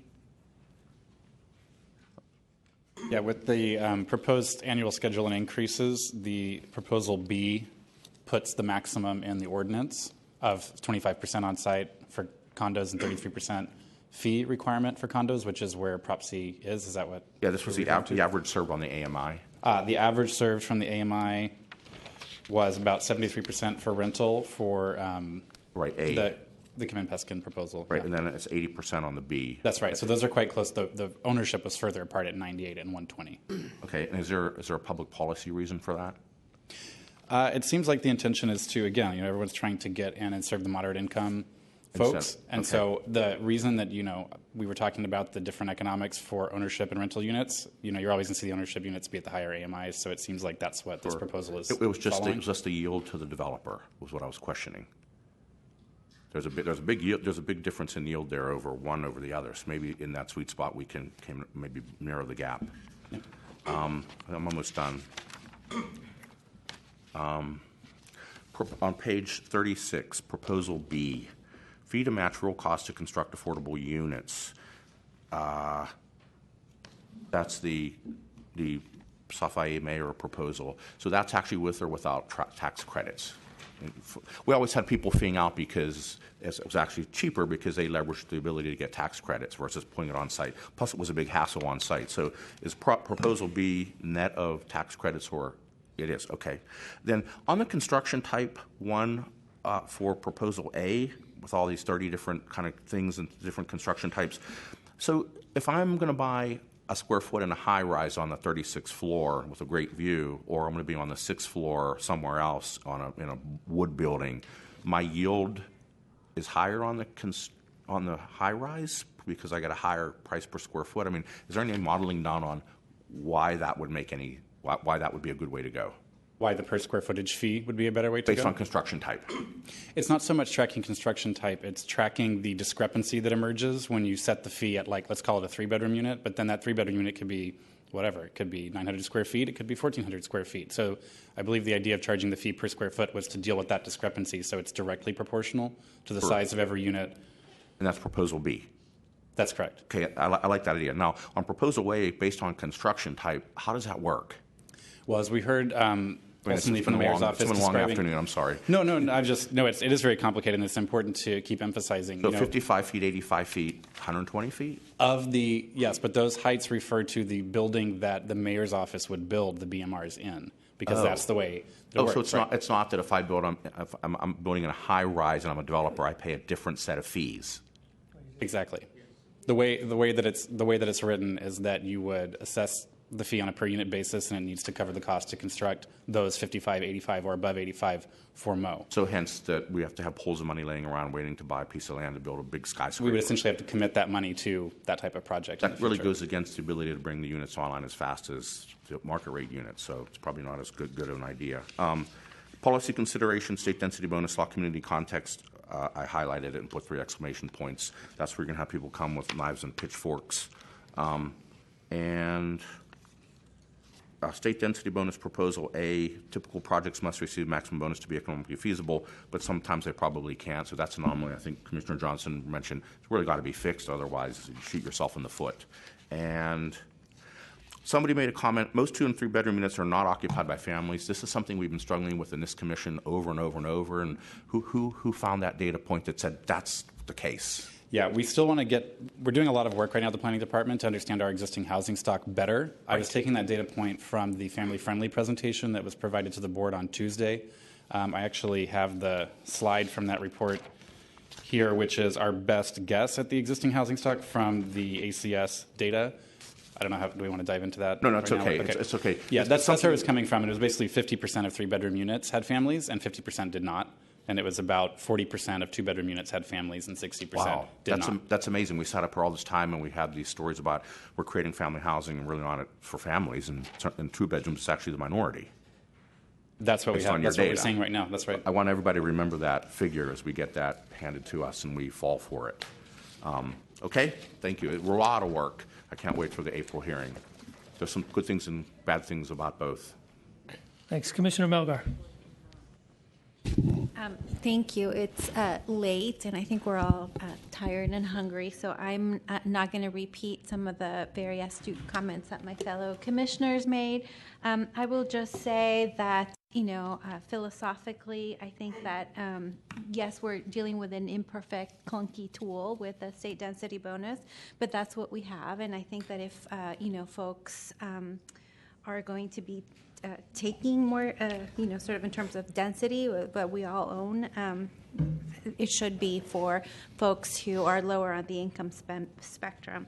I will say, though, that I see good ideas in both of these proposals, and I think that we could probably work things out. I will also say that having worked as the regulator of this program, I'm wary of making things complicated when they don't need to be, because they do have unintended consequences that are usually at the expense of the lowest income people. And that is, in terms of requirements for verification of income. And sometimes policy ideas sound really good, but when they're operationalized, there's all sorts of things that, get funky. So I'm looking forward to the discourse, to having this cooked a little bit more, both proposals, and hopefully we will get to something better. That being said, I have to say, and I've said this before, I don't think BMR housing is the only tool that we have. So I want to stop pretending that this is the universe of tools that will solve our affordable housing crisis, because it's not. I think that there are many more. And in fact, when you go higher up on the income spectrum, you have more flexibility and more choices in terms of how you get to that gap. So anything from, providing capital for construction. I'm so glad that we now have the Accelerator Fund, because I do believe that that is going to provide us with more tools and more ways to incentivize housing, especially for middle-income people, because I don't think that deed-restricted BMR housing is the most appropriate tool. I think people who have a little bit higher income have more choices, including outside of San Francisco. And it is not just the equity that's restricted in BMR housing. There's lots of strings attached, for who you can pass that down to in terms of the assets when you pass away and you want to leave your real estate to your kids.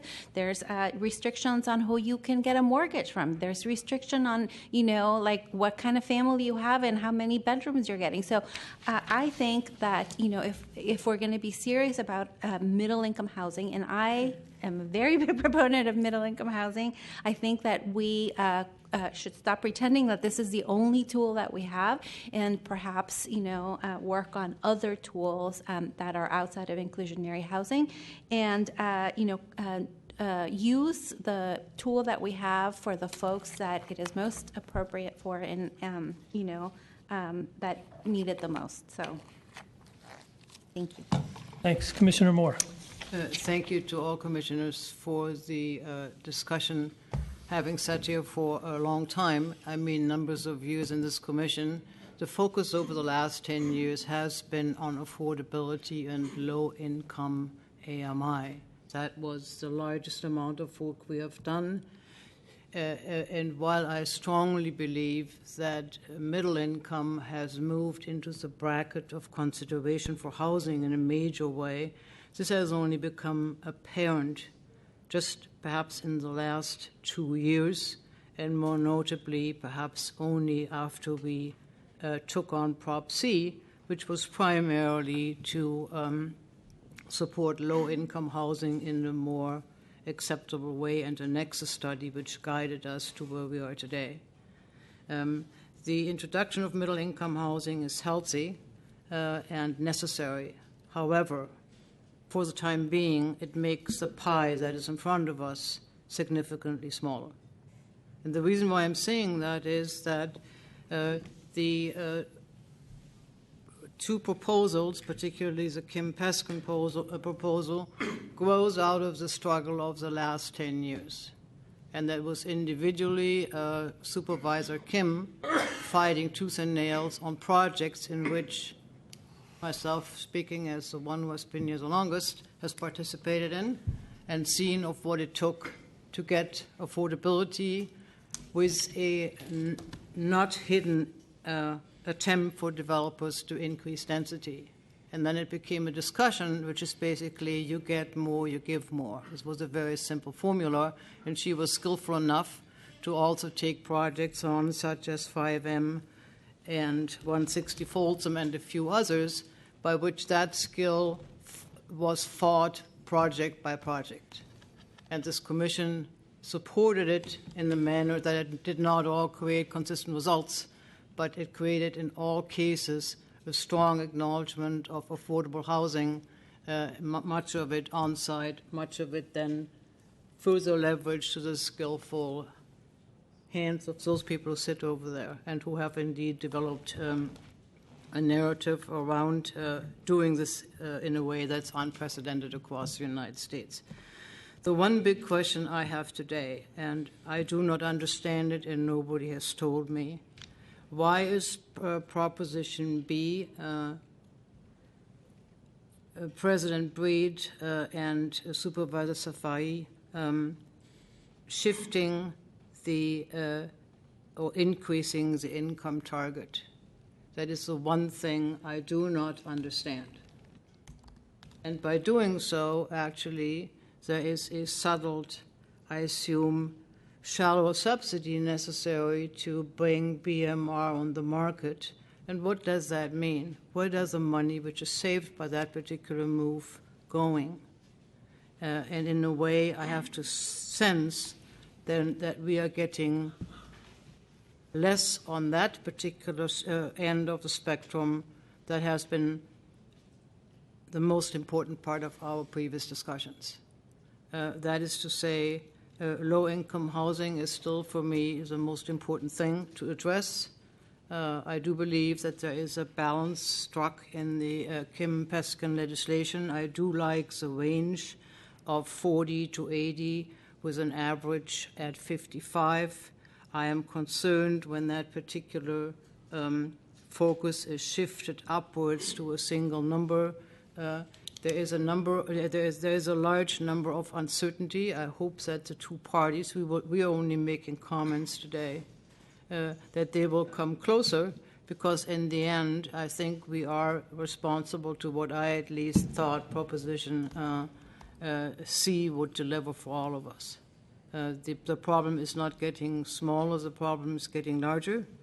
And if there is not any concise action, I think the market will have passed us by to realize any of these numbers.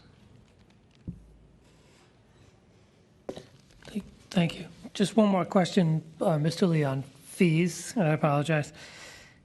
On the if you're paying the in lieu fee, and we've had this debate here where we're trying to encourage on-site instead of the in lieu fee, and we can't necessarily dictate one or the other, but you could set the fee to be an incentive to do on-site instead of taking the fee. And without going into the details of the fees here, do both proposals do that, kind of set the fees at levels that kind of encourage on-site? We actually had both proposals pretty much neutral in terms of the financial incentive. They were the equivalent impact, so there was no preference, kind of 50-50 break. And then only in the case of the ownership units, under Supervisors Kim and Peskin proposal, there was a slight advantage to paying the fee for those condo units rather than providing on-site based on the numbers that we have in the ordinance today. Okay. And at least for me, I'd like to see that fee be set at a level to discourage the fee and try to encourage on-site. I think it's a policy we've had here that we've asked for those units, but often been told we can't make that requirement. And then when the city does get the fee, is the use of that fee kind of split between moderate income and low income, or how is that fee used? Is it split in those those kind of same percentages that Prop C dictates? No, predominantly used for units at 55% and below. Okay, and that's why I think this. I don't mind, skewing the inclusionary housing to do more moderate, because we're not doing it. Obviously, we need both, but there aren't the tools. I mean, I think Commissioner Melgar said, let's find the tools, but I think if a pile of cash landed in your agency tomorrow, we'd rightly want to skew that to more of the low, because you just get more bang for your buck and you could build more units. But here, you can actually, if you set the rates at the right amount, that it's the same burden on developer, I think this is one of the few places we can actually do moderate. Yeah, excuse me. It's really, for households that's 60% and below, as I said in the opening presentation, there are other sources of funds that are trying to target that same level of affordability. And so our money gets leveraged, 2, 3, 4. In the case of the rental assistance demonstration program, it got leveraged 20 times, one city dollar, which was great. For that middle piece, there is no other funds to leverage our local funds. And so this is the question of putting the burden on the developers to basically subsidize something that's more difficult for us to subsidize. Right. How about small sites? I mean, that was one we talked about. Small sites is a great program. But where does that target? It is a small program. Yeah. And the affordability range is like the range that's being proposed now. It has an average of 80% of median income. Obviously the benefit of that program is that it buys existing rent-controlled units for the people who are in those units today. If they vacate, there's a mixing and matching of rents and affordability levels so that the average ultimately gets to 80 so that the building can be sustainable over time. We've had when we had the half press conference, a press event, we had a woman who had been in that unit for 20-something years. She was at less than 40% of median income, and she's able to stay there because we were able to, do this mix of incomes to balance out the economics of that building. And that range is very, very similar to the ranges people are proposing here. We even have market rate individuals in our small sites because that's who's in there, right? There, yeah. When we buy the building, that's who's there, and we basically don't want to displace anybody, even a market rate person. But we utilize that market rate rent to sort of balance out the building so that we can sustain the rents for the lowest income individuals. So we're always trying to. That's the one program.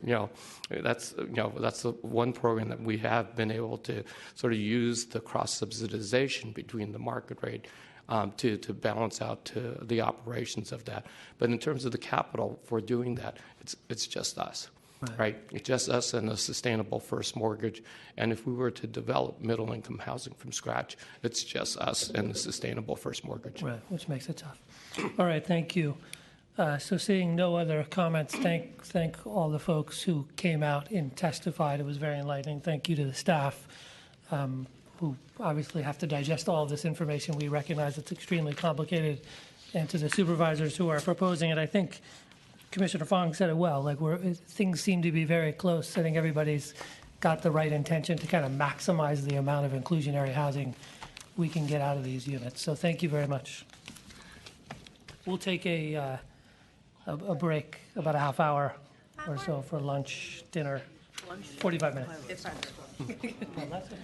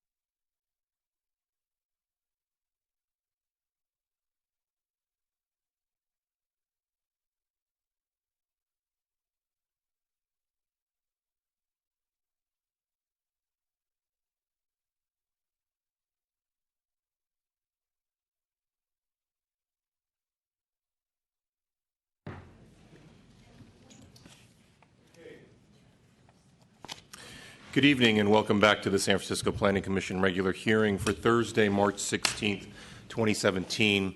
I will remind members of the public that the Commission does not tolerate any disruption or outbursts of any kind.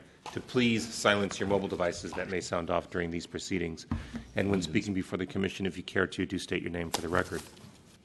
Commissioners, we left off under your regular calendar on item 9, retail to office conversions within Union Square. This is an informational presentation. Good evening, Commissioners. Claudine Asbaugh, Planning Department staff. Today's informational presentation is on retail to office conversions within the Downtown Retail Core, or C3R zoning district. As you might remember, last November, the Planning Commission held a public hearing on a project at 222 Sutter Street, the site previously home to the Loehmann's department store. The project requested a conditional use authorization to convert approximately 12,000 square feet of retail space at the third floor into office space.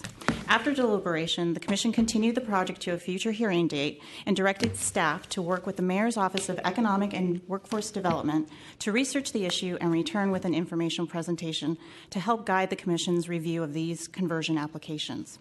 I'm joined here by my colleagues from the Office of Economic and Workforce Development, Brian Quevedo and Lisa Pagan, who will walk you through the findings of their research.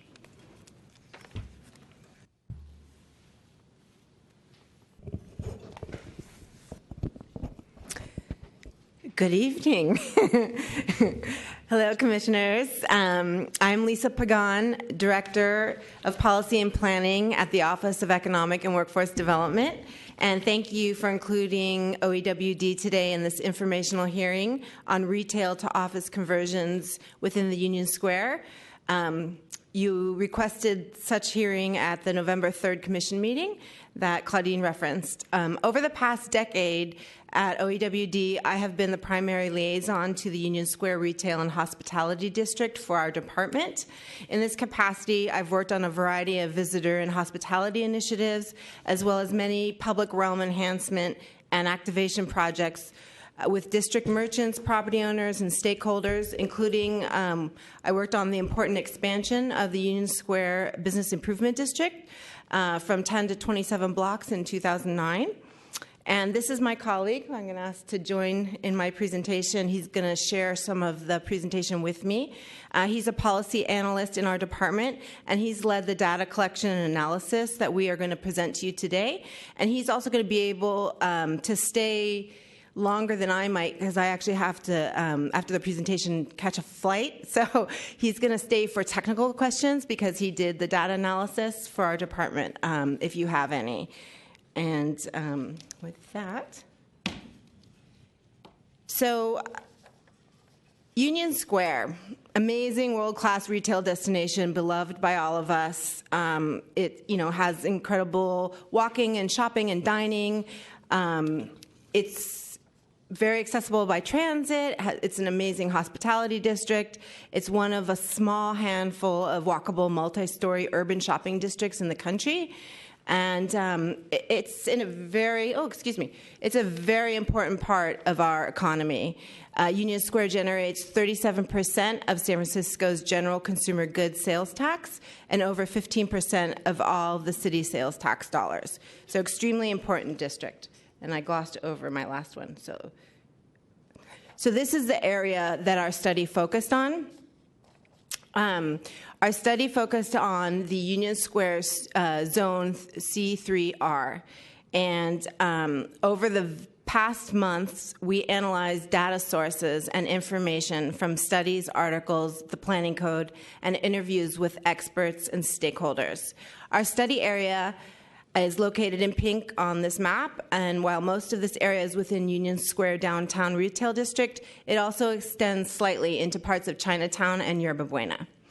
The boundaries, as you can see, are roughly on the north side Bush, east side Kearny, south Market Street, west 5th Street, and Powell.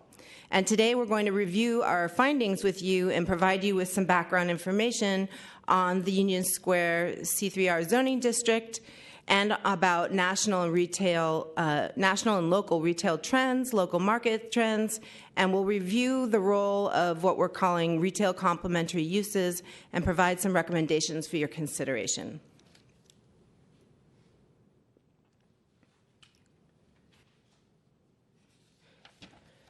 So the downtown plan was passed in 1985. It established a series of zoning districts, one which was Union Square, which received the C3R distinction.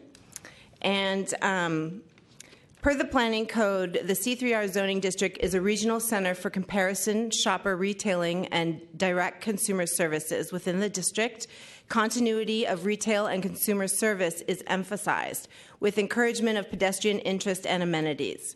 The district zoning emphasizes preserving Union Square retail sales and services over office use, and a CU is required, a conditional use is required for above ground floor non-retail services.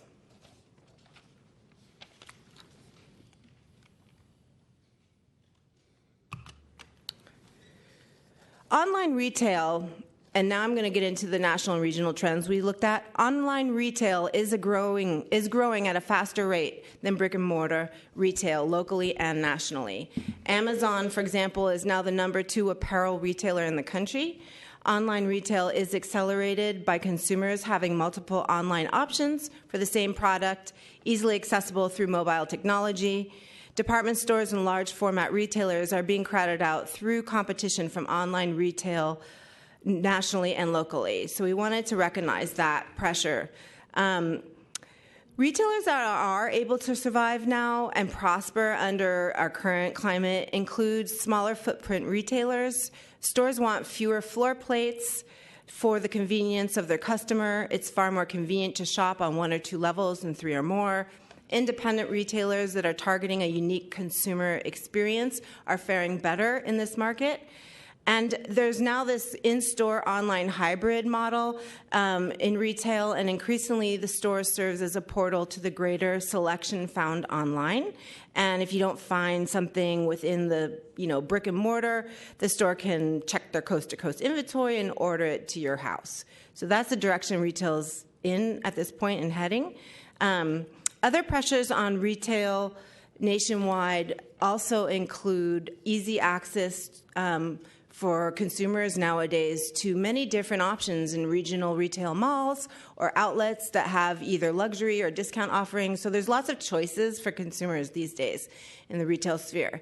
The other pressure that we considered and we looked at was, the strength of the dollar can really impact tourist destinations like Union Square, which rely on international tourists to consume, to purchase retail goods.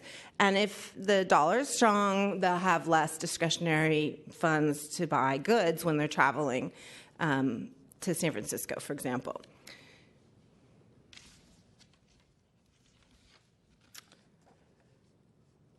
So my colleague Brian will present the next slides, which go into detail about the data we analyzed. And good evening, Commissioners. This is my first time in front of the Planning Commission, so just want to let you know it's an honor to be here. As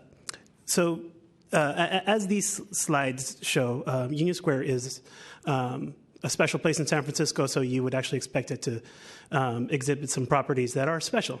And what we see here is that Union Square retail rents have historically exceeded their citywide counterparts, and over the last 2 years, we've seen the retail rents in Union Square outpace their citywide counterparts. So a couple things are happening.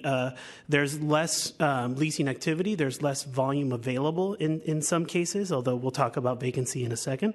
But the average size, as you see on this, the combination bar graph on your right will show you that while the rates are going up and lease rates are going up, the actual size and footprint of the spaces is as low as it's ever been, and in many ways lower. So people are paying more to get less, and so they're leveraging all the technology that Lisa was mentioning to maximize what's happening there.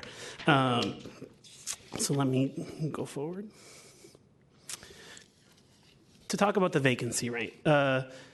Vacancy in general is pretty low in the region overall. But if you look at kind of the trends recently, there is a little bit of concern brewing, and in our discussions with stakeholders across the city, we're kind of hearing a chorus of some of the same stories, and we'll share those. But Union Square vacancies were 2%, which is microscopic in 2014. Now they've climbed to 9%, which is still low for any nationwide retail vacancy number, but when you're looking at the trend, you want to kind of stop and ask, why is this trend growing? And the consensus that we've talked with when speaking with stakeholders is that there's this pressure on the local retail market.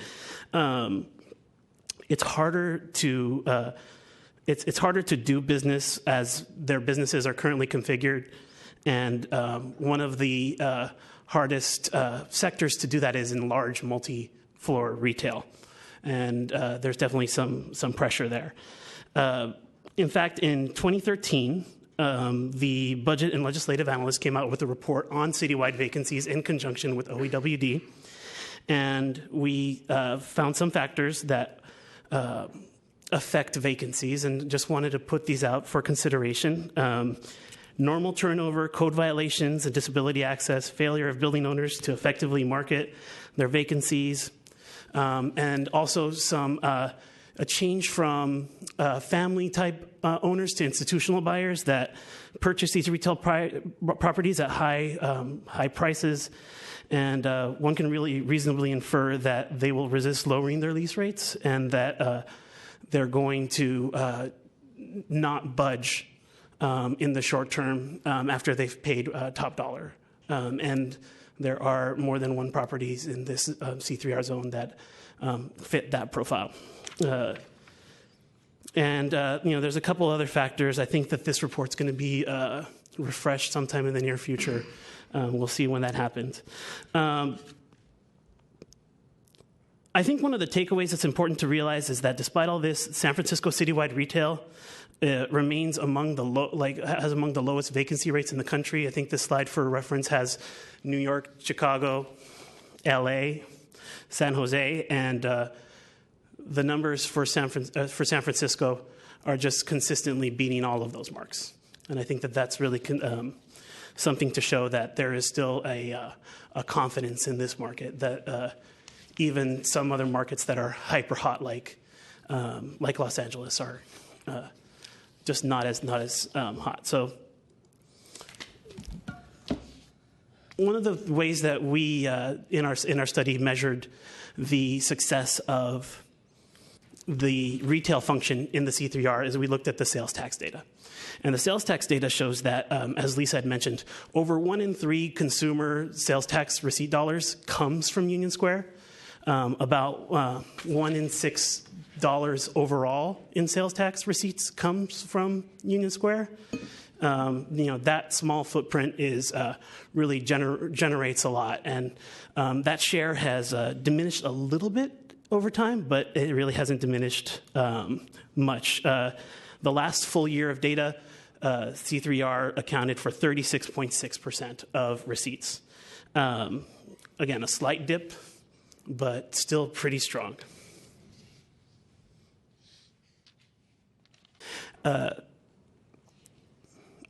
The upshot is that even while C3R grows, it's not growing as fast as the city as a whole is growing. The city's sales tax is growing at a very robust rate since 2010. Kind of one of the some would consider it one of the troughs of the recession. Citywide general consumer goods have grown at a 4.2% annual rate, whereas the C3R has grown at a 3.9%, which are both pretty good numbers, kind of indexed against the rest of the country. But at the same time, they're fairly. It's notable that one of the economic engines of the city is somehow a little slower than the rest of the city. And part of that is you have a lot more retail coming online elsewhere outside of Union Square. There's a very large retail project that wants to come online just outside the boundaries, but it's still kind of walkable within that area. And another thing that you can't discount is that maybe the construction on the subway that commenced in 2014 and won't finish till 2019 definitely has some effects. There are storefronts that were robust and are not open at the moment, and I think it's reasonable to infer that those storefronts aren't going to be open for a little while. That said, I think that that's a short-term, long-term distinction that one needs to make in the planning. So there is some pressure. I think it's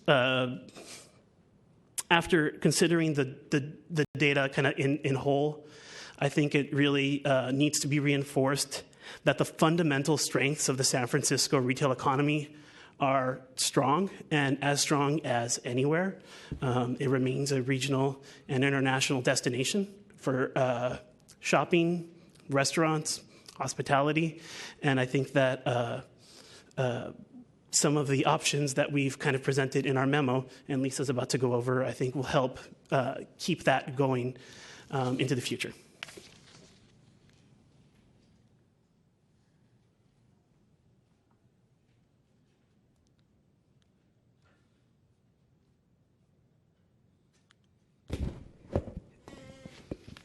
So this slide talks about what we looked at. We looked at the business opening and closing data, and we're looking at, what are some of the retail district complementary uses that might be compatible for above ground floor spaces in the district. One thing we wanted to note is that We believe that it is possible for this district to maintain an ecosystem of complementary uses, a variety of uses that support and reinforce the Union Square as a regional retail center. And when we say complementary public serving business types are those that uphold the goals of the downtown plan and the C3R district, for the most part, to provide a continuity of retail and consumer service uses with encouragement of pedestrian interest and amenities. And these types of uses include retail sales, but they also include, apparel and jewelry repair, production, public serving, personal, administrative, and professional services, entertainment, arts, restaurants, hotels, among other uses. So there's a lot of different types of uses, not just traditional retail, that help the district bring in people to do errands and then go shopping. Upper floors are challenging for retail, for traditional retail. It's difficult to get a customer to make multiple floor transitions. That's why you find restaurants or destination goods on a top floor, and the ground floor generates the highest pedestrian volume. The next highest is typically the second level or the lower level, and stores want fewer floor plates for the convenience of their customer. It's, a lot more convenient to shop on 1 or 2 levels than 3 or more. That's understandable. We understand the concerns of retailers, traditional large floor plate retailers. But third level and up, command a lower lease rate because they don't have the same access from foot traffic. That said, retail compatible uses, including public serving services that don't need a ground floor presence, can be a legitimate alternative to traditional retail on upper floors. However, many of those uses cannot typically support traditional business-to-business office-level market rents. Many of these firms can join together to occupy a larger demised space, either by sharing floors or splitting a larger multi-floor floor plate into 2 or more smaller multi-floor retailers, if there was space available for them to move into. In Union Square, the amount of retail complementary firms that opened over the past 10 years has doubled to 778. 15.4% of those businesses have closed during the same period. So there is interest in new businesses of these types opening in the district.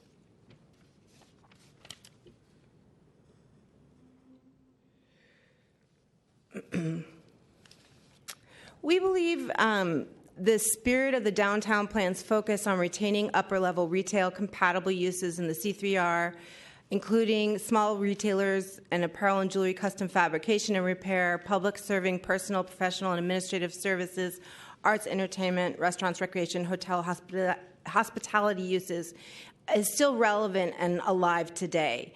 Vacancies in the C3R should be prevented when possible, as they are problematic for attracting consumers and other retailers to the retail district. And when they reach elevated levels, when they are clustered within a single block, and when they are sitting empty for extended periods of time, this is problematic for the retail district as a whole. So we are very cognizant of the concerns of property owners not to want their properties to be vacant, not only for financial reasons, but also because it's not good for the district. The reason behind vacancies can vary, and some of these reasons are out of a property owner's control, and others are not. OEW, am I on time? It's okay, keep going. OEWD recommends that for projects proposing to convert retail sales and services to non-public serving office uses, that the Planning Commission consider the following recommendations. So the first recommendation is compatibility of proposed use with the city's planning code and downtown plan.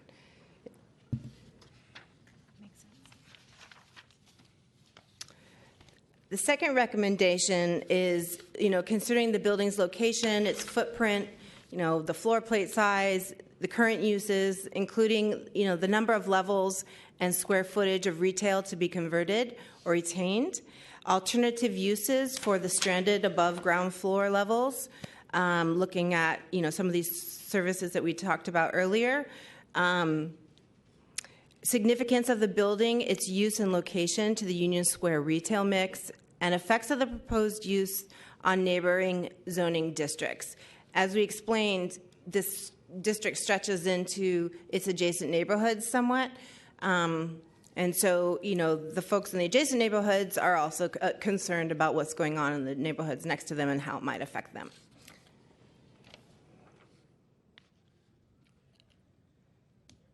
We also recommend that one look at the local real estate and retail trends that we've tried to explain. Like retail has pressure, it's real, but the ground is not falling out on retail in San Francisco. We have a thriving Union Square. And so, yes, it's not doing as well as it did 2 years ago, but compared to national, similar districts, it's still doing well. So I just think we need to put into context the sort of concern with the market reality. We need to look at vacancy rates. Again, this issue of vacancy clustering, if there's multiple vacancies on a single block, that is a problem because it creates an atmosphere and a feeling that there's a problem with this block, and then it deters new people from moving in, and also the existing retailers start getting concerned. And then we want to look at the short and long-term effects of the construction projects like Central Subway, for example, and other public infrastructure projects, what kind of impacts those are having. The good thing about Central Subway is the whole point of it is to bring more visitors to the district. So we do believe we'll see more of an uptick once that construction is done in terms of the sales. But in the meantime, I'm very sensitive to the challenges the small businesses have been facing during the construction process, and we've met with them many, many times, and so I understand their concerns. The other recommendation we have is to look at the national retail market dynamics, such as new competition in businesses, consumer preferences, sales trends. Again, basing policy on data as much as possible. And with that, we're here, or Brian is here to answer technical questions, as is Claudine, and I'm sure we may have some public comment. Thank you. Okay. Thank you, Lisa. Brian. As mentioned previously, when reviewing an application for non-retail sales and service uses, the Planning Code requires the Commission to find that the proposed use will not detract from the district's primary function as an area for comparison shopper retailing and direct consumer services. At the hearing in November, the department proposed a policy through which retail uses would generally be maintained at the third floor and below. While the department now recognizes that a bright line, such as floor level, may not be the best solution, the finding contained in the Planning Code provides vague guidance at best. The department believes the protections enacted by the downtown plan continue to be relevant in today's economy. While the report recommends reviewing upper-level retail conversion applications on a case-by-case basis, Planning Department staff would welcome additional guidance from the Commission in order to enhance and add consistency to the review of each of the forthcoming applications. Thank you, and I'm here for questions. Thank you very much. Opening up for public comment, I have two speaker cards, Tom Tunney and Claude Imblet. Sorry if I screwed your name up.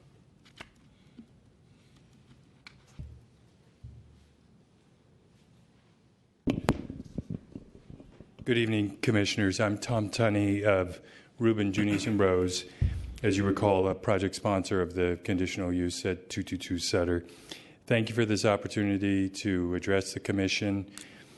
And I want to thank the Commission as well as City staff, including OEWD staff and Planning Department, for your careful consideration of these important issues and all of the hard work that has gone into preparing for this discussion today. We feel the OEWD report was very well done, thoroughly researched and carefully analyzed. If you recall, in connection with our CU application, we submitted a market study concerning today's retail economy and Union Square, and that study and the OEWD report come to many of the same conclusions. The retail economy is changing, which is driving fundamental changes in retail real estate needs. Retailers no longer need or want large floor plate, multi-floor spaces. In order to keep Union Square a vibrant, world-class retail destination, city planning and zoning policies need to reflect these changes in retail real estate needs. One of the issues discussed in the OEWD report, and they brought it up towards the end, there is this idea of complementary business types in the upper floors, as the report states, to solve the problem of stranded upper floors. These uses are listed in Table 3 of the report, and you'll see among them are uses like graphic design services, engineering firms, architectural firms. We would appreciate some discussion by the Commission about this aspect of the report, and ideally have the Commission provide some direction as to how it would view these types of uses in particular instances. This would be helpful for us at 222 Sutter. Again, we thank the Commission for conducting this hearing today, and I'm available for any questions you may have. Thank you. Thank you very much, Mr. Tunney. We have one more speaker. I don't think I know Claude, and I think he had to leave. So and Claude is the leasing? He is a representative from the Union Square BID. Okay, thank you. I think they'll submit a short letter, maybe. That'd be great. Alternatively. Please mention that to him. Thank you. Mr. Jamel. Good evening, Commissioners. Thank you for staff for scheduling this item and for OEWD for their thoughtful report. A couple of anecdotes before I'll hit some of the points in the letter. As you know, I have 2 young children. I was walking down Polk Street, getting out of the house, letting my wife have some time alone, down towards Union Square, into one of my old favorites, Lefty O'Doul's. Talked to a gentleman there. Had a T-shirt that said Gold Dust Lounge. He was visiting the city from Walnut Creek. And I said, one of the things I love about living in this little northeast corner of the city is that we have these little institutions like Lefty O'Doul's. And I said, we've lost a lot of places, but we won't lose Lefty's. We'll be okay. Fast forward a couple months, Lefty O'Doul's gone. Gold Dust Lounge, years ago, gone. So the issue becomes one of greed and one of when institutional real estate investment trusts buy corporate property in San Francisco and simply say, well, we can't rent it to a formula retailer. We can't rent it to a super high-paying tenant. So the world is over. Retail is dead. Amazon has taken over. We must have office. That, my friends, is not the reality. The reality is this year, my wife and I celebrate 5 years. When she was shopping for her wedding dress, where did she go? She went to one of these so-called stranded floors to an independent, minority-owned wedding gown retailer that could afford to be in Union Square because they had one of these spaces. And, she shopped for her wedding dress. I don't remember if she bought it there or somewhere else, but when my sister-in-law got married, she shopped there. When many of our peers went through that experience, they were there. We can figure it out in Union Square. As staff mentioned, we're building $1 billion subway infrastructure project. You think that's probably going to cause a little bit of disruption. The world is not falling. Office developers have plenty of room in the financial district. We've just granted Bayview Hunters Point an exemption from Prop M. They have plenty of room there. Actually, I'm happy to show any architecture firm some vacant spaces on Van Ness. We have room. Let's not throw out a world-class retail destination to satisfy the corporate greed of international corporate investors. Thank you very much. Thank you. Next speaker, please.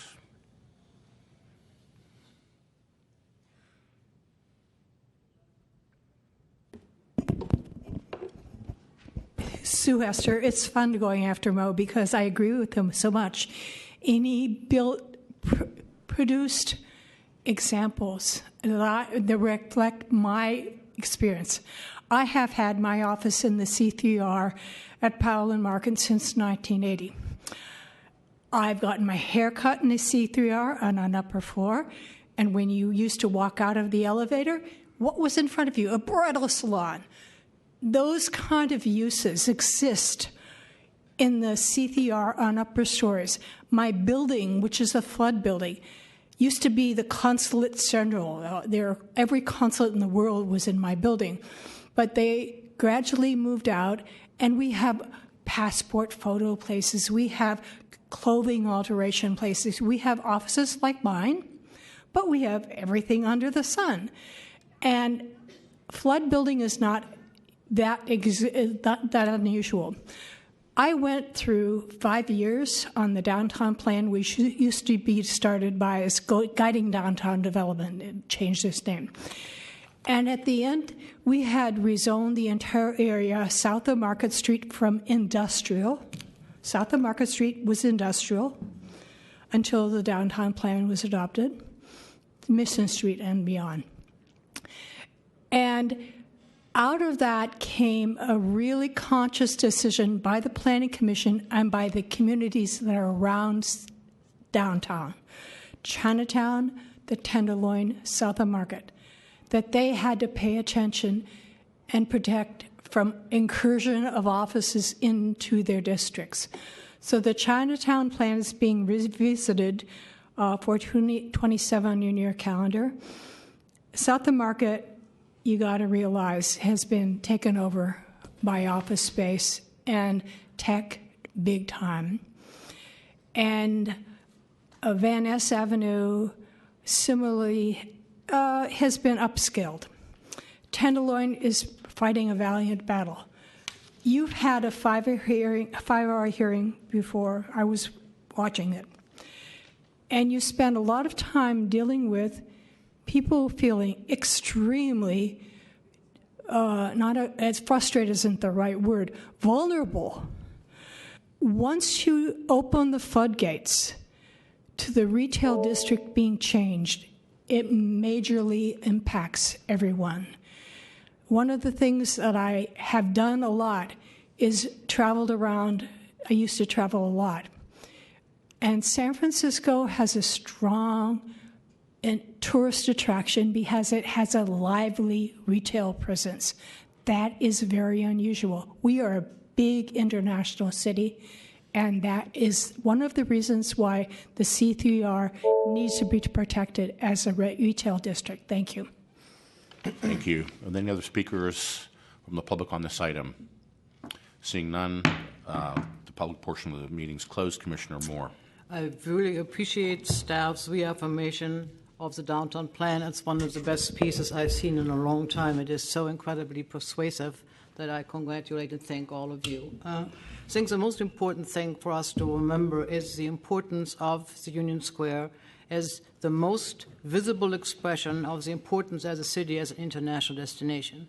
There is the Bay, there is the unusual location on the west side of the United States, but there is also the strong recall and attraction for international travelers to experience the history of the city as a multicultural city created by people who came from someplace else. The pattern of downtown with retail not being in shopping centers, but being basically reminiscent of European and South American cities makes what this city makes the city as unique as it is, more so than any other city in the U.S. Having said that, the question is, what is the market reality? The market reality is that actually large-scale retail, formula retail, is dying or reinventing itself as we hear increased amount of reports that shopping centers are dying. They are literally dying as we speak. Suburbia is getting very, very nervous because suburbia depends on large retail centers at freeway interchanges for their survival. Having said that, we feel the pinch. Yes, there is a technology of online shopping, etc., but the nature of larger stores, even if they would be subdivided into smaller entities within larger floor plates, is not going to disappear, because I believe that the refocusing of larger urban centers is where development patterns will be oriented to. What does the market reality mean relative to the U.S. not being so friendly anymore for imported goods. I think that's a question we all need to ask ourselves, but this is not a political discussion. That is a discussion for looking at the survival of Post Street and Grand Street as an integral part of the Union Square area, where you have your Armanis, your Louis Vuittons, and whoever they all are. They will be affected what comes out of Washington with increased taxation on importing foreign goods. Will that be a threat to San Francisco? Yes, it will be. But that goes beyond the things we are currently describing, and it is not as, and it's probably more tangible for the attractiveness of Union Square than looking at some shrinkage within the larger footprint Macy's, Saks, and Neiman Marcus's. The idea of looking at the upper floors as being potentially adapted or readapted to serving smaller retailers or complementary other uses is very interesting. I would take an issue with Mr. Tunney's comment that that we speak about land use and office, but we do not speak about users. So while architects and interior designers and graphic designers have a nice sound to them, and they may be very complementary to the users in Union Square, we do not regulate who ultimately moves into offices. And I need to say that because there is no really escape here in terms of defining office as a complementary use, except on a very case-by-case basis. And that it was very well spelled out, its location, its adjacency, its size of floor plate, et cetera, et cetera. One of the things is for us, the Commission, to really work with planning and work as hard as we can to find the largest array of complementary uses. Those are the smaller uses that we all experience, our watchmakers, our jewelry repair. We don't have furriers anymore. They used to be up there, but perhaps we have fake furrier repair and maintenance. There are a large number of people who are partially squeezed out of other neighborhood corridors but could find themselves in smaller spaces in these larger footprints. Would that require modification to the floor plate? Yes, it would. There are buildings, for example, in downtown Los Angeles where there was an introduction of light cords into the larger floor plate by which you would open up a larger perimeter lit place to uses that were complementary in the larger array of uses we are describing here. The last question is, I do believe that the comments on the Central Subway have had a larger negative effect on some of the occupancies and vibrancies of a part of Stockton Street in particular, but also on some of the stores which are on the Market Street side of the Central Subway. It has slowed us down for many, many years. It is the lower part of Stockton, and even with the Christmas attempt to put some AstroTurf there and make some activities, it hasn't really helped those stores at all. What has helped, and it's very interesting to see Apple become a strong flagship new book and on Union Square. When you see the shift of where the traffic used to be, it was basically between Macy's Crate and Barrel and Apple in the lower part of Stockton. That has now all shifted to the upper part of Stockton Street, starting at the corner of Union Square. The park is much, much more used than it was ever before. Now there are 2 cafes. It shows you the dynamics, but holding on to that basic infrastructure of retail being the primary use and user of Union Square couldn't be more important. And if it requires subdivision of certain larger spaces, let's find creative ways to do that and find complementary retail and other excitements to make that as much of a destination as it always will be. I do believe that the future of San Francisco will depend directly on us helping the maintenance or a comfortable, compatible transformation of Union Square. Thank you. Interestingly enough, the market study that we got for 222 Sutter is very much different than what this report is, and it's surprising to me. There's a narrative that retail is dying or dead, and we keep hearing that over and over. It's probably like maybe 45 who keeps saying what the truth is, and really it's his version of what the truth is. But I'd like to see a reconciliation between what we're seeing here and what the report was. specifically looking at one small area, and perhaps the report was more broad, more national, more regional. It's interesting because in the data that was presented, the ground floor vacancy rate was 9%, yet their overall vacancy rate in Union Square was 5%, which tells me that the vacancy rate on floors 2 and above is lower than the ground floor. Is that what you're telling, what the data tells us in the basement? Correct. Wow, okay, that's interesting. I mean, I thought it would be the other way around. You're going to have a massive vacancy upstairs, and downstairs you're full. Yes, and I believe that data was provided by Colliers International, and that was one of the striking follow-ups that we had was was seeing that. Wow. Yeah, and Okay. I think that the average size of the ground floor was smaller, so we have a lot of smaller parcels that are available. Got it. Interestingly enough, it's in the key points of the report shift away from department store model.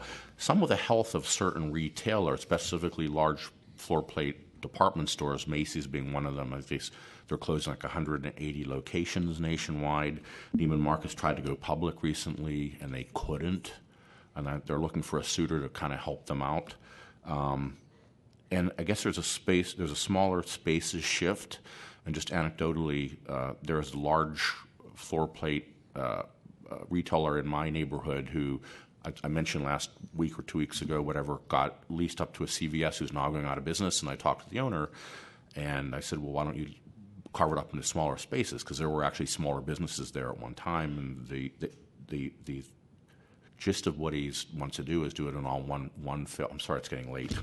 He wants to do it in one fell swoop, lease the whole thing out and be done with it, rather than have to deal with a lot of smaller spaces. So maybe that's a paradigm shift on the leasing agent community. Another striking thing from the report is we've added 485,000 square feet of retail space since 2010. That's a huge absorption rate. I mean, I look in the upper market where I live, there's still a lot of vacancy because there's 2,000 and 3,000 square feet that nobody can afford, especially if they're trying to market it to restaurants that are on razors and margins. There were some cutting-edge restaurants that went in up in my area, but they're now changing to a bar format because the restaurant portion's not being able to carry it.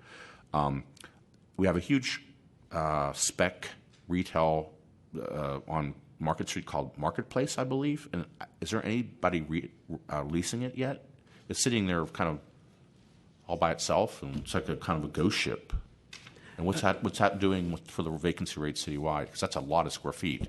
So I think that the project has been renamed to 6x6, and they are still currently seeking tenants. And I haven't seen any reports of a large tenant. I don't know if Claudine has any additional color to add. This actually was the planner that worked on that, so I haven't heard anything about that. It's a beautiful building. It's just completely empty. Yeah. Okay. The other issue is, I go to the Shreve building to get my watch fixed and et cetera, get things, jewelry cleaned and all that. And the thing that's striking to me is the people that I'm going to get the service from, they're about ready to retire, if not over that age.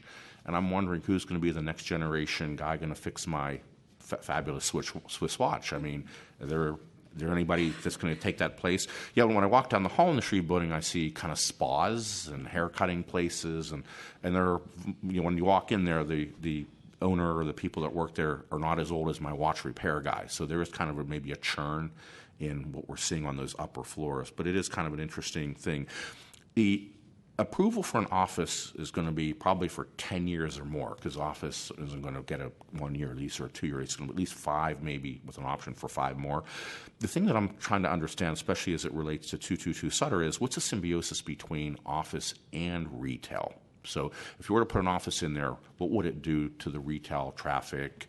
Are we going to see the same thing that we saw with the Twitter company, where everybody eats and they stay inside their office and they never go out, and then you have the market down below that was struggling and keeps trying to change its format? So what would the symbiosis be? And that's what I'd want to see if we'd have to approve a CU. Not only that you weren't able to rent it, but if you're going to put something in there and you're not going to cut it up into smaller spaces, why would we want to put an office in there? I mean, I know Macy's sold their men's store to an international realty trust, and the impression I got was they wanted to have floors N through X as office and the ground floors be retail. So we're dealing with this all over. So that would be a good thing to maybe look into. Any other commissioners? No? Okay, great. Thank you very much. Appreciate it. We're good.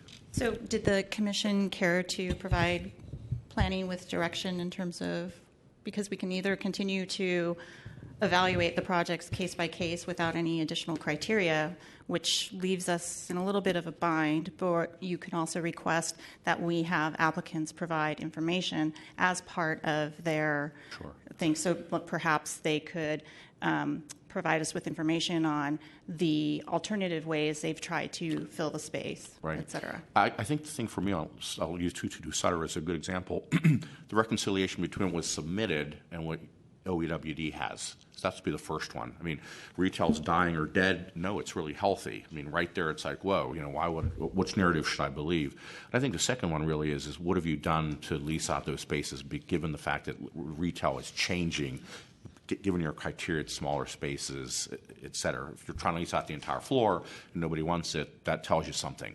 So tell us, you try to carve it up? Did you got any interest on that from the bridal stores and the kind of destinations? That's my own personal. Commissioner Melgar. No, I was just a bit confused. I don't think we can provide anything, right? Because it's information only. Well, you can provide your opinions and your commentary. Yeah. But it is an informational presentation. There's no action to be taken here. Okay. Are you asking Commissioner me to speak? I would suggest that we have some of these people volunteer for a working group. I personally would like to see this subject continued in discussion, and anybody who's interested, to have two commissioners missing here, I think it would be a missed opportunity for us to actively participate with staff and with other people who are really passionate about the subject to do this.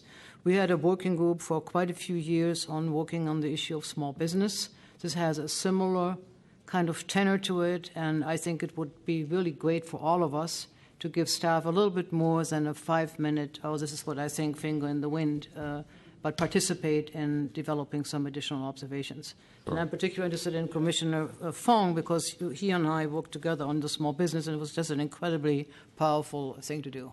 Yeah, I agree. And thank you for the work done so far. I think it's kind of a good start of a baseline.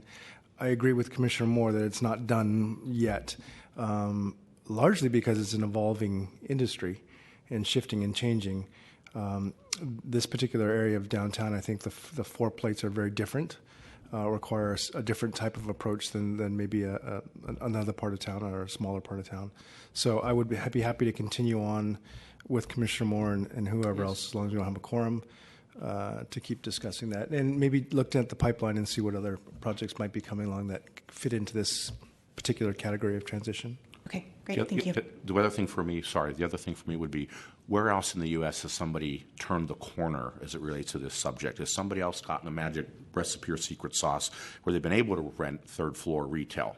Are we the cutting edge, or can we look to somebody as a guiding example? I think a key thing to take away from the report is that and I think the distinction between long-term property holders that will rent out to retail as they see a dip in the market versus corporations that, because they've purchased a property at a certain rate, that's how it's valued, and they will not rent out. They won't take that dip because that's how the bank values that property. So it's a subtle shift, but it's not that retail at the third or fourth level can't be rented out. It's that they're asking too much for these types of uses that we think are complementary to pay that. So it's interesting, as I walk down the street in my neighborhood commercial district, the inverse is true. The older families that have had the building paid off forever can't be bothered to rent it out, yet there are people that would come in and pay a little less than what they're offering. So I think that I lost my train of thought. I'm sorry. People have mentioned to me vacancy tax is something, or idea of kind of encouraging landlords. I know OEWD has been involved in my neighborhood and all these other neighborhoods. They have these kind of dossiers, but in my neighborhood, actually, vacancy rates getting worse. looks like 2008 again, and I don't understand. But maybe looking to creative ways to get these things onto the market, make it a little more painful. I know that OEWD is currently, they're undertaking a broader look at neighborhood commercial districts, the retail and neighborhood commercial districts. So that's probably something that's coming. A C3 vacancy tax. Thank you. Okay. Just one last thought that I think Commissioner Moore might agree upon. Commissioner Moore. And when we in these conversations, it's about the traffic foot pattern and the usage on the street. And it could be retail, which is great because there's a lot of in and out. But if it is an office or some hybrid of an office and retail, still, as long as there's foot traffic, I think it keeps those corridors active. When you get to a position where people are just in one time and out in the afternoon, you don't have that pedestrian activity. Commissioner Moore. I want to take the conversation for one moment to us not just saying no, there are no conversions, but finding exactly the balance of what is right and where I believe we need to say no to speculation. If it is really only about leveraging space that is currently vacant up into a more rent-intensive use, such as office, that is where I think the original intent of the downtown plan started. And I think it's up to us to fill back some of those elements who were originally forced out. All of Grand Street between Kearny and Stockton used to have on the upper floors some of the most noted art galleries in San Francisco, and they are all gone. Or the large majority is gone. There used to be some art galleries on Grand towards Sutter. They are all gone. And I think it is that kind of a sweet spot where we're creating a new incentive for those people to be able to return into reasonably large suites and do what they did before, but complement the kind of more special retail character of what is basically the signature of the district. Those were very symbiotically, highly competitive uses, and we at that time were not asked if that conversion or that kind of pull-out was possible. We also have the issue of Britex. Britex is a multi-story, one-of-a-kind department store that has national recognition. People come from all over the country to go to this one store, and that store has lost its lease. And we have not found any way to basically say, hey, either we have a complementary space someplace else where they can move in directly with what they do, or we're losing it. And I think it's in the creativity of that dialogue that all of us as consumers, as commissioners, et cetera, can participate to help planning to really be more bold in the type of solutions they can develop. I definitely would like to volunteer because it was a lot of fun when we did small retail. I'm not going to take anybody else's possibilities, but I'd love to participate. I'll defer to President Hillis. Two other things, now that Commissioner Moore mentioned it. 25 Geary is an example where there were a lot of art galleries, and now they're thinning way out. And I think they're moving to the dog patch. And the other thing that I'm thinking of is if we have a large real estate company come in internationally and buy a place with these certain returns in mind, and we do approve these conversions to office, we're rewarding the speculation, only actually a self-fulfilling prophecy. We're going to have more of those. So if we draw the line and say, nope, you're not going to get your return, we would need retail there, maybe the speculation will slow down or stop. Can I ask one more question? Sure. I want to direct that question towards Ms. Wadi and towards Ms. Artbach. The question I have is, we are missioning at this moment a lot of larger projects, Bayview, Hunters Point, Candlestick Point. All of the new projects have rather large retail components. And are we, when we entitle these projects with these large numbers, looking into the regional shifts of what these large retail components do or don't? Shouldn't we rather look at more neighborhood or community-focused retail services rather than big box and other formula, because they won't be coming anymore? We see so many large retailers actually declaring bankruptcy or being close to bankruptcy. You can read about them every day. I don't have to mention any names. It's not about names, but the trend is quite obvious. We even see Santana Row, which used to be kind of the faux urban lifestyle place, kind of competing with Union Square. Important retailers are pulling out. And there, all of a sudden, I heard about 5 companies last week pulling out of there all at once. They all used to be thriving stores, but they're so in the towel and say it doesn't work for us anymore. And I'm asking you, how do you factor that in your projects? Sure. I'd say generally speaking, we do typically in all of these large developments look at establishing retail that's a more fine-grained neighborhood serving retail. I can't recall the last time that we were strategically planning for large big box retail to be located within these new mixed-use developments.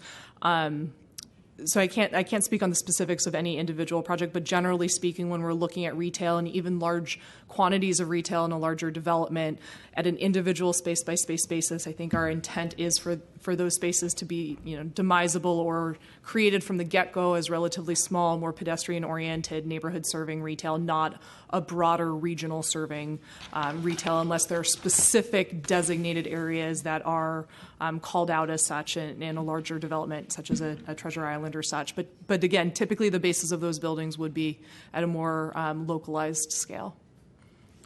Thanks. Yeah, I think we have on our action item list, we touch on this, but we don't have retail, look at retail on its own, and maybe Secretary Yonan, you can add that. It's like an omnibus retail look like we're trying to do for parking. Great. Thank you. Thank you very much. Thank you, Secretary Yonan. Commissioners, if there's nothing further, we can move on to... I need to buy a break now. I need to take 5 minutes. Oh, well, okay, we'll take a 5-minute break. 5-minute break since there's 4 of us.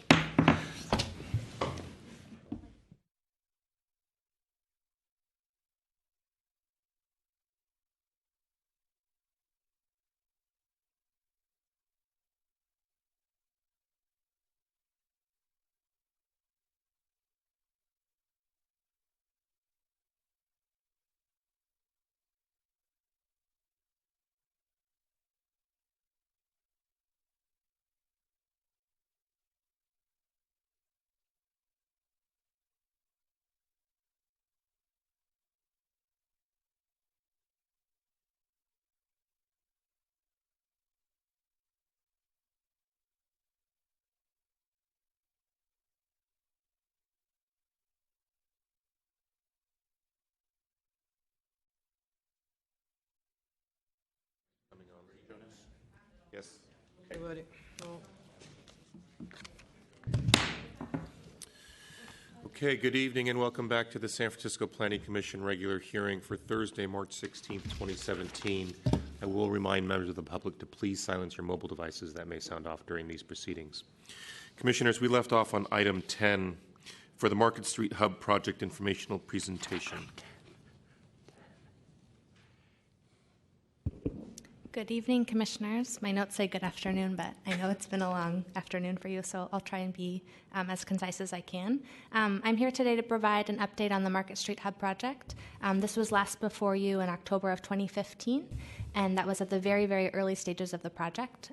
We've made great progress thus far, and I wanted to provide an update of where we are and hear any feedback that you might have.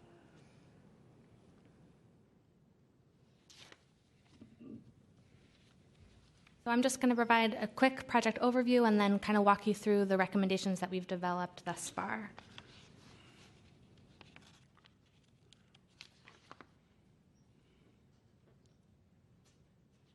So many of you probably know, but the intersection of Market, Valencia, Haight, and Goff was known as the hub because this is where 4 railcar lines converged. But the vision for the hub is one with more housing, more affordable housing, safer and more walkable streets, welcoming and active public spaces, increased capacity and more reliable transit, and a complete neighborhood with services and amenities. The future of the hub is going to look very different than it did in the photos as well as it does today. So we anticipate between 7,300 and 9,000 new housing units, up to 2,500 affordable units based on the current controls, a 50% increase in the number of people that are crossing Market and Van Ness, and significant investments to transit and streets and the public spaces. This area was included in the Market Octavia plan, which was adopted in 2008, And in the plan, the hub was referred to as Soma West and was really envisioned as this high-density, mixed-use residential neighborhood. There are a number of policies in the plan that really support this vision, including the creation of the Van Ness Market Special Use District, which allows for towers and high-density residential development at Market and Van Ness and Mission and South Van Ness. And so while the plan set a framework for this area, we really didn't start receiving development applications until around 2012. Now, there are a number of projects that are at very different stages. So we have projects that have been approved and are moving forward under the existing controls, and this includes projects like the Tower Car Wash at 1601 Mission or the Flax site at 1699 Market. And then there are other projects that are working through their entitlements right now, and that includes 1500 Mission, the city's future office site, as well as One Oak. And then there's other projects that are at the very, very early stages that might seek to take advantage of this process. So in addition to all of the development that's happening, there's a number of transportation projects that I'm sure you're all aware of, but really, this really emphasizes the important role that transportation plays in this area and the need to really increase capacity for all modes to make it easier to walk and bike and take transit. So given all the activity that's been taking place in this area, we decided to take a step back and look at the area holistically, with the desire to increase the amount of affordable housing and to really improve the public realm, the streets and the open spaces. So in January of last year, we launched our public process. We've had 3 workshops to date, and we're now going to be moving into the environmental review phase of the project, and we anticipate plan adoption in winter of 2019. Similar to our other community planning efforts, at the end of this, we hope to have strategies that address land use, urban form, the public realm, public benefits, as well as transportation. And all of these deliverables are really informed by the 5 key project goals, and that is to increase the amount of affordable housing, to support transit investments, to improve the urban form, to enhance the public realm, and to encourage the arts. So I'll quickly walk through our recommendations. Given all of the land use changes that we're anticipating in this area and the increase in the number of people that will be living and working here, this really is an opportunity for us to re-envision the streets, the alleys, and the open spaces. And the Market Octavia plan included preliminary designs for most of the streets, and we've been working to refine those designs, building on those ideas. So we've developed streetscape designs for 8 projects, Valencia, Otis, 12th, Oak, Market, 11th, South Van Ness, and 13th Street. And here's just one example of kind of the level of detail that we've developed. So this is 12th Street between Market and Mission. And right now 12th Street is a pretty wide street with pretty low traffic volumes. There's going to be 3 new developments along this street with active ground floor and residential above. The Market Octavia plan identified the need to redesign 12th Street to recapture space for pedestrians. And so this proposal builds on that idea by repurposing the roadway to create wider sidewalks and encourage a more active pedestrian environment with greening and landscaping. We've also developed designs for 12 alleys. Here's Rose Street, which is just one typical project. This is Rose between Market and Goff. And as you can see, we're showing a raised crosswalk at Market, special paving, outdoor seating, infill street planting, street paving, kind of your basic streetscape elements. And the last piece of the public realm are open spaces. So there is an opportunity to build 5 new open spaces in this area, all of which will be built in coordination with private development. Brady Park is the most significant of these spaces, and this was called out also in the Market Octavia plan. The open spaces, as we've learned from McCoppin, which is adjacent to our office, that these spaces can't act independently, that it's really critical that the fronting land uses are active and that there's clear stewardship by the fronting property owner. So as we work through the entitlements of these specific development projects, it'll be important for us to work with the project sponsor to ensure that these spaces are well maintained and programmed and that these spaces complement each other in terms of programming and amenities. So I'll now talk about land use. So currently within the hub, there's 2 zoning districts. We have the C3 district and we have an NCT3 district. And we're proposing to create 1 district so that we have consistent controls across the entire plan area. So we're proposing that all the parcels be within the C3 district and within the Van Ness Special Use District. And we're proposing some slight modifications to better meet the plan goals. This includes some flexibility for non-residential uses, specifically institutions, arts uses, and public uses, lowering the parking requirements, creating incentives for arts uses and requirements for micro retail to better ensure that the retail mix really serves the community.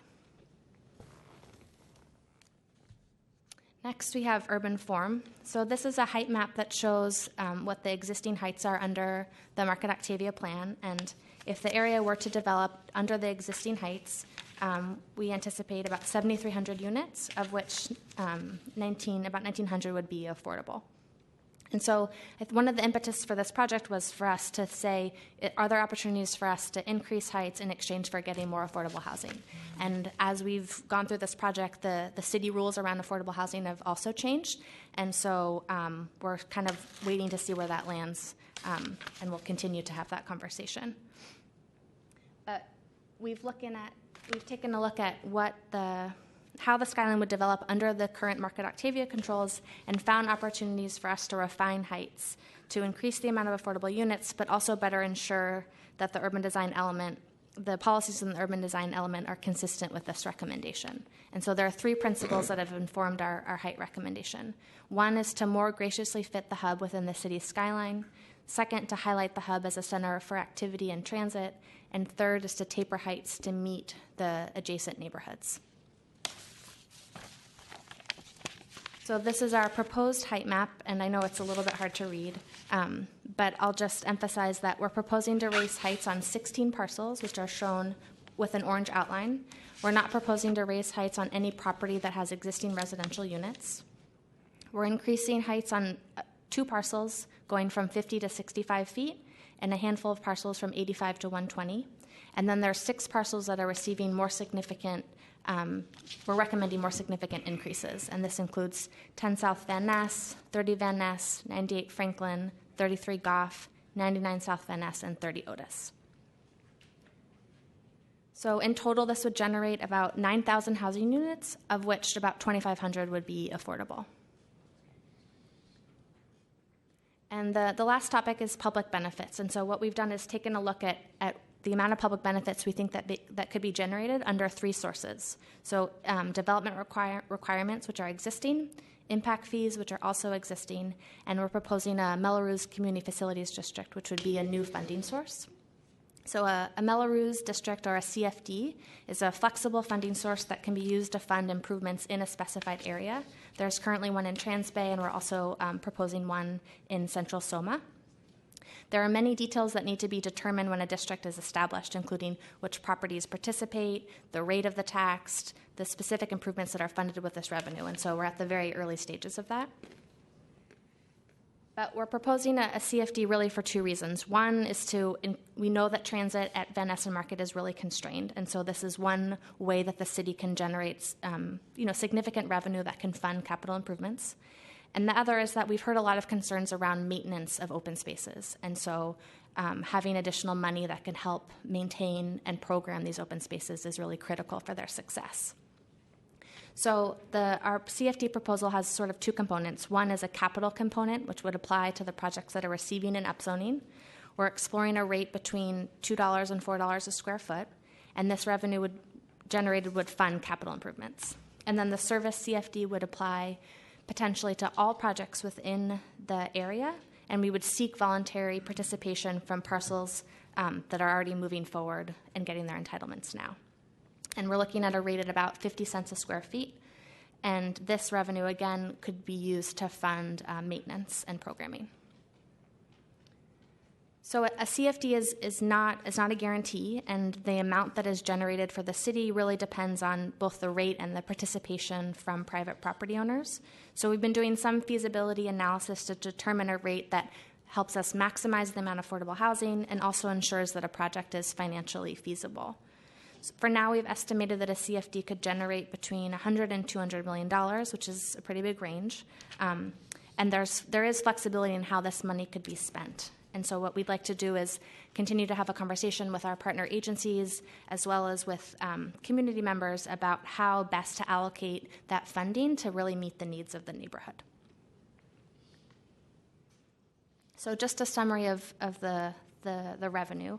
Under existing zoning, we think that about $820 million could be generated from this area. About $680 million for housing, $67 for transit, $43 million for streets, $20 million for open space, and $12 million for childcare. And then under the proposal, we think that we would generate about $1.2 billion, $860 million for housing, $77 million for transit, $50 million for complete streets, $23 million for open space, $14 million for childcare. And the proposed CFD is included in this amount, and again, that's a range of $100 to $200 million. So overall, our proposal generates about a 50% increase in public benefits. So that's very exciting, and there's a number of things that we can fund and that can really help improve the area and really match the development that is coming. So public benefits include new on-site units and affordable housing resources, the redesign of major streets and alleys, new open spaces, including a new park and enhancements to existing open spaces, funding to meet the needs of existing and new residents with respect to schools and childcare, and then improvement to transit service and capacity, including the modernization of Van Ness Station. So for next steps, as I mentioned, we're going to be moving into the environmental review phase of the project, and we've been working to kind of develop what the parameters that we will be analyzing in terms of zoning and heights. We continue to coordinate with many of the development projects that are moving forward now under the existing zoning. We'll be working to develop the project description and then working to further develop and refine our public benefits package. So that concludes my presentation, and I'm happy to answer any of your questions. Thank you. Opening up to public comment on this item.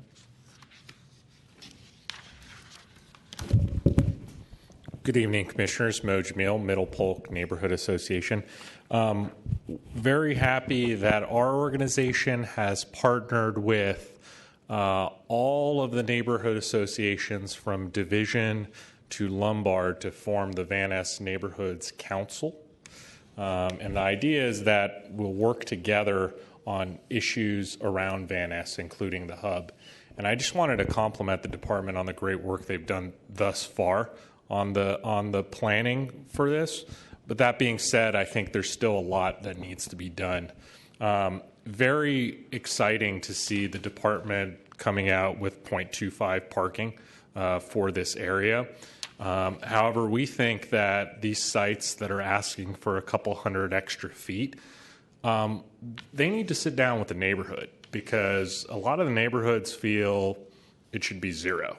And that should be an item that should be discussed and, bargained for, so to speak. Also, affordable housing.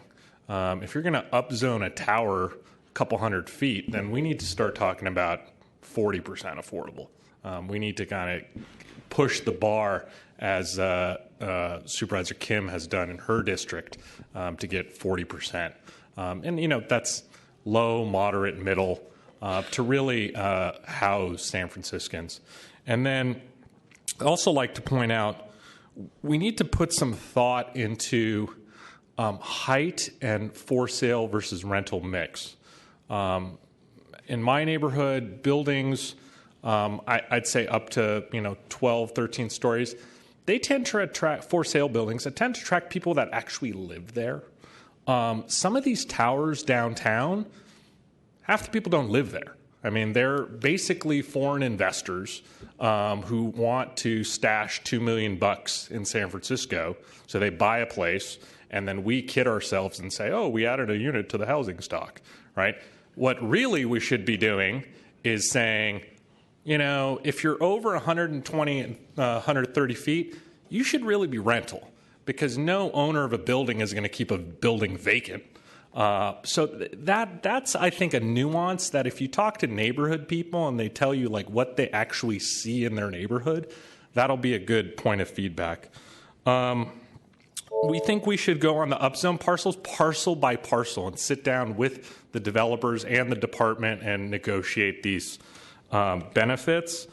Family size units, we need 2 and 3 bedroom units. This is also a C district, which means there's no regulations on formula retail other than market-facing parcels. So it's great to put micro retail, but we need formula retail restrictions, at least the CU, potentially zones of no formula retail. And the last thing I'd like to point out is that all this great commentary about low parking ratios and micro retail is equally applicable to Central Soma. So we'd like to see the department use some of that analysis in Central Soma as well. So thank you, Commissioners, and we sent a letter basically summarizing the same points. Thanks. Thank you very much, Mr. Jamil. Ms. Hester.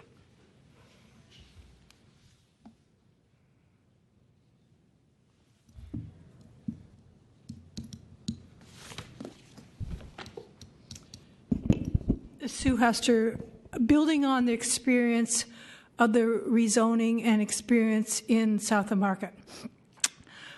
When the city rezoned after downtown plan, they rezoned South of Market and created something called the Work because it was a heavily industrial area. And it had repercussions in the 90s when you could figure out if you built something and it was live-work, it was commercial, it wasn't residential, and you had a one-to-one parking requirement. So all over the industrial areas, South of Market, the Mission, Dogpatch, Lower Patrol Hill, there was a spate of buildings, 5,000 units. 5,000. That's enormous. Of one-to-one parking requirements in industrial areas that didn't have sidewalks in a lot of them. And the city created a monster. We started to refine that in the Eastern Neighborhoods Plan and put some requirements on it. But even the Eastern Neighborhoods Plan didn't confront housing. What we had done was created dispersed parking, isolated areas, and didn't provide transit. We have got to use that experience to straighten out what this is in this area. This area has transit. There should be, the starting point should be zero parking, including in the environmental analysis. There should be a little parking for specialty parking like car shares. But other than that, it will bring down the price of the housing. The landlord won't expect as much pie in the sky for selling the parking as well. And the second step we have to take is we have a lot of unmet need for muni routes, especially in the South of Market, because they're concentrated on Market and Mission. That was a promise that was made in the Eastern Neighborhoods Plan and was not fulfilled today. And so we have a lot of unmet muni routes. There should be a whole lot of shuttle routes in the area south of Market Street. But the basic thing should be don't build parking. It's a flat area. It has transit. It should have more transit. And you should be aiming for, like, I think what Mo said was true. Not the people that are going to buy a condo and keep it vacant for investment property, real housing. And it may mean lower rise housing. Thank you. Thank you. Is there any additional public comment on this informational item?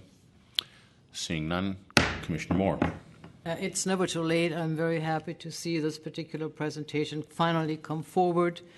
As projects have preceded this by quite a few months, almost a year, I've always been asking, what does it really mean, the hub? The hub is really where spokes come together, and I felt I was staring into the hole of a donut. But here's something to get our teeth into, and I think, for starters, I think it is a good idea. It has certain questions. It has an answer for me. And the first one I like to say is I would like to see a 3D manifestation of how these towers grew. Ultimately, the level is in the detail. The diagrams are here, but you can really understand them only when you see them composed with each other.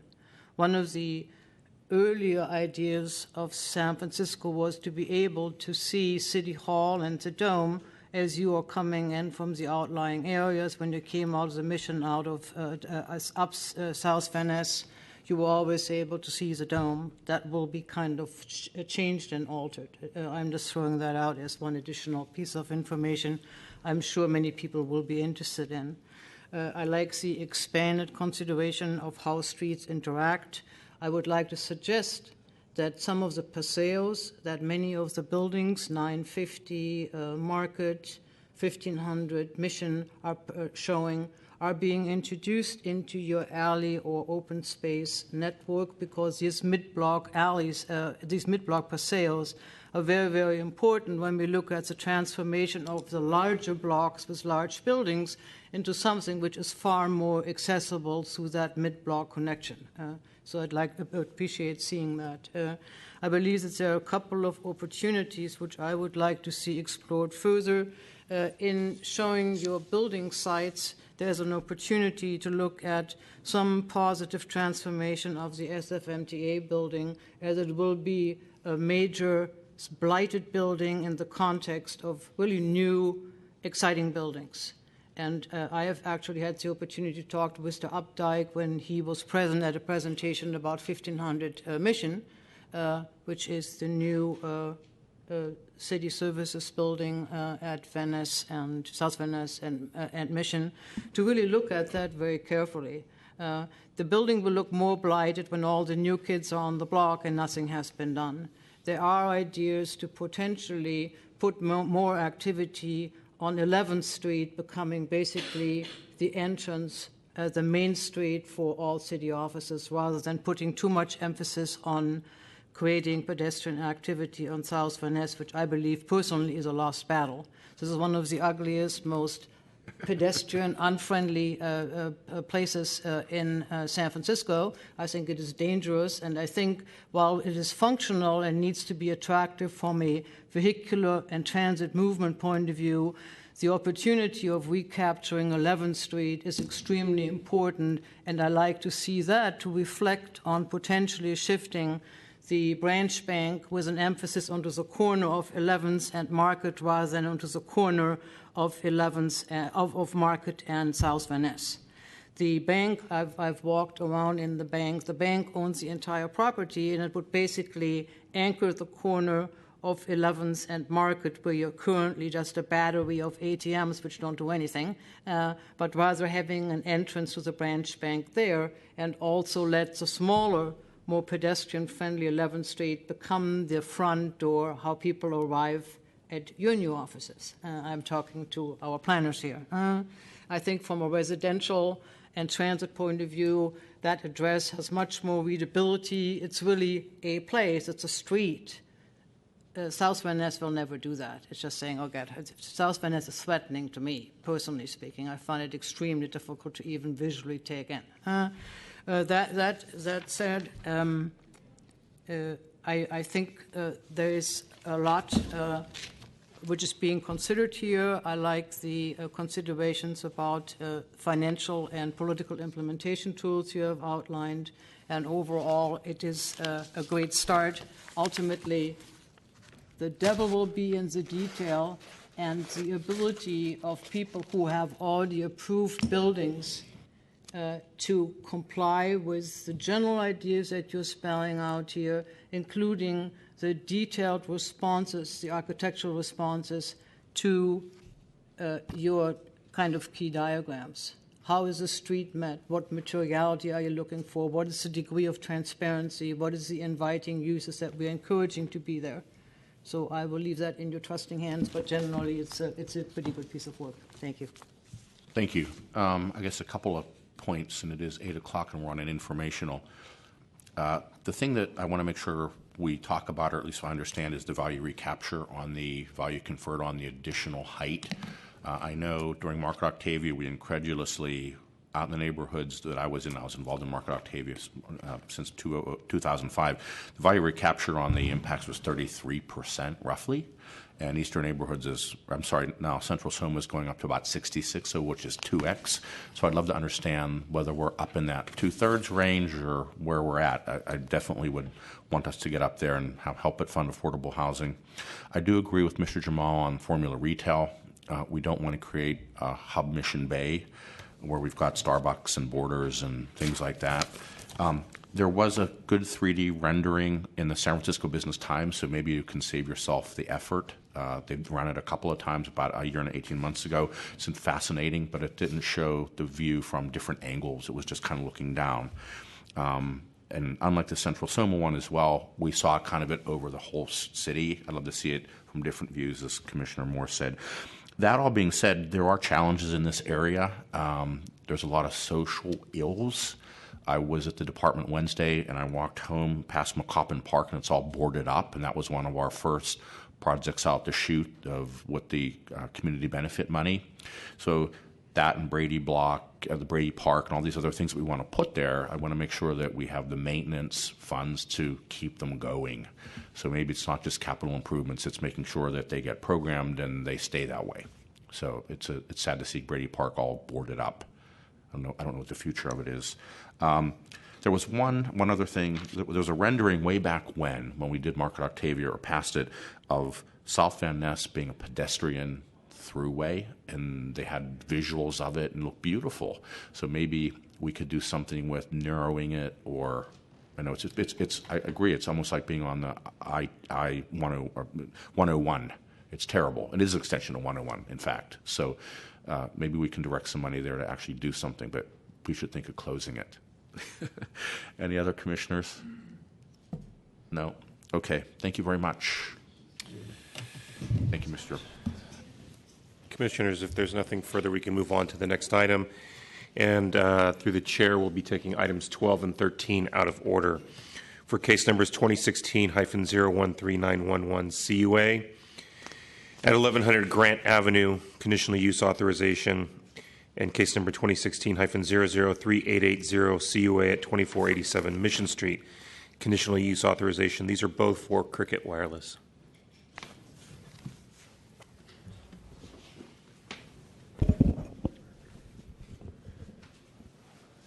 Good afternoon, Commissioners. I am Colin Clark, Planning Department staff. This project would authorize an approximately 400 square foot formula retail business as Cricket Wireless, a subsidiary of AT&T, on the ground floor of the 2-story over-basement commercial building within the Chinatown Residential Neighborhood Commercial District and Chinatown Planning Area. The property was last legally occupied by a retail sales and service use, a gift shop, doing business as Golden Harvest Investment Trading until 2014.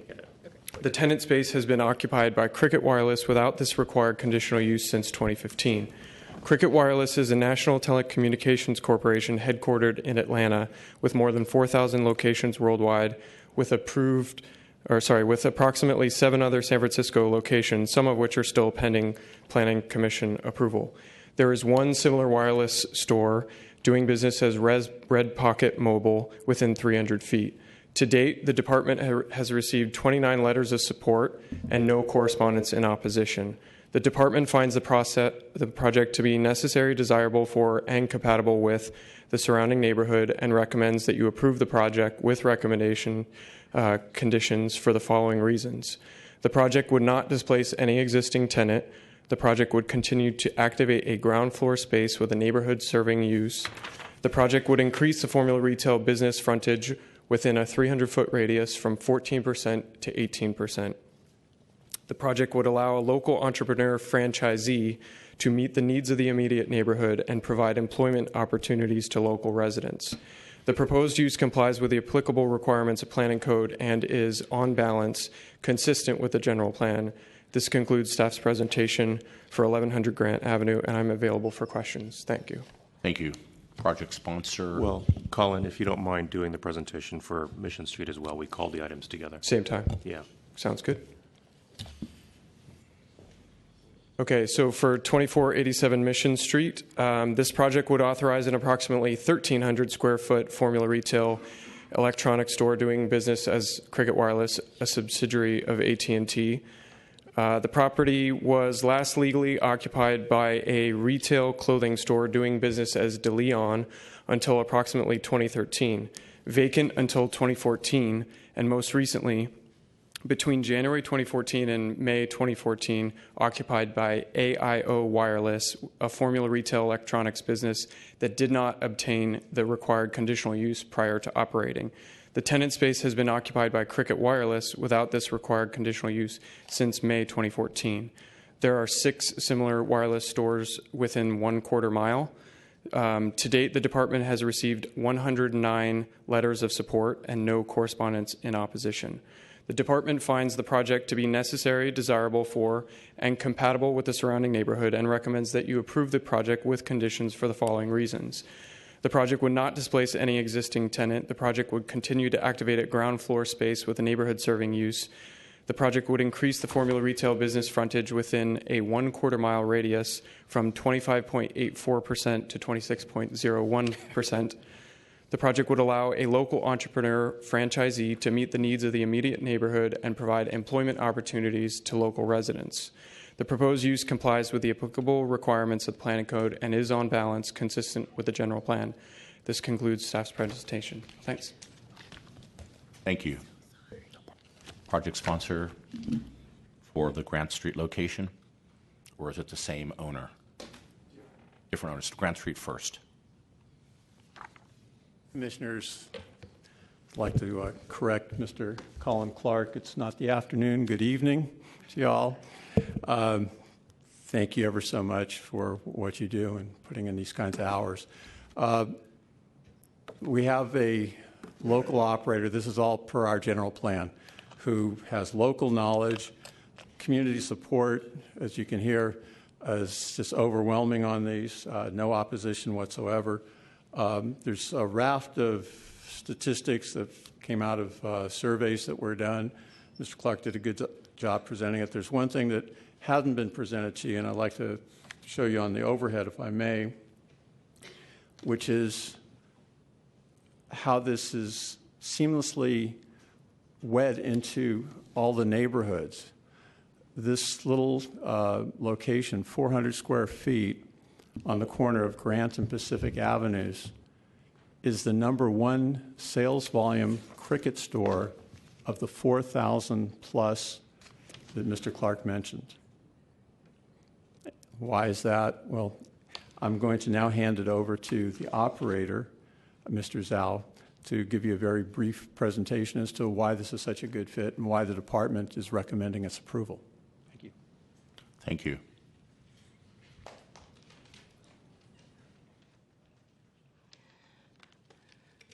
Good evening, Commissioner. My name is Jim Zhao. I'm the owner of the Cricket Wireless store located at 1100 Grand Avenue. And this is my wife, Carla, and my 3 lovely kids, Eden, Angie, and Austin. As soon as I immigrated to San Francisco in 1996, I started working in Chinatown. By 2007, seeing that the neighborhood needed a cell phone store, I opened a little independent one. Now, I am very well known in the neighborhood as the phone master. If my neighbor have cell phone questions, they often come to me. Very often, they refer their relative and friends to my store for their cell phone need. The majority of my customers are Chinese speaking. Most are the first generation immigrants. Many are seniors who lack of mobility and have language barriers. Their daily life are often limited to Chinatown. Our Cricket store is conveniently located in Chinatown. Most of my customers can walk to our store. As well as being a convenience location, when I decided to open a Cricket store there in 2015, I knew that the cricket plan will be ideal for the residents and tourists of Chinatown. The most popular plan is the $100 for 5 lines, including unlimited talk tech web. The plan is very helpful for Chinese families that tend to be large and close to one another. Cricket is also popular with my customers because it is a prepaid service. There's no contract restriction. That gives a lot of freedom to my customers, both residents and tourists. I am hired 3 bilingual employees who are fully trained and expert in cricket service. Last year, our store at 1100 Grand Avenue achieved the highest sales volume of all 4,000 cricket wireless stores in the United States. I believe this accomplishment is the result of providing Chinatown with the right product, superior service at the perfect location. So please give us a permission to continue being an important part of our neighborhood in Chinatown. Thank you so much. Thank you very much. Are there any speakers or any public comment on this item? Well, we should allow the project sponsor for 2487 Mission Street to make their presentation.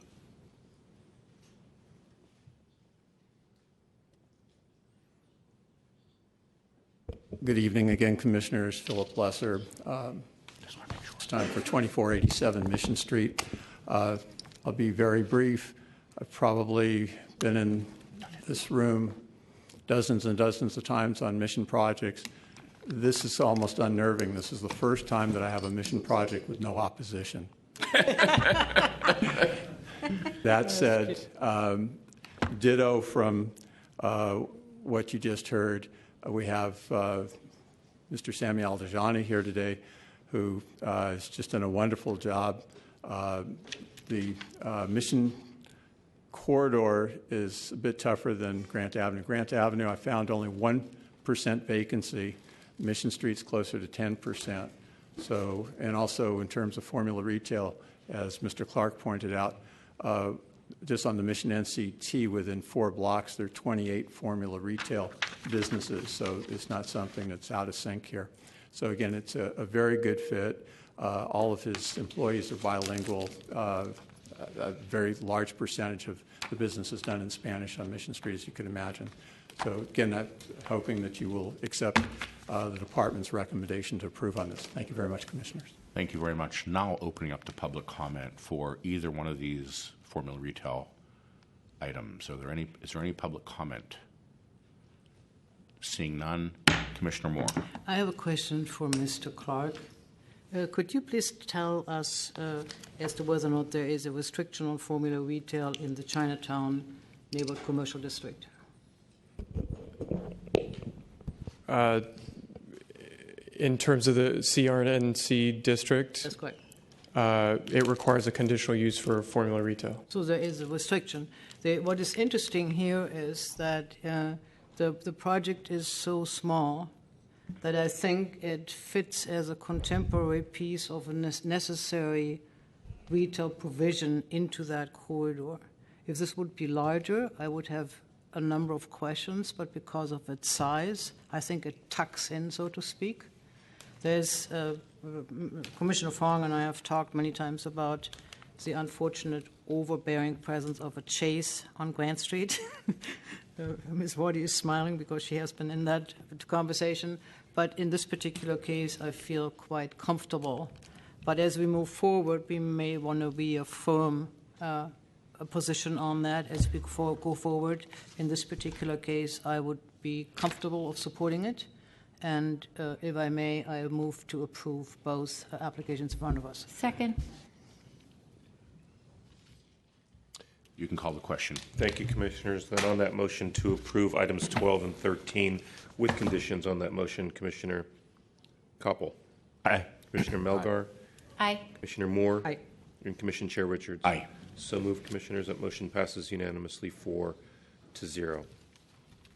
Commissioners, that'll place us on item 11 for case number 2014.1407C at 1038 Taravel Street. This is a conditional use authorization.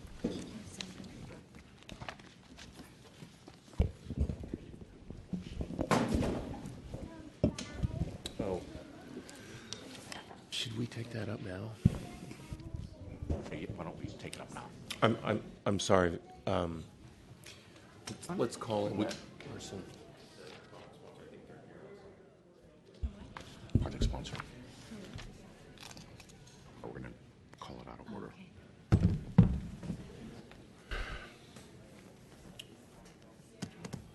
Stuff happens. I wonder if we can postpone it till next week because I'm going to be gone anyway. So. Okay.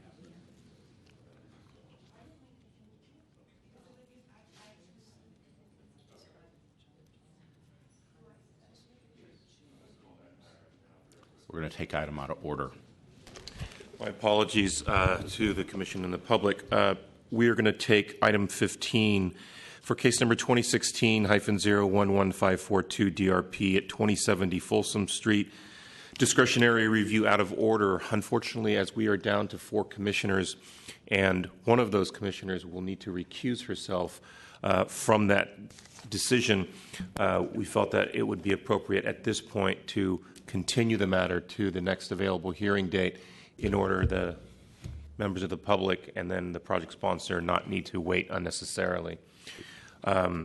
So at this point, I don't think we need a presentation at this point, but I think we would like to accommodate the project sponsor with a hearing date that is convenient for you, as well as the DR requester, right? Are they here? I am the DR requester, Margaret Okay. Miyazaki. Is the project sponsor here? Sure. Could we move to recuse Commissioner Melgar first? This is a procedural matter on the continuance. Okay. So we would be only voting on the continuance date at this point. Okay, and she would just not vote on it. No, she can vote on the continuance. Okay. She can't vote on the project. She can vote on the continuance. And Jonas, I'd just like to state this is a 100% affordable housing project that is a priority processing. We understand, and unfortunately, we would lose a quorum. We wouldn't be able to come to a decision.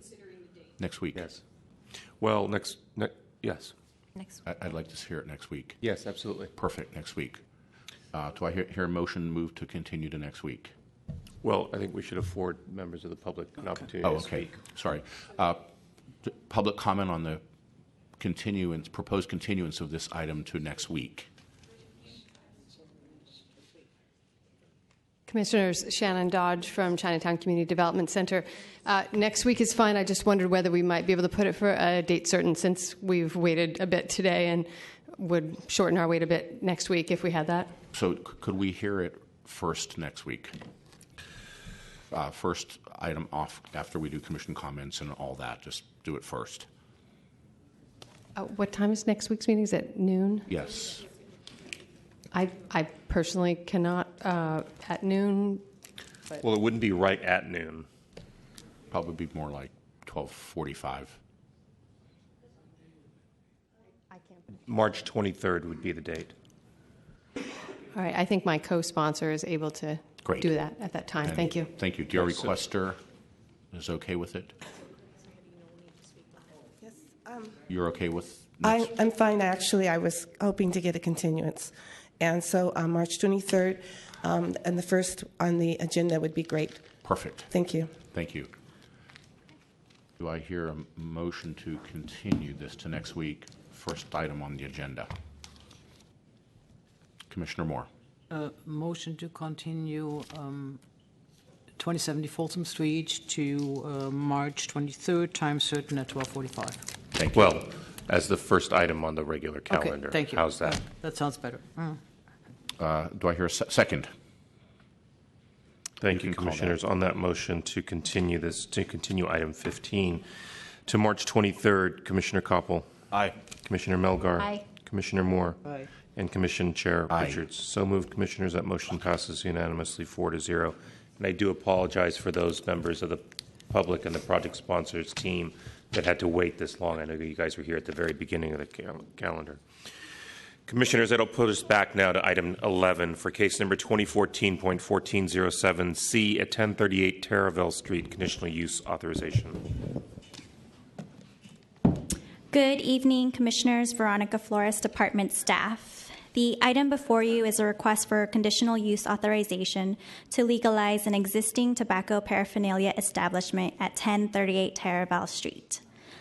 The property is located within the Taraval Street NCD and a 65A height and bulk district.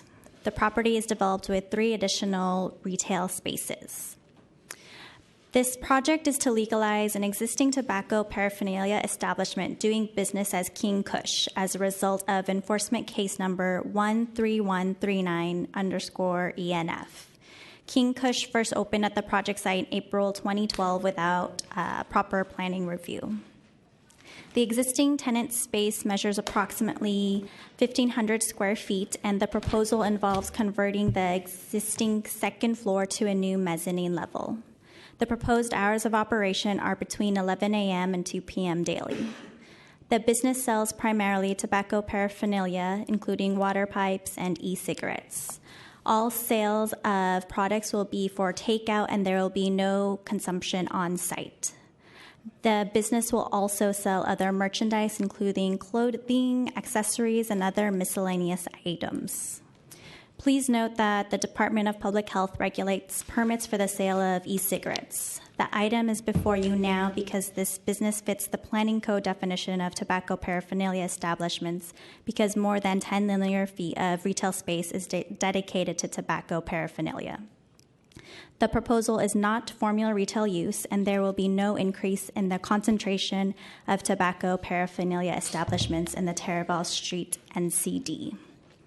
To date, the department has received 3 communications in opposition to the proposal. Some of the concerns included the proposed items for sale and potential noise at the project site. After the packet was finalized, the department received 1 letter in opposition to the project from People of Parkside Sunset, and this comment is available today for your review. Although not required for the purposes of this conditional use authorization process, the planning department requested that the project sponsor host a pre-application meeting according to department standards. Adjacent property owners and occupants to the subject property and neighborhood organizations from the Taraval Street NCD were invited. There was only 1 attendee at this meeting, and the question pertained to if the building would be expanding or not. The department recommends approval with conditions for the following reasons. The project promotes the continued operation of an established business and contributes to the viability of the overall Taraval NCD. The project will not displace an existing retail tenant, providing convenience goods and services to the neighborhood, and will not increase the number of tobacco paraphernalia establishments in the area. The project meets all applicable requirements of the planning code. This concludes staff presentation, and I am available for any questions. Thank you. Thank you. Project sponsor, you have 5 minutes. Okay. My name is Genoa Gonzalez, and I'm the independent contractor for this project. I want to take a brief moment to thank the council for hearing our project today. The 1038 Taraval project, King Kush, wants to continue selling different types of paraphernalia to complement the store's tobacco products, along with their exclusive clothing line and accessories. We want to propose, with the use of the conditional license, 10% hookahs, which is a single or multi-stemmed instrument for vaporizing and smoking flavored tobacco, 15% water pipes, which are filtration device generally used for smoking tobacco, 15% handheld smoking pipes, which is a device made to allow the users to inhale or taste smoke or vaporize devised from the burning of vaporization of tobacco, 5% vaporizers, which is a machine used to extract tobacco and turn them into a humidified essence to inhale, 10% tobacco and cigars. We offer a variety of name brands and generic cigars and cigarettes. Also, 1% electronic cigarettes, which is a battery-powered vaporizer which stimulates the feeling of smoking, which without the tobacco combustion 3.5% e-liquid, which our store offers 28 different flavors, 1.5% aspirin, which is often used for treat pain, fever, and inflammation, 10% clothing and accessories, which are logo shirts, sportswear, and hats, and etc.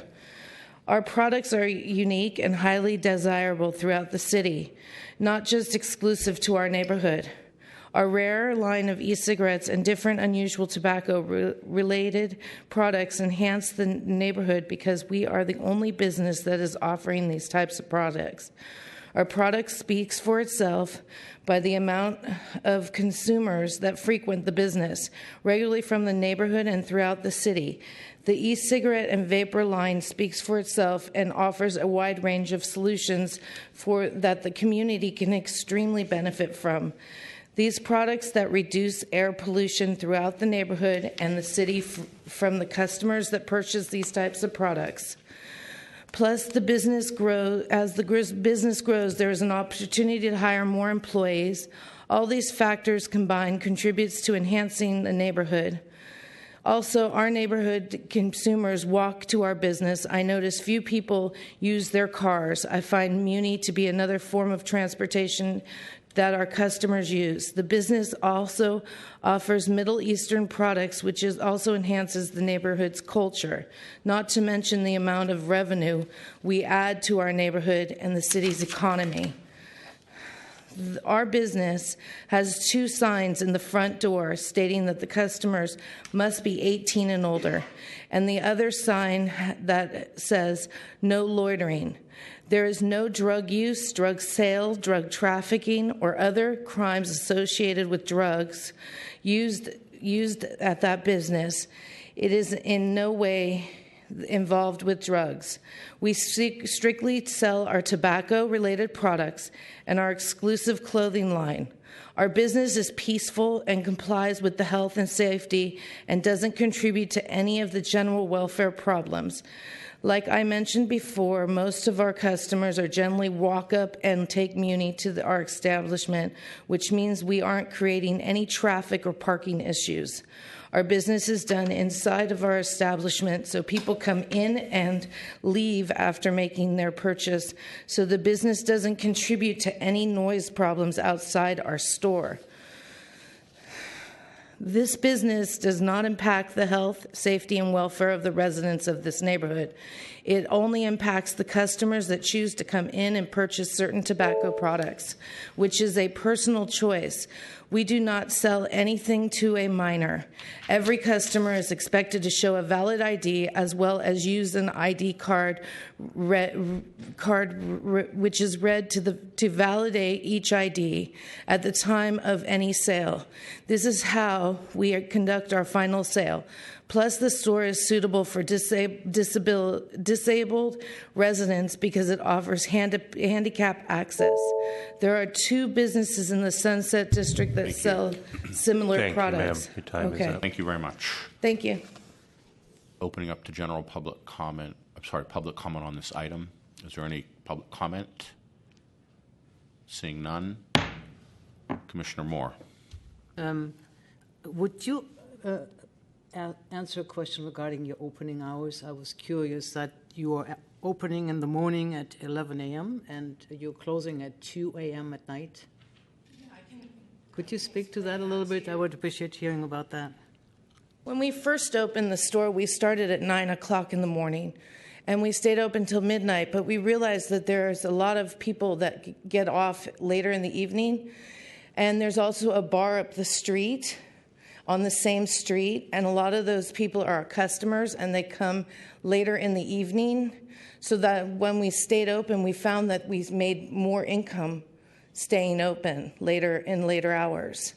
So we changed the hours to make it more suitable for the neighborhood, to adjust for the neighborhood and the people that came into the store. Could you, while you were standing there, also briefly talk about who are your neighbors next to you across the street? Oh, yeah. And you have talked with them and they're comfortable with you being open longer, or they're open longer except for the bar you mentioned. Give us a feeling about how this all fits Okay, together. there's restaurants. There's 2 restaurants that are there right next to us that are adjacent to us. and they're open until about 1 in the morning, each one of them. Then there's down the way, there's a Quickly, which we're friends with the people in Quickly because we eat from them. And then I'm not there all the time, but when I know the owner, and that's what he does. And then on the corner, there's also another like a restaurant where we also buy food from. There's a sushi restaurant across the way, which we know the owners. It's like a community there when you know all your owners. And then there's Joe, who comes from the pizza place. He's the owner of the pizza place, which is Kitty Corner. And he comes over all the time to take a break. So it's like a real community. And that's why we stay open later. It's because of people there's no complaints. We even have the police department, which is 2 blocks away. Officers have never come in with any kind of complaint that there's a problem. No, thank you. You answered all my questions. Okay. I just wanted to hear about the fit, and you're describing it very well. Okay. Thank you. Okay. I walk by at least 2 tobacco paraphernalia stores when I come to City Hall each Thursday. There are basically colorful ingredients in almost any neighborhood corridor where they're allowed. Not all corridors allow them. And I personally do not see any reason of why we would not support it. Is that a motion to approve? Move to approve, yes. Second. With conditions, obviously. With conditions. Second. Very good, Commissioners. On that motion to approve this matter with conditions, Commissioner Koppel. Aye. Commissioner Melgar. Aye. Commissioner Moore. Aye. And Commissioner Chair Richards. Aye. So moved, Commissioners. That motion passes unanimously, 4-0. Commissioners, it'll place us on item 14 for case number 2016-008074 CUA at 615 Bayshore Boulevard. This is a conditional use authorization. Good evening, Commissioners. I'm Dan Serwa from Department Staff. The sponsor, San Francisco Honda, is seeking conditional use authorization to convert the existing building at 615 Bayshore Boulevard to an automotive use. Honda's existing location at Market and Van Ness is slated for redevelopment, and they are compelled to look for another place to house their facilities. The proposed use would provide car repair services in a facility that houses 13 service bays, a parts department, and a small office. The project sponsor is also committed to landscape improvements and a green wall to enhance the appearance of the property. Auto Marble, the building's previous occupant, has communicated to the department that they have vacated the building to consolidate their operations at other locations in the Bay Area. The department has received no correspondence on this project in support or opposition. At this time, the department is recommending approval with conditions. We believe on balance that the project supports the intent of the planning code and the general plan and is suitable for the neighborhood. This concludes my presentation. I'd be happy to answer any questions. Thank you very much. Project sponsor. Good evening, Commissioners. Jody Knight from Reuben Junius and Rose on behalf of project sponsor Victory Automotive Group. I know it's late, so I'll be brief. Thank you. I want to first thank staff for work on the project and the report tonight. As you heard, this project proposes to make a beneficial use of a vacant property as one of Honda's service and repair stations because operations had to move from the Van Ness. Just that one. And Market Street location, which is being developed. Honda had a very difficult time finding a location, as you can imagine. Auto repair is tough in the city these days. But this is pretty much an ideal location next to the 101 interchange with Alamany. The business expects to start with at least 10 employees, hopefully grow from there. As you heard, it's currently a vacant site. Approval of the project would also beautify the site. The facade will be improved. This green wall is going to be installed, and a lot of other landscaping will be added to the site. Parking will be shifted towards the rear of the site and be less visible from the street. And there'll be new lighting, signage, and fencing. Therefore, the project will not only allow Honda to stay in the city and allow people to get auto repair done in the city, but will also beautify the site. And that's all I have unless there's questions. Thank you. Thank you very much. Opening up for public comment on this item. Seeing none, We talk each week about retaining PDR jobs in the right places. This is exactly the kind of thing that I think we should be supporting. I just wish I had a Honda to go and get it repaired there. I have to go down to Mountain View to get my car done. So, Commissioner Moore. Perfect situation for all of us. Yes. Honda has been such a strong neighbor in the location where they are. They maintain 3 critical street frontages where they are. Have always done a great job. They have been transparent to the neighborhood, and I can only see them as being a perfect neighbor where they're moving. I don't drive a Honda, so I don't have any horse in the race, but I was always very admiring of how you ran your operation on South Van Ness. So move to approve. Second. Thank you, Commissioners. On that motion to approve this matter with conditions, Commissioner Koppel. Aye. Commissioner Melgar. Aye. Commissioner Moore. Aye. And Commission Chair Richards. Aye. So moved, Commissioners. That motion passes unanimously 4-0. Commissioners, as item 3 was pulled off of consent, and we'll take up that matter now. For case number 2016-011789 DRM at 49 Kearney Street, mandatory discretionary review.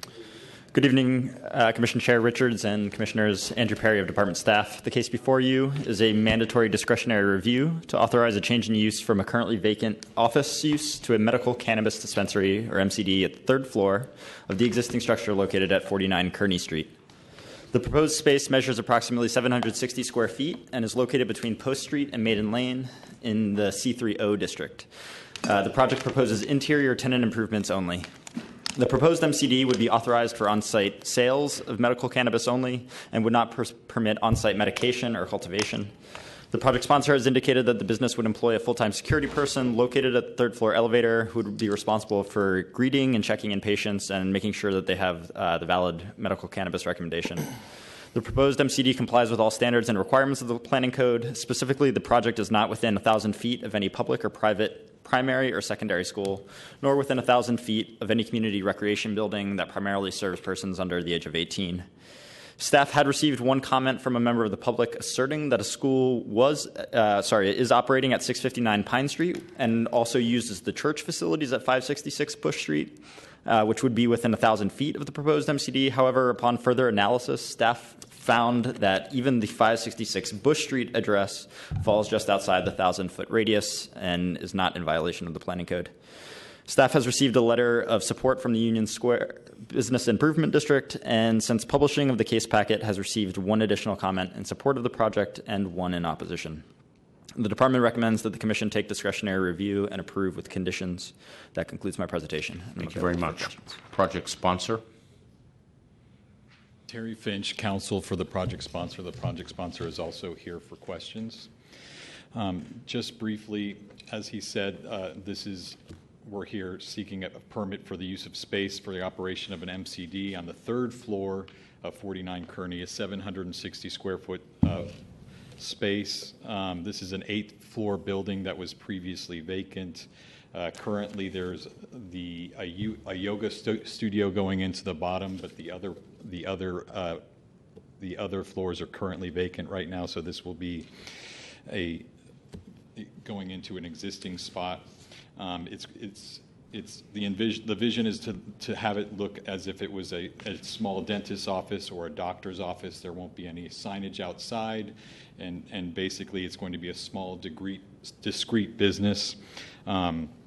There are no schools within 1,000 feet, and there are no other MCDs within 1,000 feet.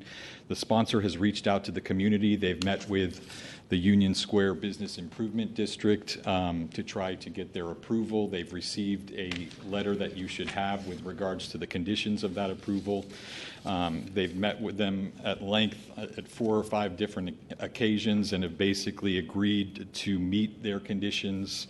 Those conditions are that they want to have an armed security officer on the 3rd floor during business operating hours. They also requested that there be an unarmed security officer patrolling the ground floor to make sure that there was no consumption at the building entrance or around the building. There would be no consumption on site. They've also asked us to pay for and install a camera that would be used by the Union Square Business Improvement District, and we've agreed to do that, and also other cameras that would be available to the project sponsor himself to maintain security, and also install a holding room, which we've also agreed to install as a part of those conditions. There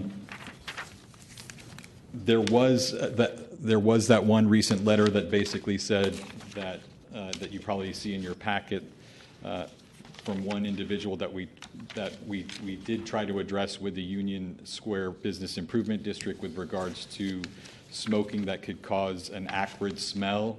And basically, there's no consumption on site, as we said, and that we will have a guard or security outside to make sure that there is no consumption in and around the building and in and around neighbors' buildings. So we're hoping to address that. The other letter that was discussed, essentially with regards to the school district, we tried to reach out to that particular individual and tried to reach out to the school to see if we could contact that individual to address his concerns. However, the school said that he had nothing to do with the school, and so we were unable to contact him, and his letter didn't have any contact information. The project sponsor is here for any other questions that you may have, but that's submitted, and I can answer any other questions that you may have. Thank you very much. Opening up to public comment, seeing no public. I don't think there's any comment. Commissioner Moore. I just wanted to disclose to the Commission that I asked for the project to be pulled off consent. I believe that given the many years that we have worked on MCDs very diligently as a Commission and have supported this effort, these are discussions that should basically rise to the same level of scrutiny as we have given to previous projects. So that's number one of why it's off consent. The second question I have is that in comparison to many other MCD applications we had before, there is relatively little that lets us understand who the operator is. And the reason I'm saying that is MCD approvals are not easy to get. There is a list of criteria by which we look at it, and what is most missing for me is a presence of MCD users right. And supporters in the MCD community speaking on behalf of the applicant. That is a very strong form of how, in the past at least, new operators have introduced themselves to the Commission, so perhaps the applicant could speak a little bit about himself, what he's planning to do, who he's trying to reach within the financial district, etc. If you wouldn't mind perhaps speaking to us about that, that would be very helpful. So my name is Wyatt Lin. I'm a cannabis user for the last couple of years. I guess I should have put more information in my package, but a couple of years ago I was also running another dispensary in San Francisco. The location was 1597 Howard Street. I'm no longer part of that group, and I wanted to start a new medical marijuana dispensary, and this is why I chose this location. We chose the location on the third floor to be discreet. I'm trying to target patients maybe around this area. It's really condensed. It's hard for people to get to. So this is one reason why I chose this location. Other than that, I'm open to any other questions.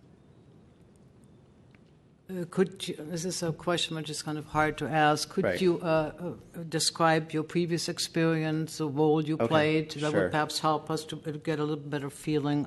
How many Right. years? Not all commissioners were part of that approval on Folsom Well, Street. I used to be a banker.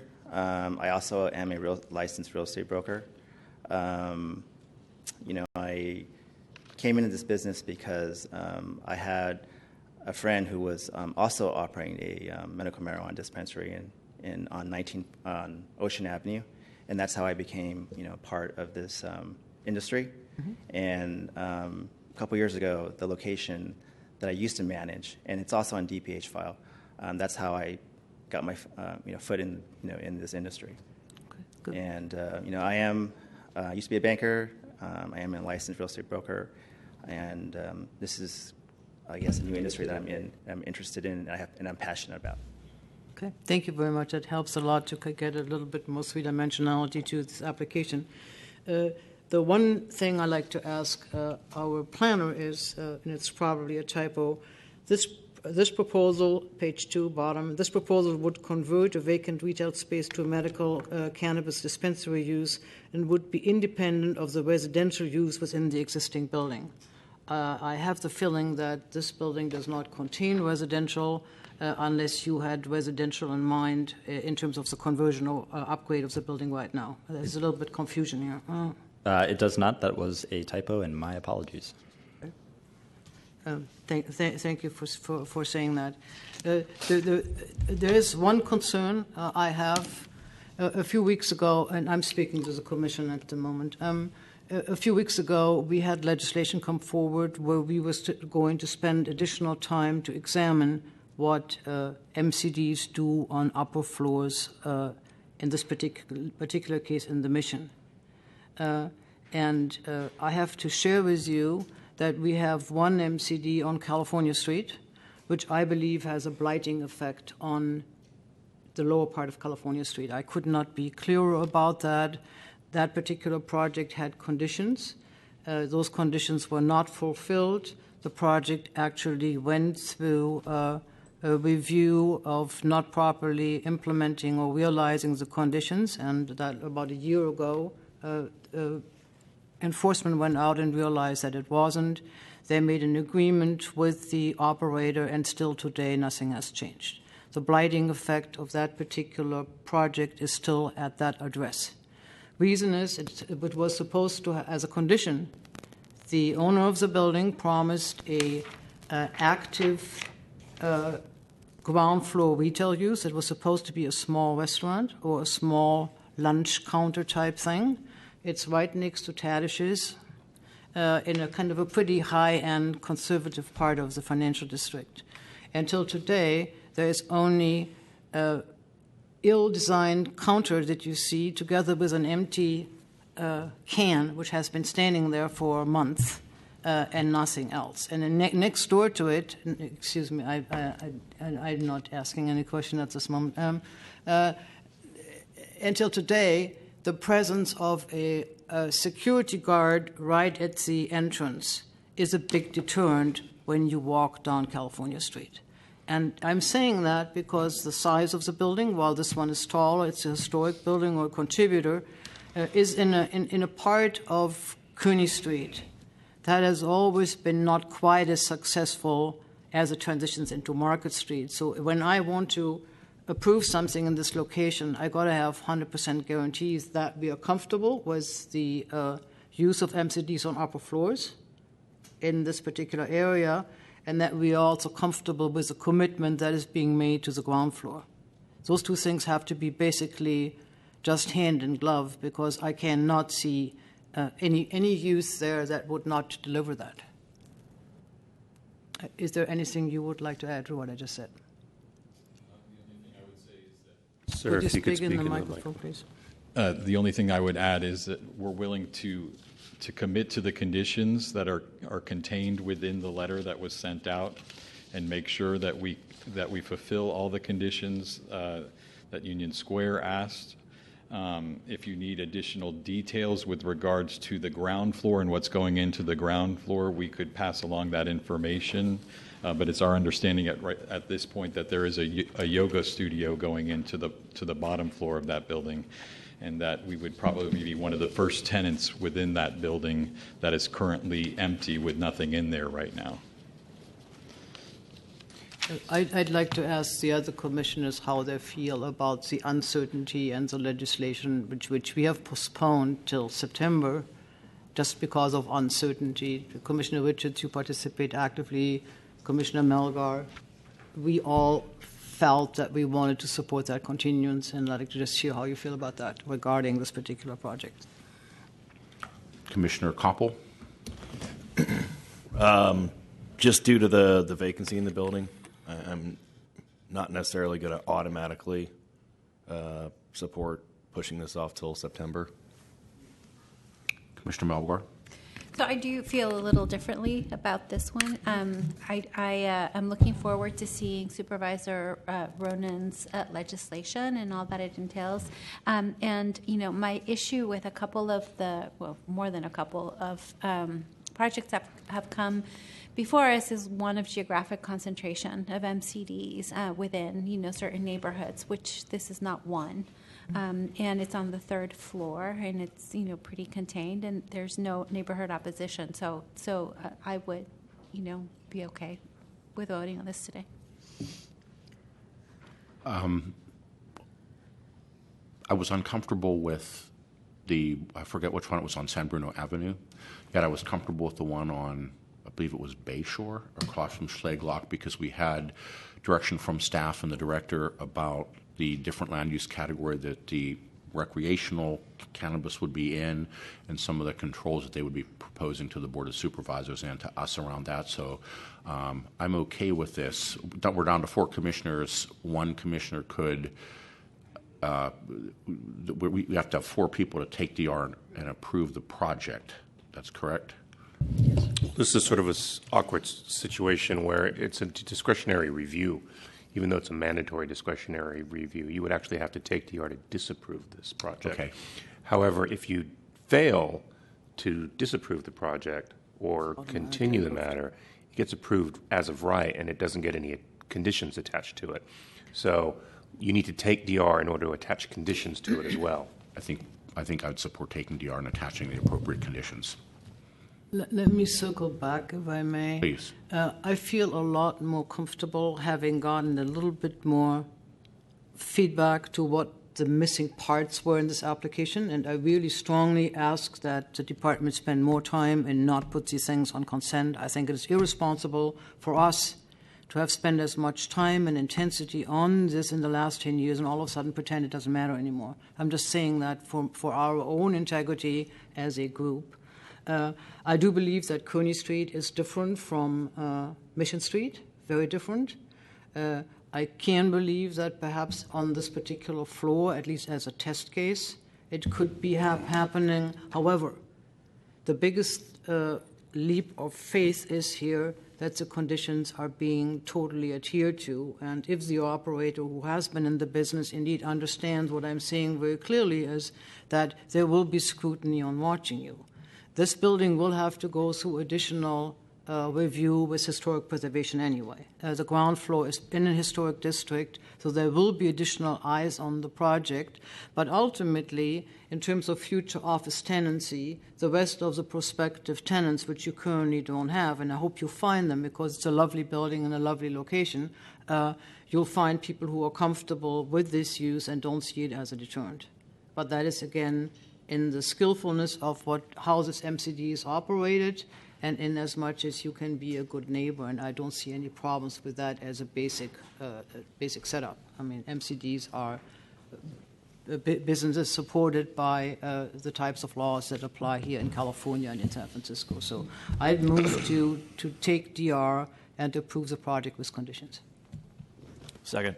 So I have a question. The conditions that we're attaching to this, are any of them reflected in the Union Square Business Improvement District conditions that negotiated with the project sponsor?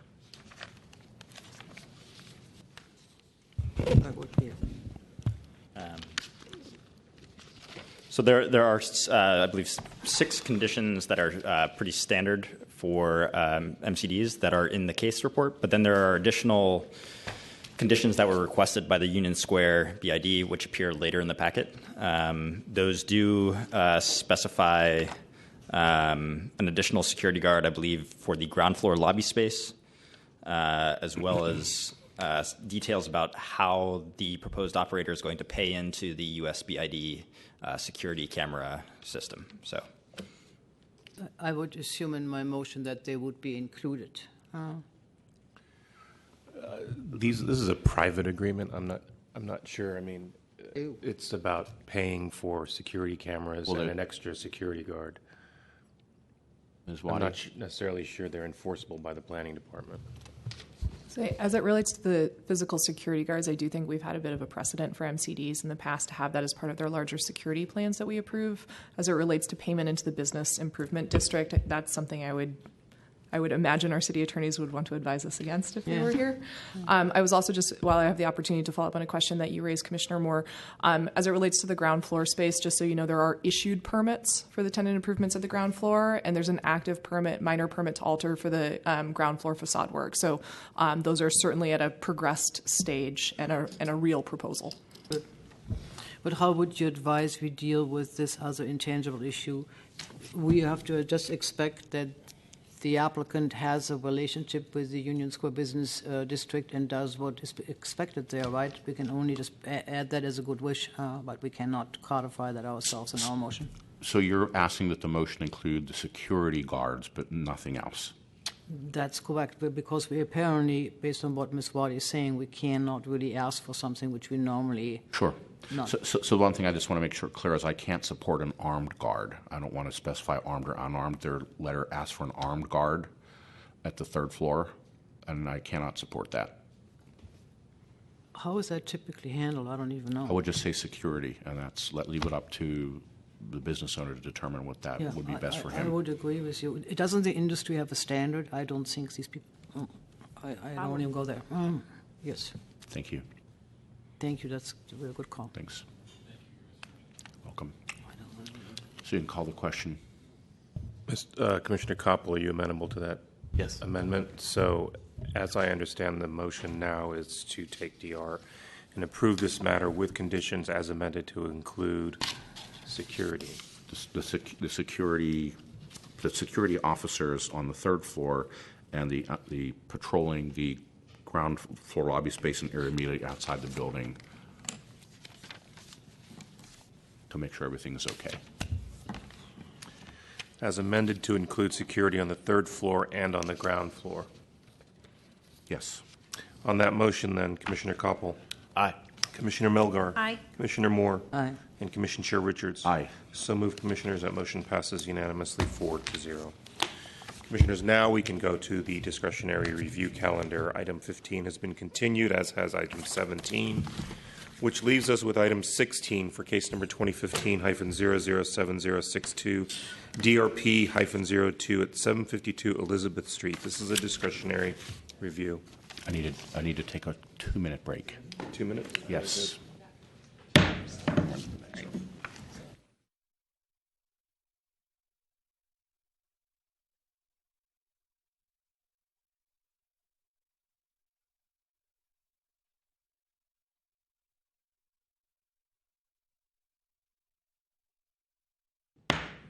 Okay, Commissioners, welcome back to the San Francisco Planning Commission regular hearing for Thursday, March 16th, 2017.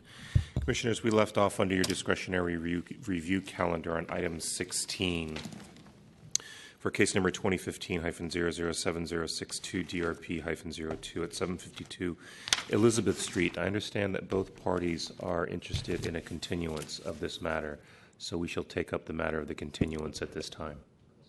Good evening, Commissioners. Sean Kegren, RBA, and I'm here with the neighbors of 748 and 760 Elizabeth Street. And 750. And I think someone who introduced themselves as the Ulster of the neighborhood block. And the point here is we're not quite ready for prime time. There's been a variety of issues discussed out in the hallways. And I want to stress, and I want to make it clear that I'm not misrepresenting any. Nobody's giving up any rights by this continuance. And maybe we could come back in 3 or 4 weeks. April 13th. Does that work? We actually hope you're going to be on consent so we don't have to hear it. Okay. Very good, Commissioners. I would take So just to be clear, so we are coming back on the 13th, and in good faith, we're taking the word of the architect and the developers that we're going to go back to the drawing table to negotiate and come up to an agreement that will satisfy all of us. The goal is to do that in Thank the you. next month, Yes. and we're sure you're both going to be operating on good faith. I know Mr. Kegren personally, and I can assure you that. Great. Thank you. Thank you. Commission Chair Richards, you should request for any public comment. Is there any public comment on the proposed to continue this item? Public comment, ma'am. Hi, I'm Carol Kofel. I live at 788 Elizabeth Street, and I'm a designer, done interior design and product design. I'm an artist, and I also happen to be a realtor. So one of the things that I think is really critical in seeing what's going on in San Francisco is... Ma'am, I'm sorry to interrupt you, but at this time, we're only taking public comment on the matter of the continuance itself. Oh, okay. Not on the project. Not at on the this point. project. Yeah. So You can speak during general public comment.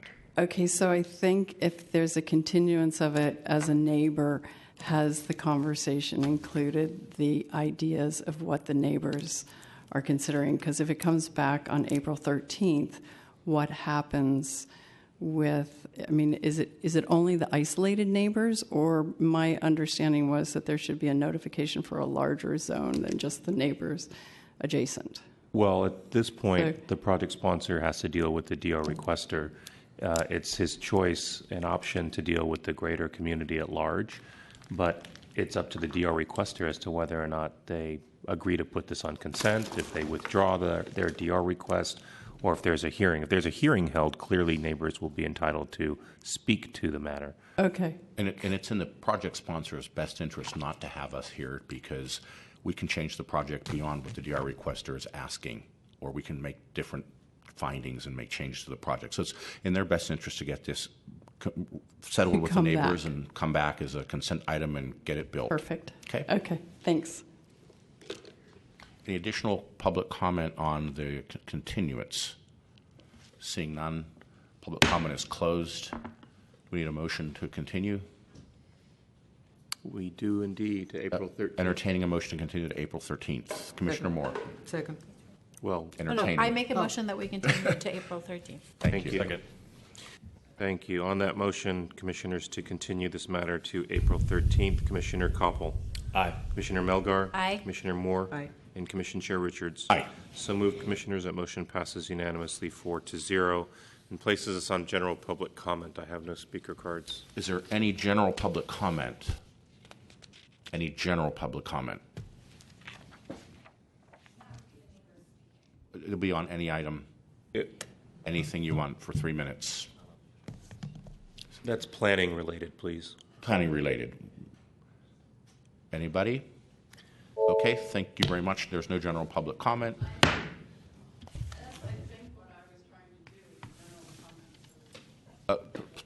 You have 3 minutes, ma'am, please. Realtor, what I've seen in looking at the permitting process, and then when a permit is approved, I've seen complaints by the neighbors saying that what is built doesn't agree with the plans, and then it gets approved by the inspector. So I'm wondering, what's the process that we can expect if there's an approval of a plan and it isn't built as it's on the plans? And so that seems, I see that consistently, that the neighbors are complaining that the plan wasn't followed. And the complaint is investigated, but it isn't changed. So the builder puts something on the plans. They say they're not going to change the facade, and then the facade changes. So I'm just curious if that's something that, where do we work with that as an idea? I'm happy to speak with you after the Okay. hearing to let you know what your pathway is. Okay, great. Thanks. Thank you. Any additional public comment? Seeing none, the meeting is adjourned. Thank you.